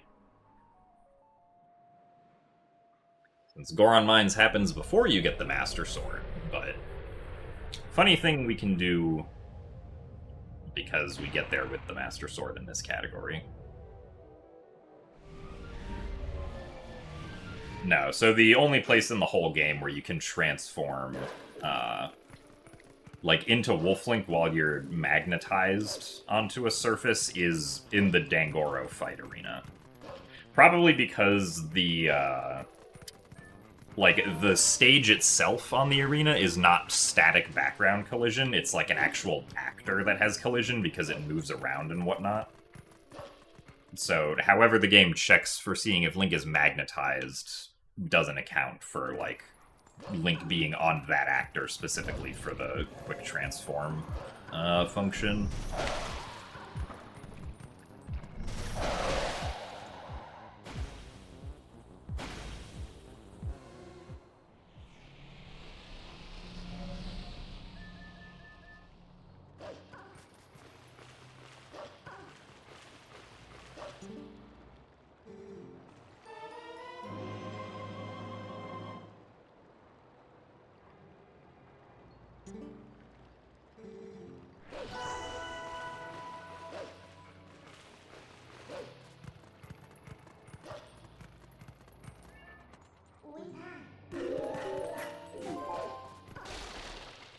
Oh yeah, I know that's possible, Shankshaw, but I don't know how long you have to wait to be able to save warp, which is something that I've been meaning to get around to testing. Because if you do it too quickly, then it does not respawn you in Kakariko Village. At least it didn't for me when I did it immediately.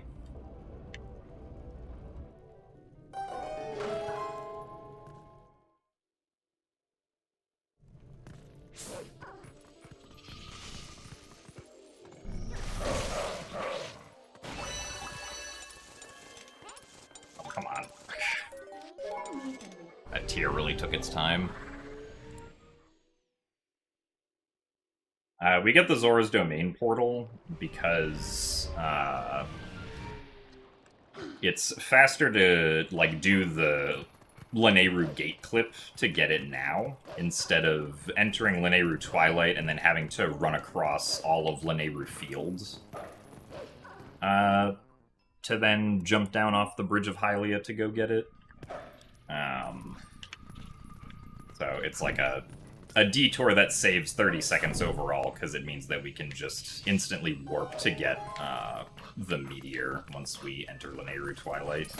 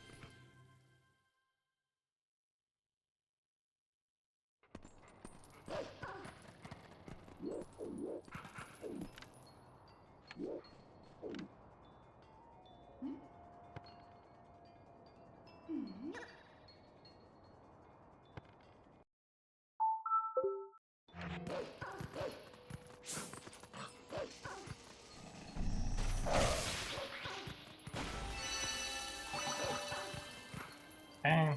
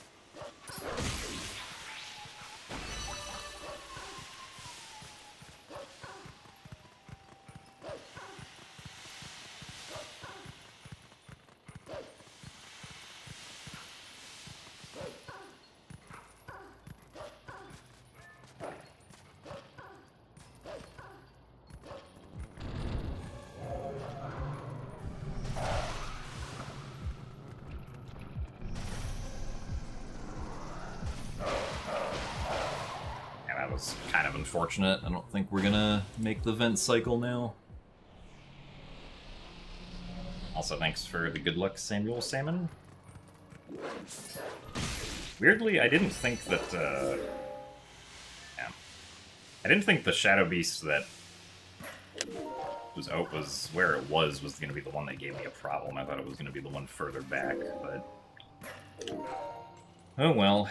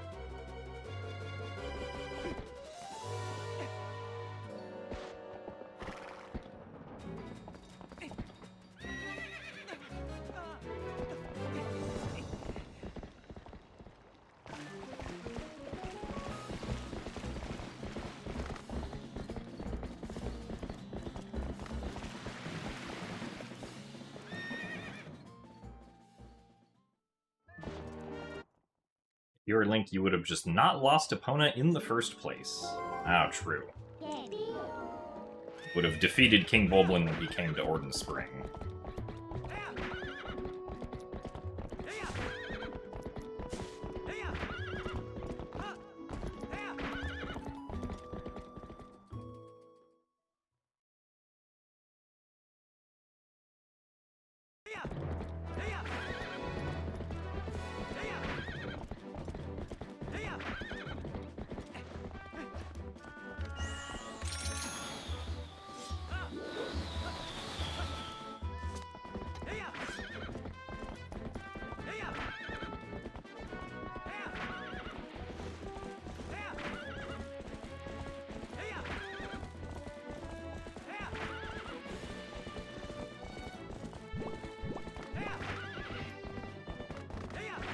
The point of that long jump attack that we did was to skip a mailman trigger.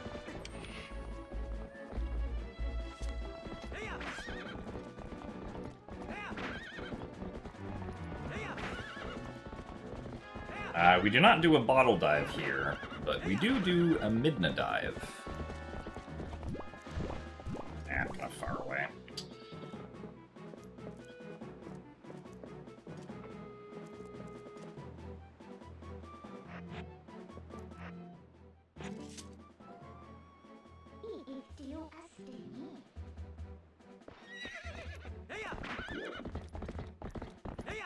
No bottle required.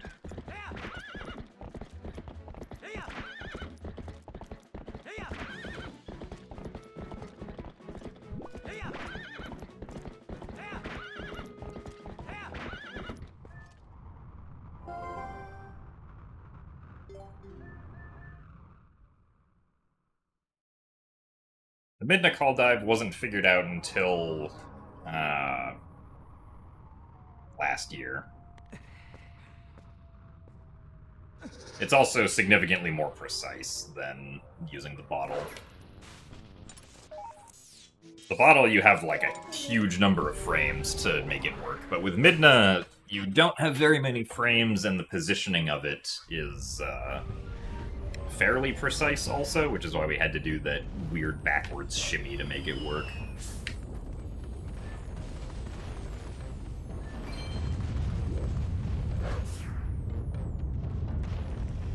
That trick allows us to skip Goron Mines for now and come back to it later. And also, more conveniently, skip doing King Bulblin 1, because we never have to run around the King Bulblin 1 trigger now.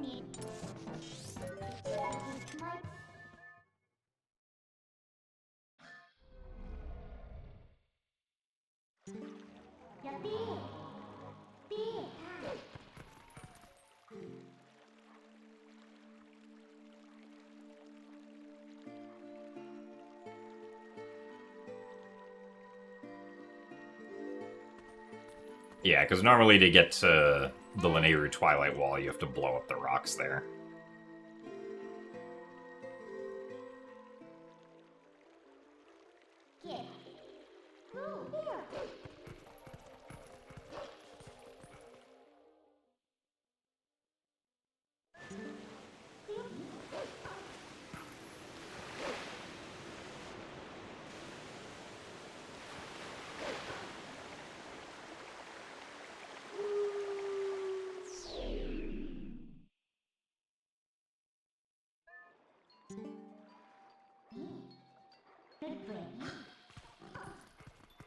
So Midna doesn't let you warp in a Twilight area until you have a portal in that Twilight area that you can use to, like, properly get back in, right? So because we already had the Zoro's Domain portal, Midna let us warp away immediately.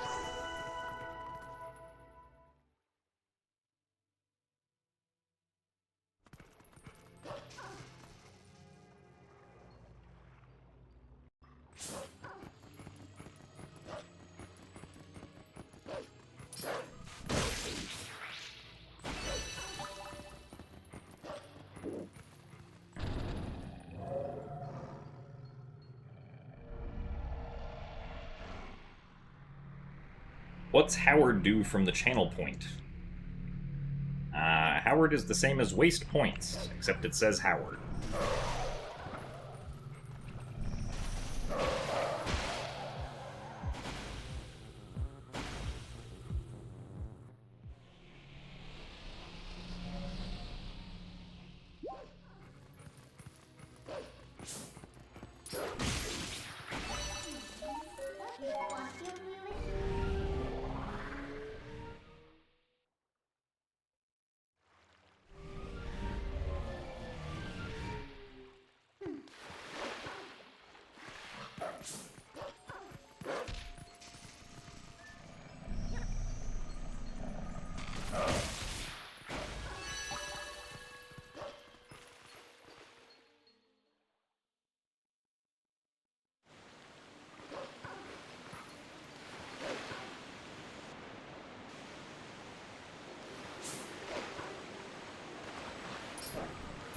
Darn it.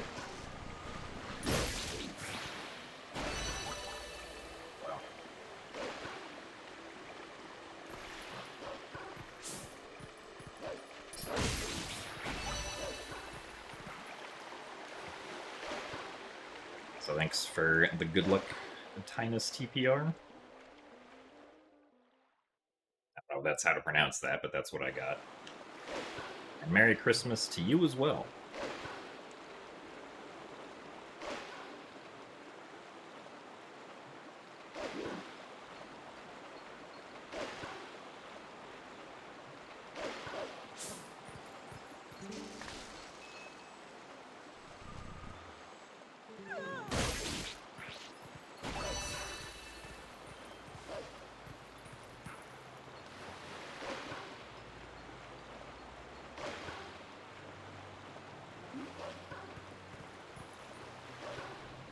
What's my favorite kind of Christmas cookie? I don't know if I have a favorite kind of Christmas cookie. My favorite cookies in general are just, like, snickerdoodles. I'm not a huge fan of, like, gingerbread cookies. Like, they're alright, I guess, but definitely not my go-to.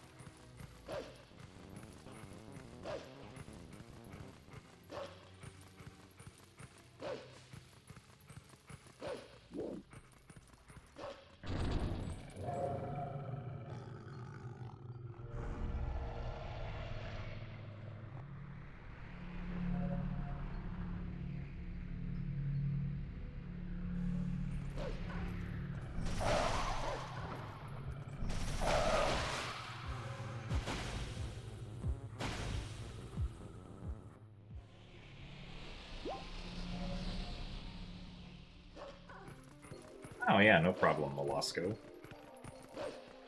Glad you enjoy the streams. And Merry Christmas. Your dad used to dunk his chocolate chip cookies in orange juice.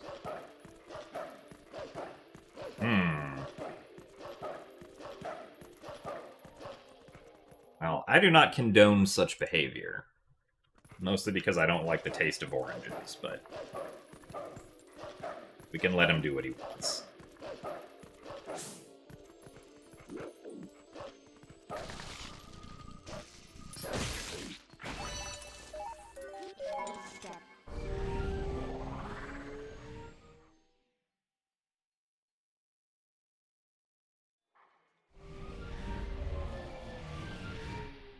But Merry Ukmas to you as well, Joshi.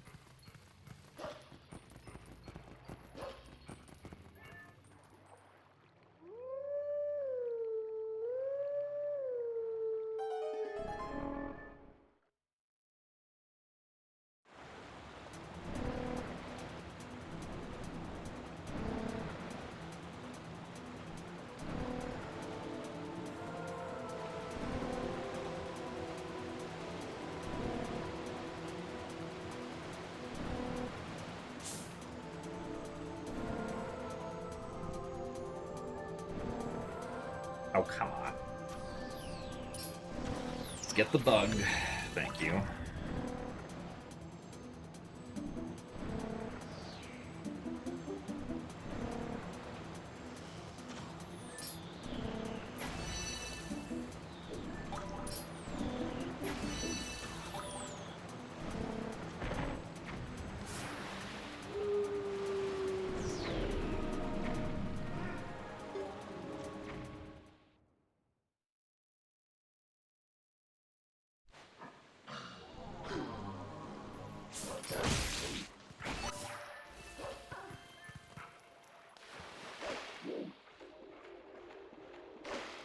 Oh yeah, I can understand dunking something in coffee if you drink coffee. Like, that feels like it makes sense.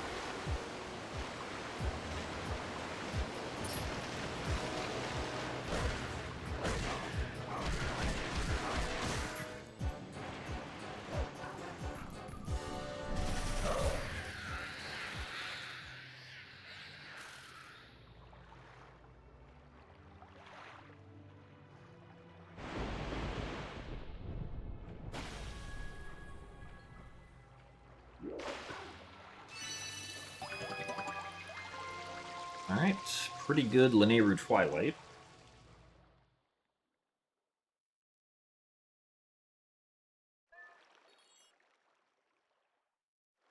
If we can keep it up. Maybe match the segment we got earlier today on Zora Armor.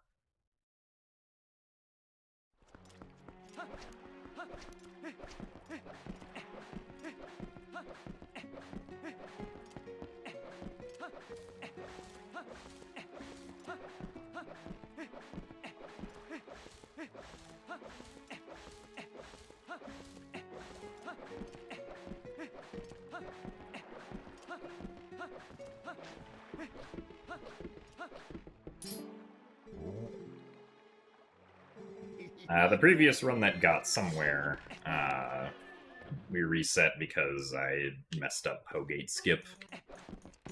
Unsurprisingly.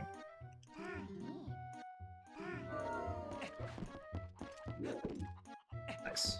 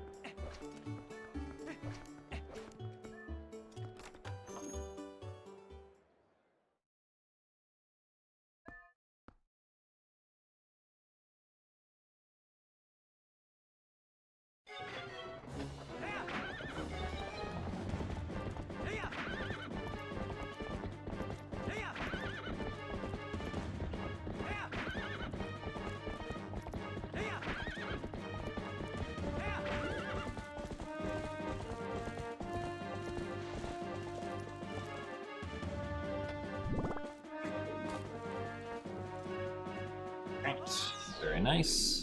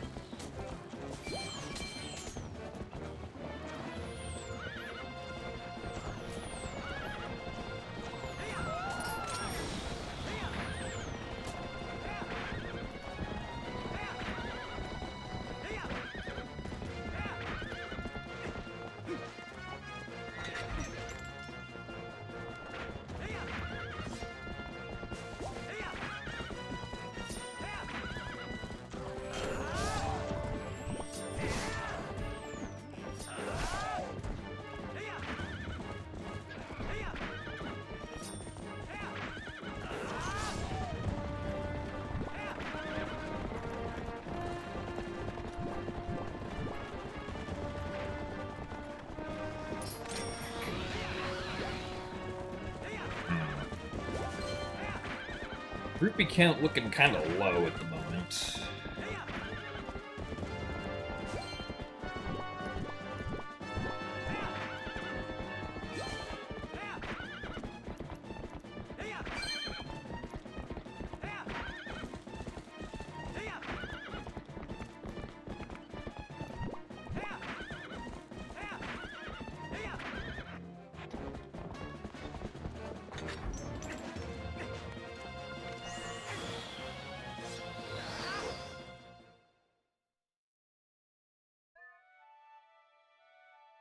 Oh, nice, Nat.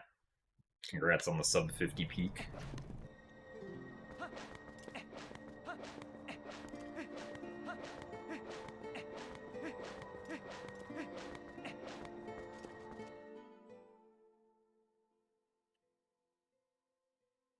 No, so the catching fire technically is completely avoidable.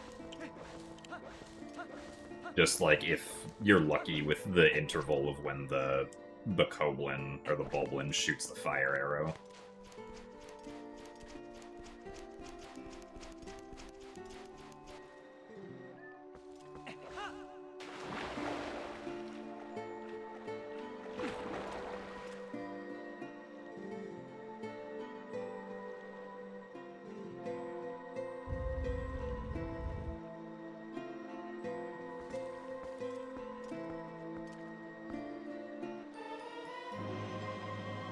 But it is technically possible to avoid if you, like, shoot the Bulblins. Like if you had the bow normally, right?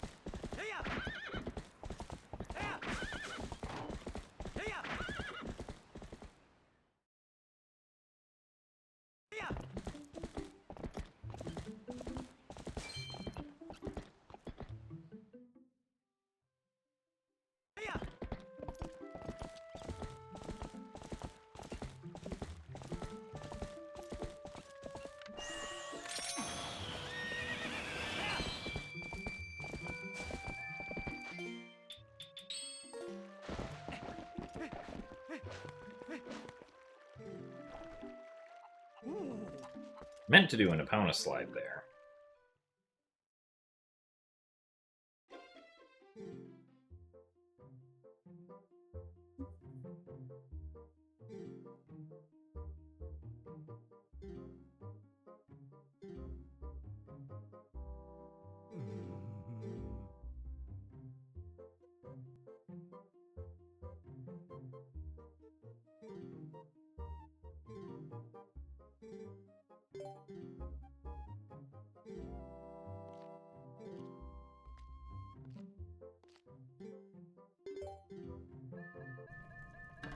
Alright, Bo.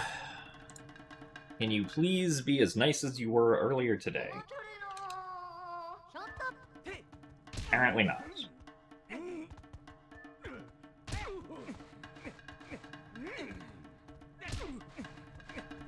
Well, not terrible, I suppose. But not optimal either. So thanks for the good luck drain.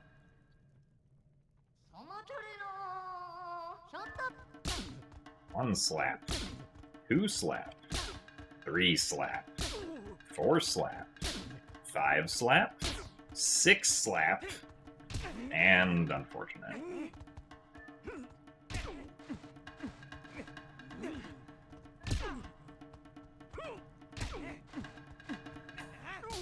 Well, unfortunately, we did not get good RNG.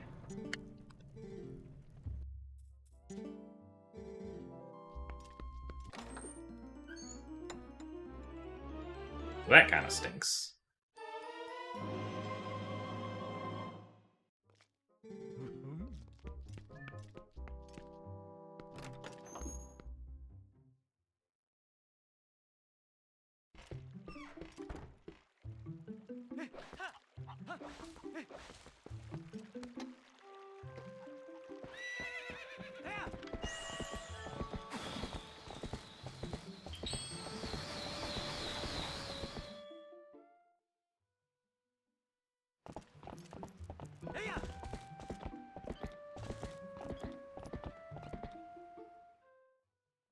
So thanks for the good luck, Burleron.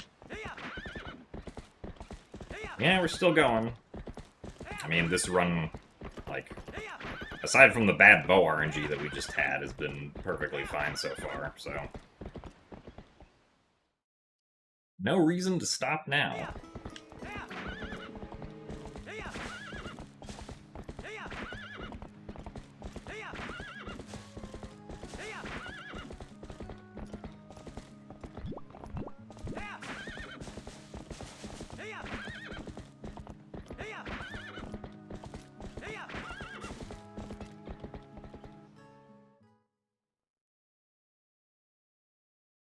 Merry Christmas, Todd Yeppa.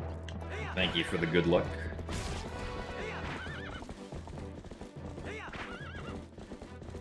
It is only Christmas Eve here, but it will soon be Christmas in 7.5 hours. Or I am, at least.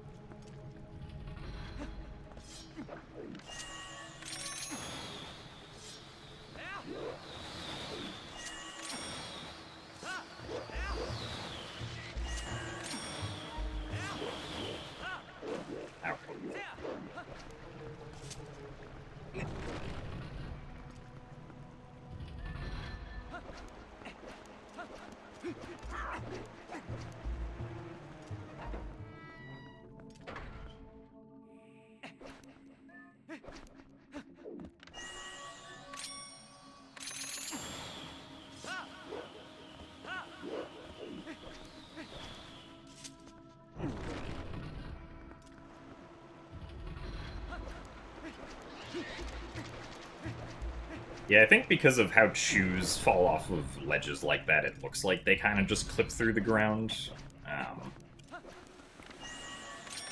But I don't think it, like, actually clips through the ground, it just visually, the model contorts weirdly if it falls off a ledge.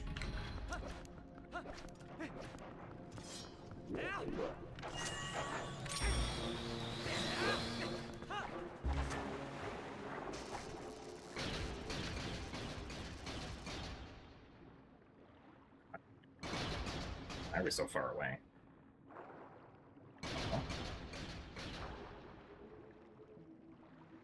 I am confused what is happening. There we go. Okay. I don't know why we were... I don't understand why we're sometimes too far away there. Fortunately, that means we're losing time here.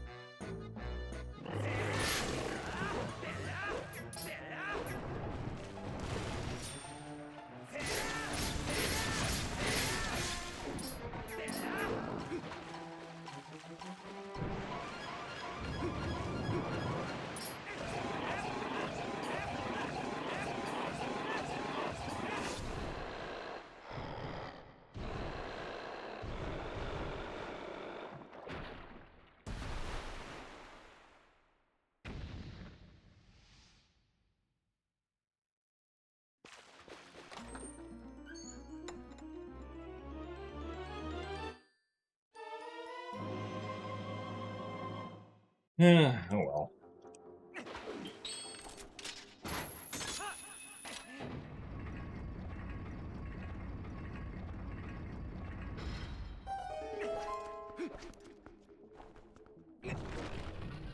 The stamps used to do something in this game. You used to be able to use them to stamp your Miiverse posts with whatever artwork the stamp had. Now they are useless and they don't do anything. Except fill up a menu in your inventory, or in your pause screen.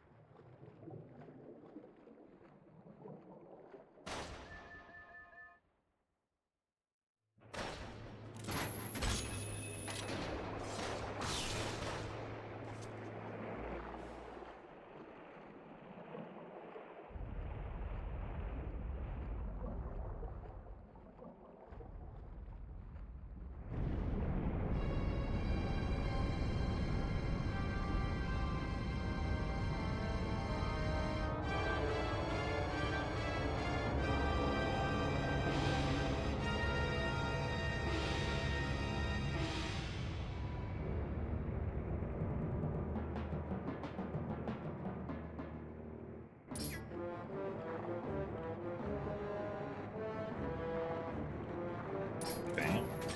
Not going up quite yet.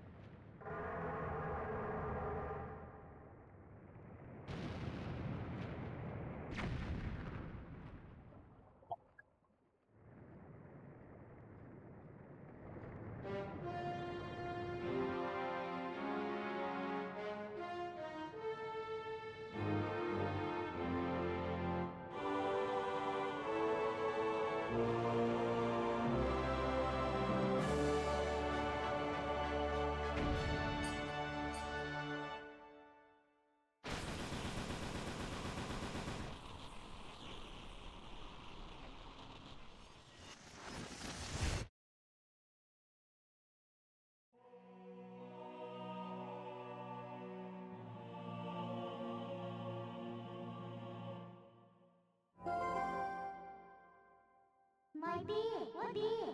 What do you time? With time, first time. Still waiting.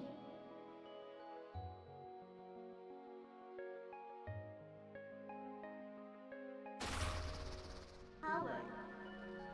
Howard.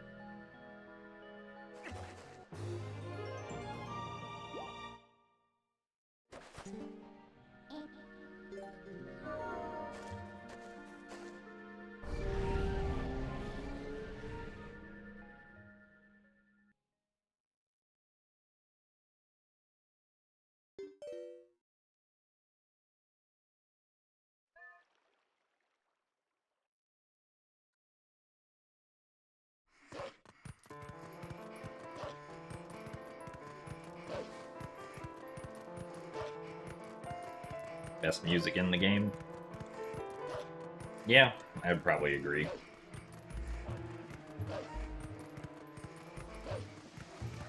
Definitely best music in the speedrun. Unfortunately, this speedrun doesn't get to hear the Hidden Village soundtrack. Or the good part of the Blizzetta soundtrack, if the boss fight is done well.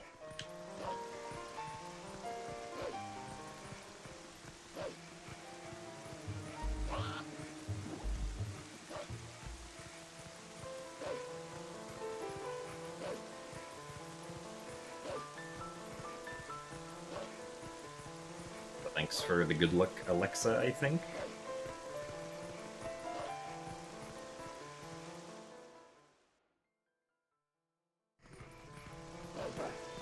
Oh yeah, no Malamart either, that's true.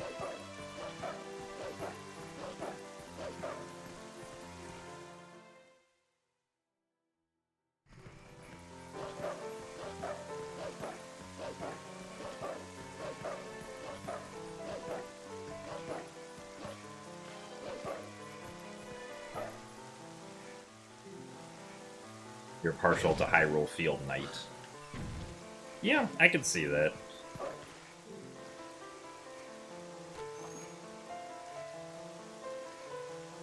That's also not a track that we really hear in the speedrun.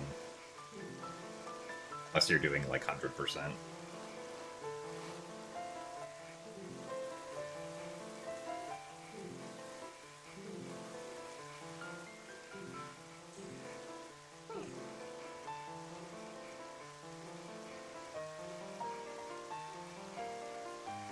Learning the strats for Tears of the Kingdom Hundo recently. You were gonna race someone, but you didn't learn everything in time. I mean, that's a pretty daunting run to learn, just due to the sheer length, but I would imagine most of it... nice. Like, the majority of what you do for strats in Tears of the Kingdom 100%, at least at a cursory glance to me, is just pocket rocket literally everywhere.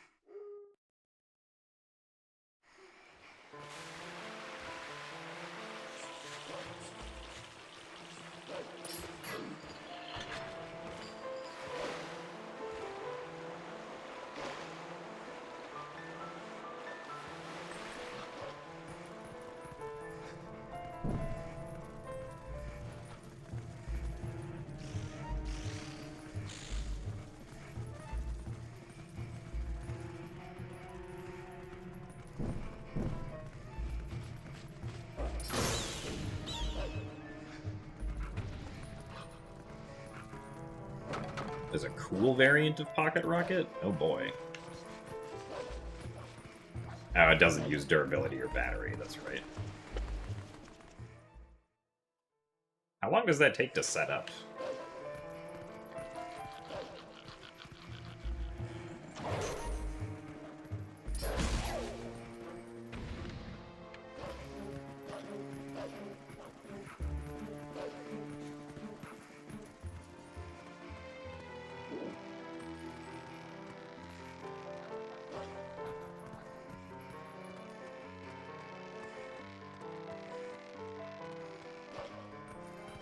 I don't get why Wolflink refuses to climb the ledge in the sewers if you don't kill the Keese first.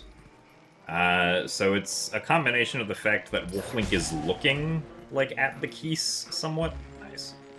And the fact that he has a stick in his mouth, because the stick has push colliders on the end of it, and because Wolflink is turning with the stick in his mouth, the push collider is pushing him away from the ledge too far.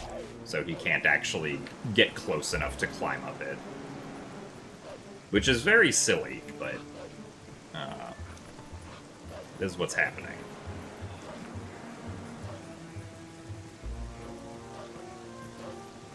I should still be able to make this, I think. Yeah, okay.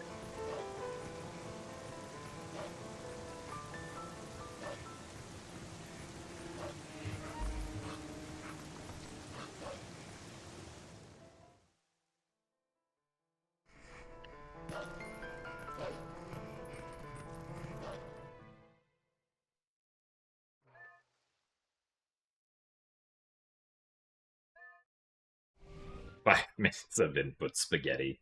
Yeah, that sounds about right.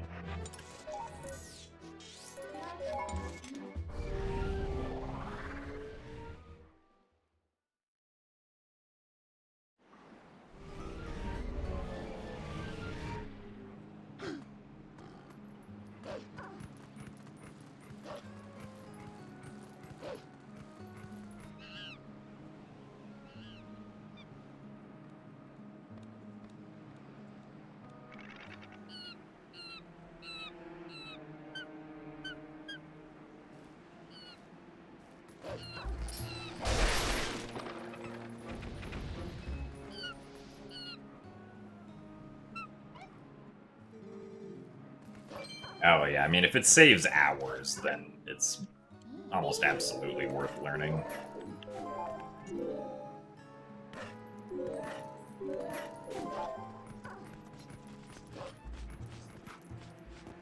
What's the hardest trick / glitch across Zelda games that I've pulled off?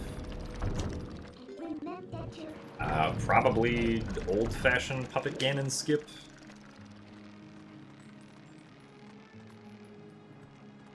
Like Puppet Ganon skip with the zombie hover all the way up the room while Puppet Ganon is active.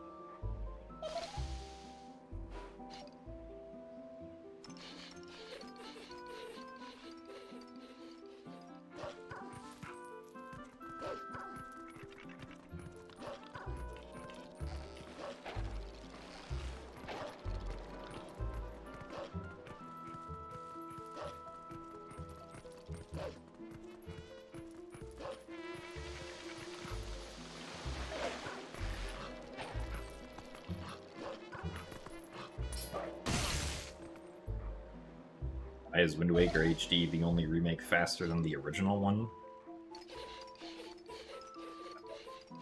It just is. It has glitches that make it pretty fast to complete.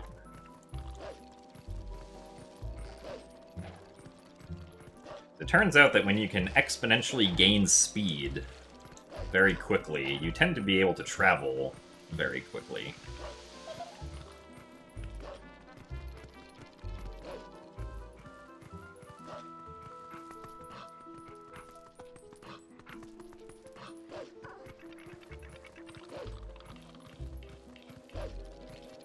being able to skip the initial cutscene does also help. And also, technically, Wind Waker HD is not faster than GameCube anymore because, at least for any percent, because of arbitrary code execution.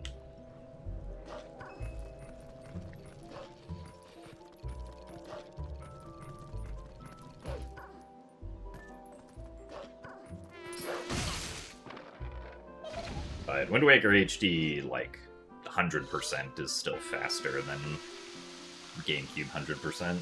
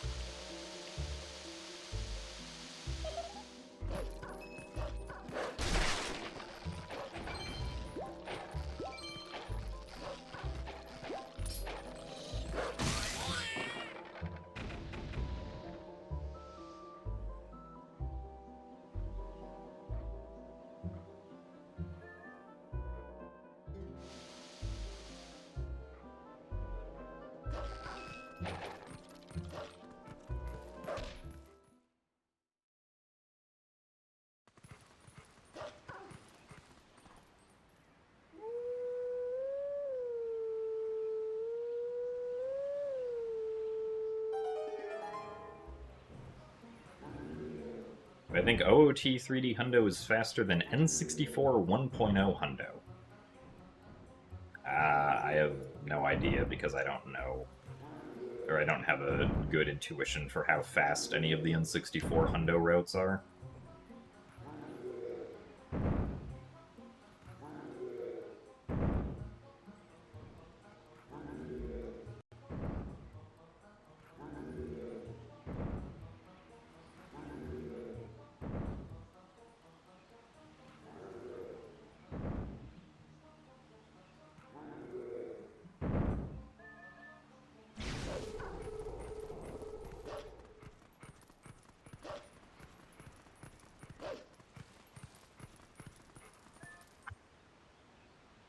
Apparently we got a Besk there.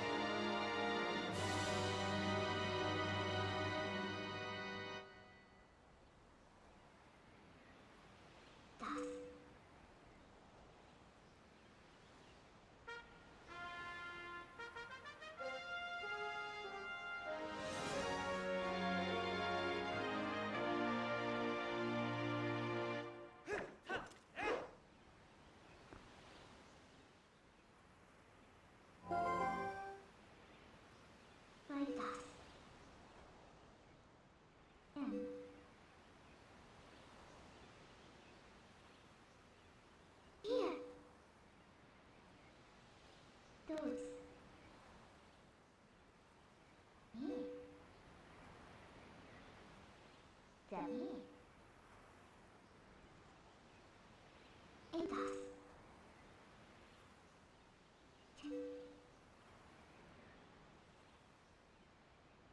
Old. West.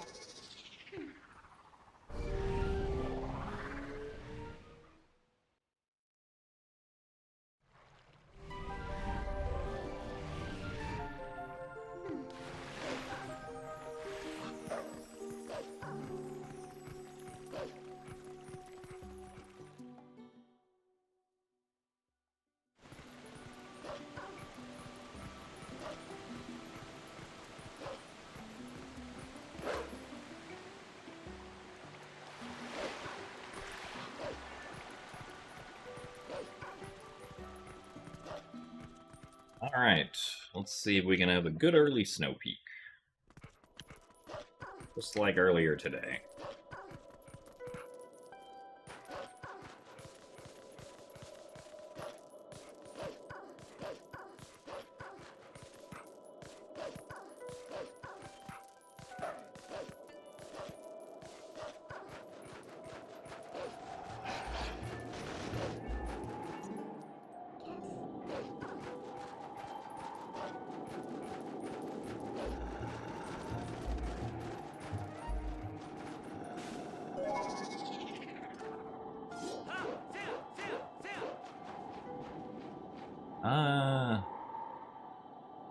Angle doesn't seem quite right, but see what happens. Really? Well, apparently that's going to happen.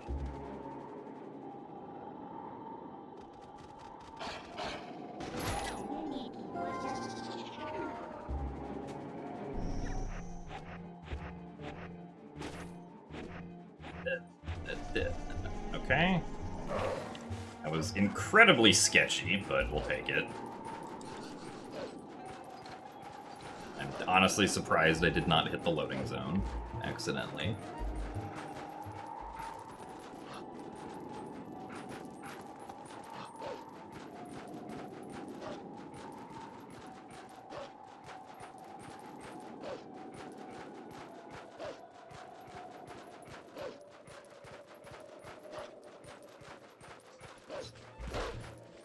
We did lose about, like, 15-ish seconds to, like, an optimal early snow peak.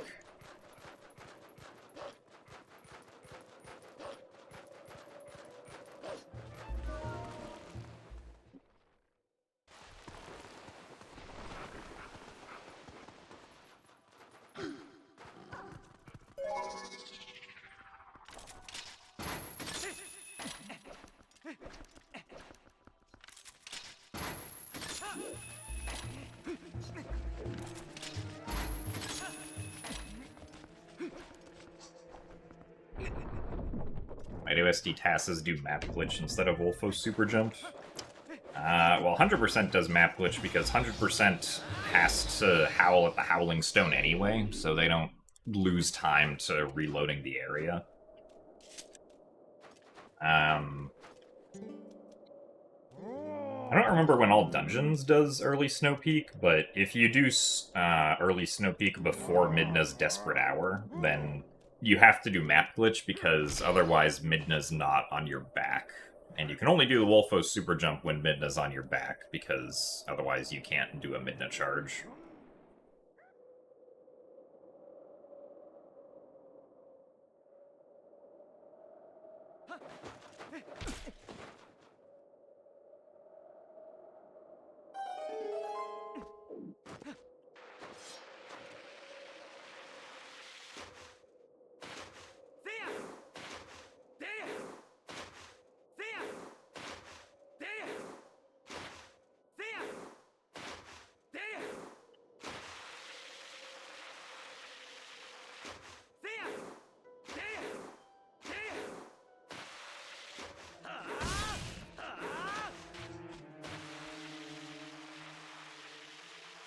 Okay.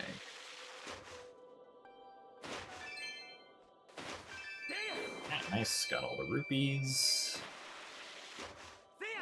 B count's still gonna be a little low, unfortunately.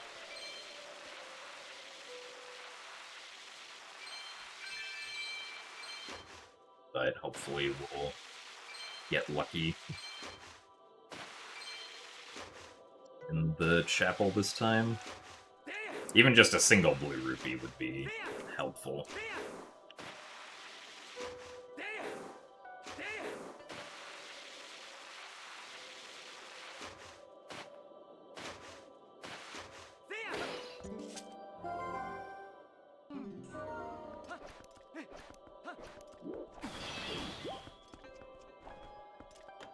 It's late. What am I still doing up?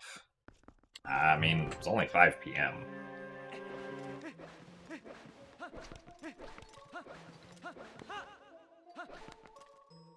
And And my parents said I could stay up late, so I don't have to go to bed until 7:30.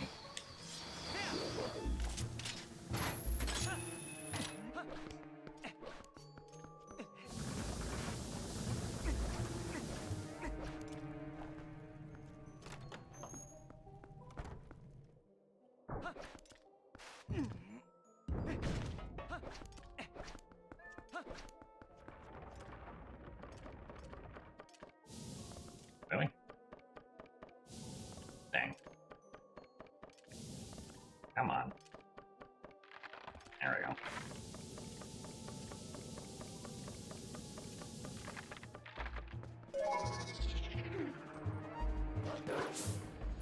Well, unfortunate that took 3 tries, but it's not the worst time loss.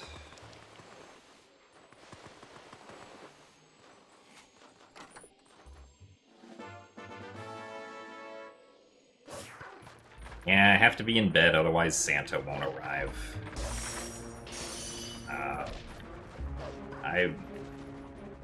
Why did that guy turn that way?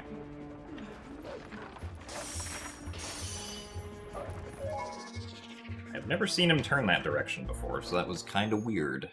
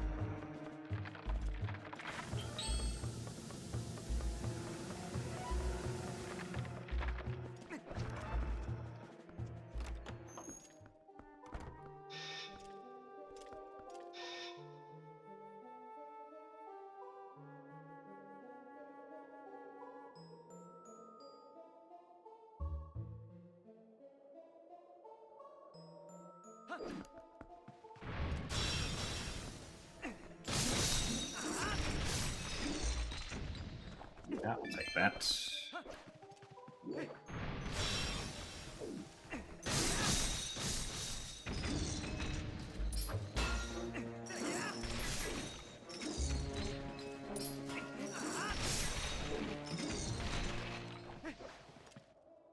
Just get the blue and arbiters, probably.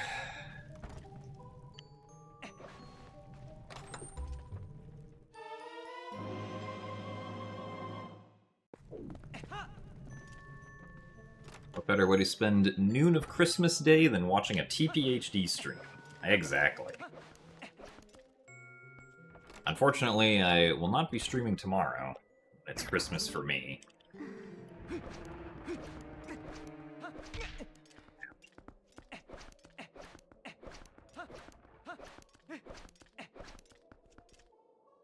Come on. Another case of, oops, the lock pushed me too far away from the door to open it.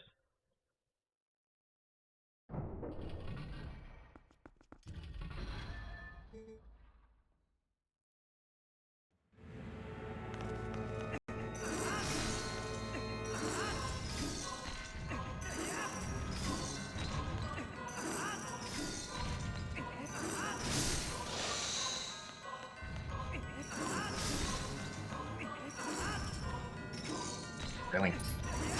Okay, well, I guess that works.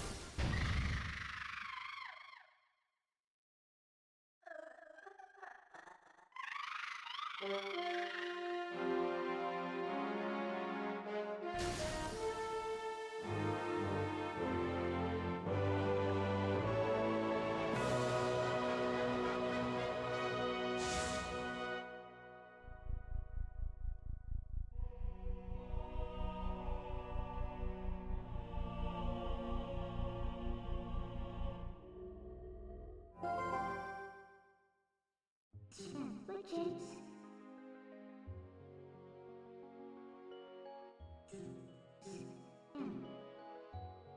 Here, double X.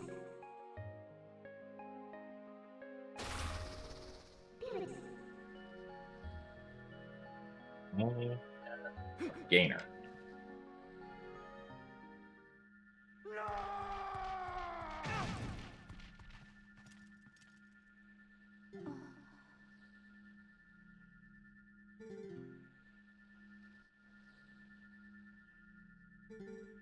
Look into eyes of Yeto. Their true beauty.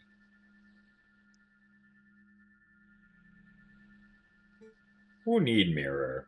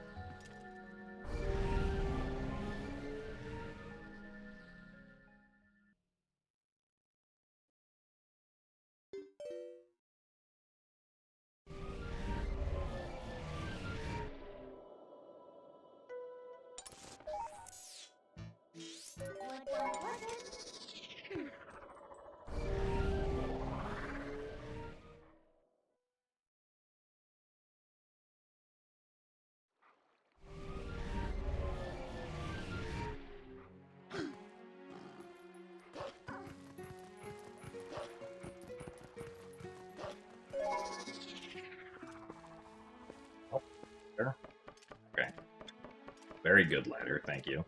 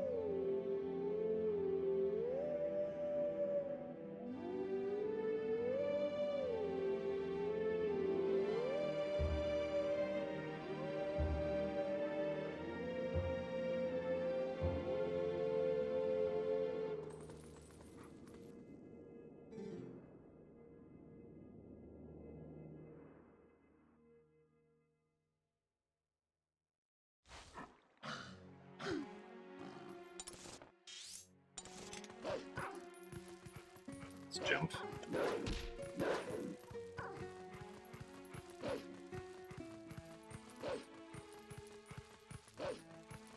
We howl because we want to have the shield bash skill also. Since the shield bash is what's going to help us do Pogate skip in Arbiter's Grounds in like 10 minutes.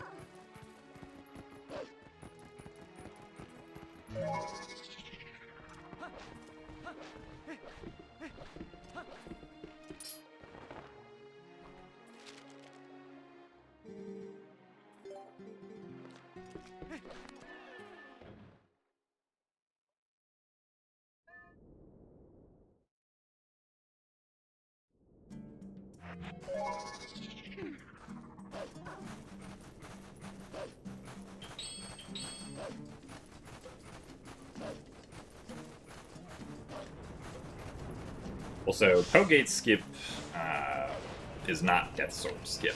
Pogate skip is skipping the Pogate that blocks the second half of the dungeon without having to collect the Po souls in the first half of the dungeon.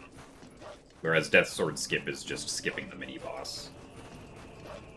We're actually not going to do, because it doesn't save as much time as it used to, since we can't save warp after Spinner, so you either have to defeat Death Sword to open the door back up, or you have to get the Spinner and then die to Death Sword if you skip him to get back outside the room.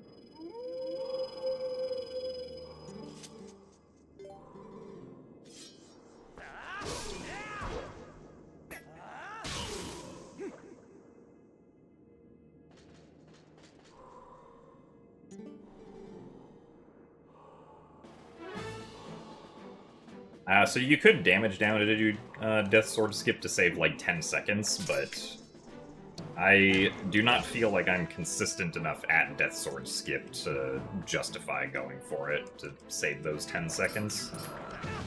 Really, this is why I tried to put the sword away. Because the game said, actually, ZR means jump attack right now, not shield bash.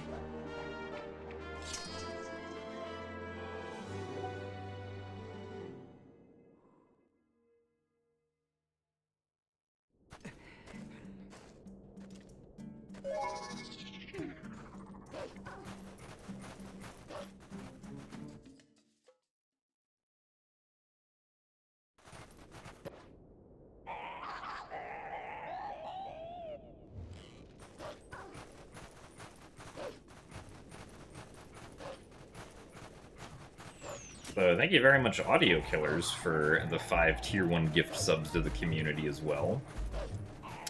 Taking advantage of the 35% discount. Thank you very much for your generosity. Oh my god, please.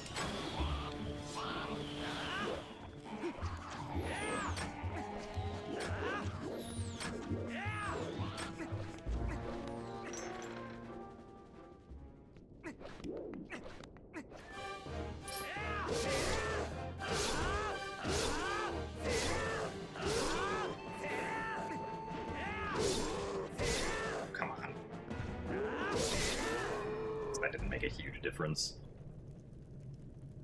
And Merry Christmas to you as well. It's true, someone called Joshy G did get one.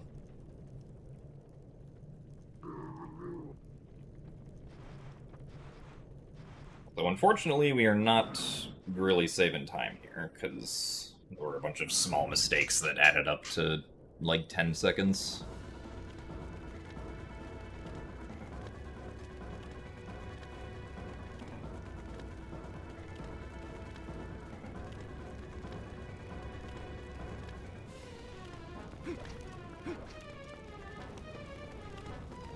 Gift subs are random, but I think it's like there's a higher chance that you have of getting a gift sub if you're following the streamer or currently watching the streamer, or currently watching the streamer.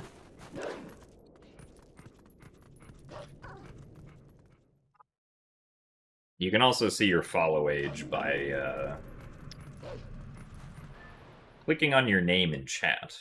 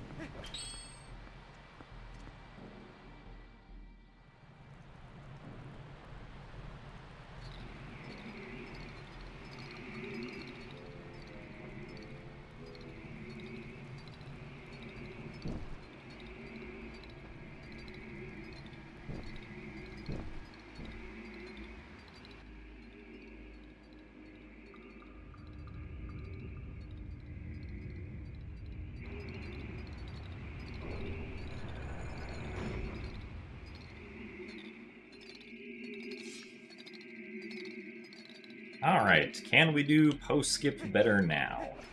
Po-gate skip, specifically.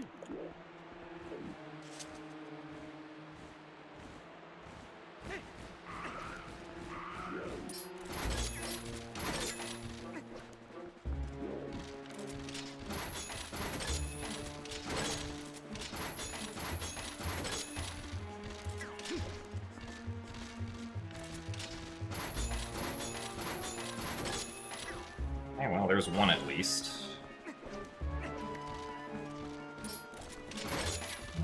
I don't like the direction that guy's facing.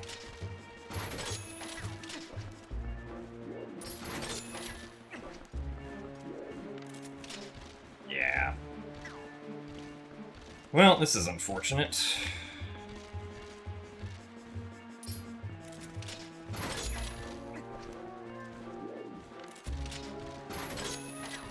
Okay. We eventually got him in there.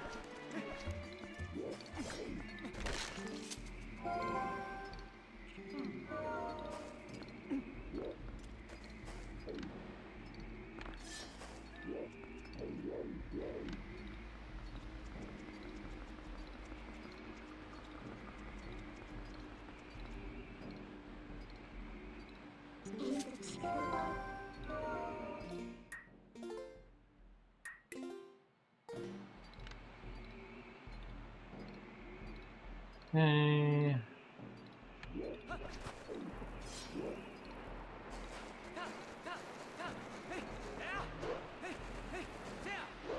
There we go.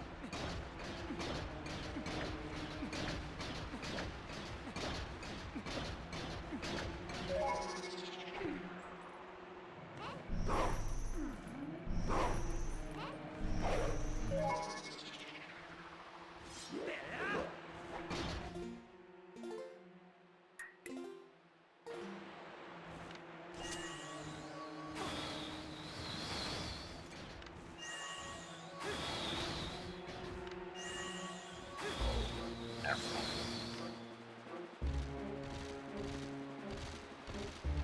Oh, you both turned the wrong way.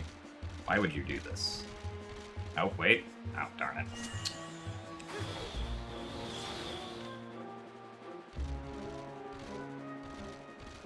Okay, turn to the right. Yes, yes. Come on. No, no, no. Bad. Go the other way. Man, it was so close. Well, unfortunately, we are not saving time here now. Come on. A little more. Really? My guy. You were right there. You just had to turn right.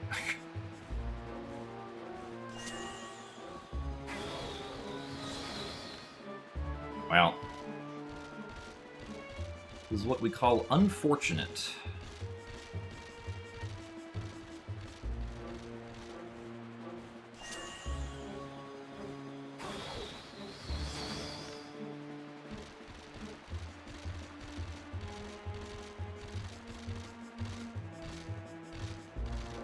Really? Come on.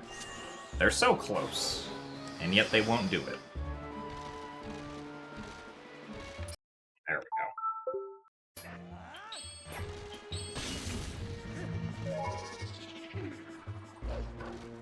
I mean, wasn't really much we could do about that. We just didn't get the RNG we needed.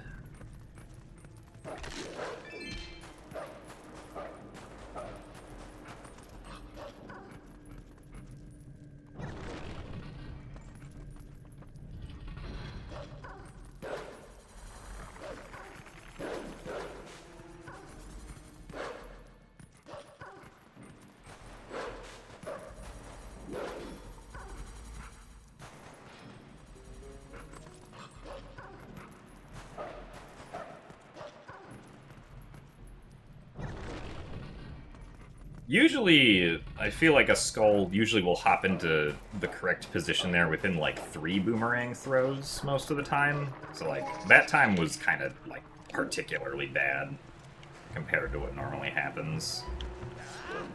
I feel like.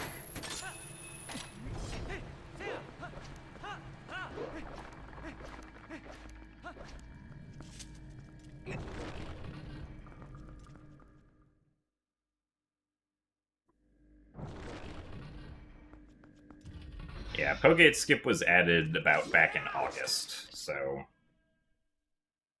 4 months ago? Ish. I didn't figure out a setup for HD, though, until October, if I remember correctly.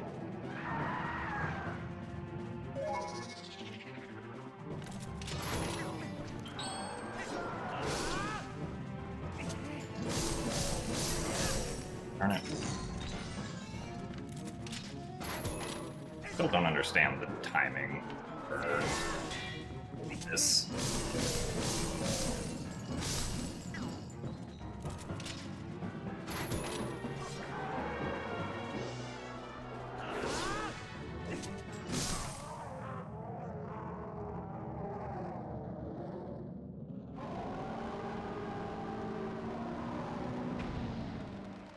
For HD, assuming RNG behaves nicely, it saves about 2.5 minutes over not doing it. On GameCube and Wii, it saves 4, but that's because on GameCube and Wii, they don't have to go get Shield Bash to do the setup.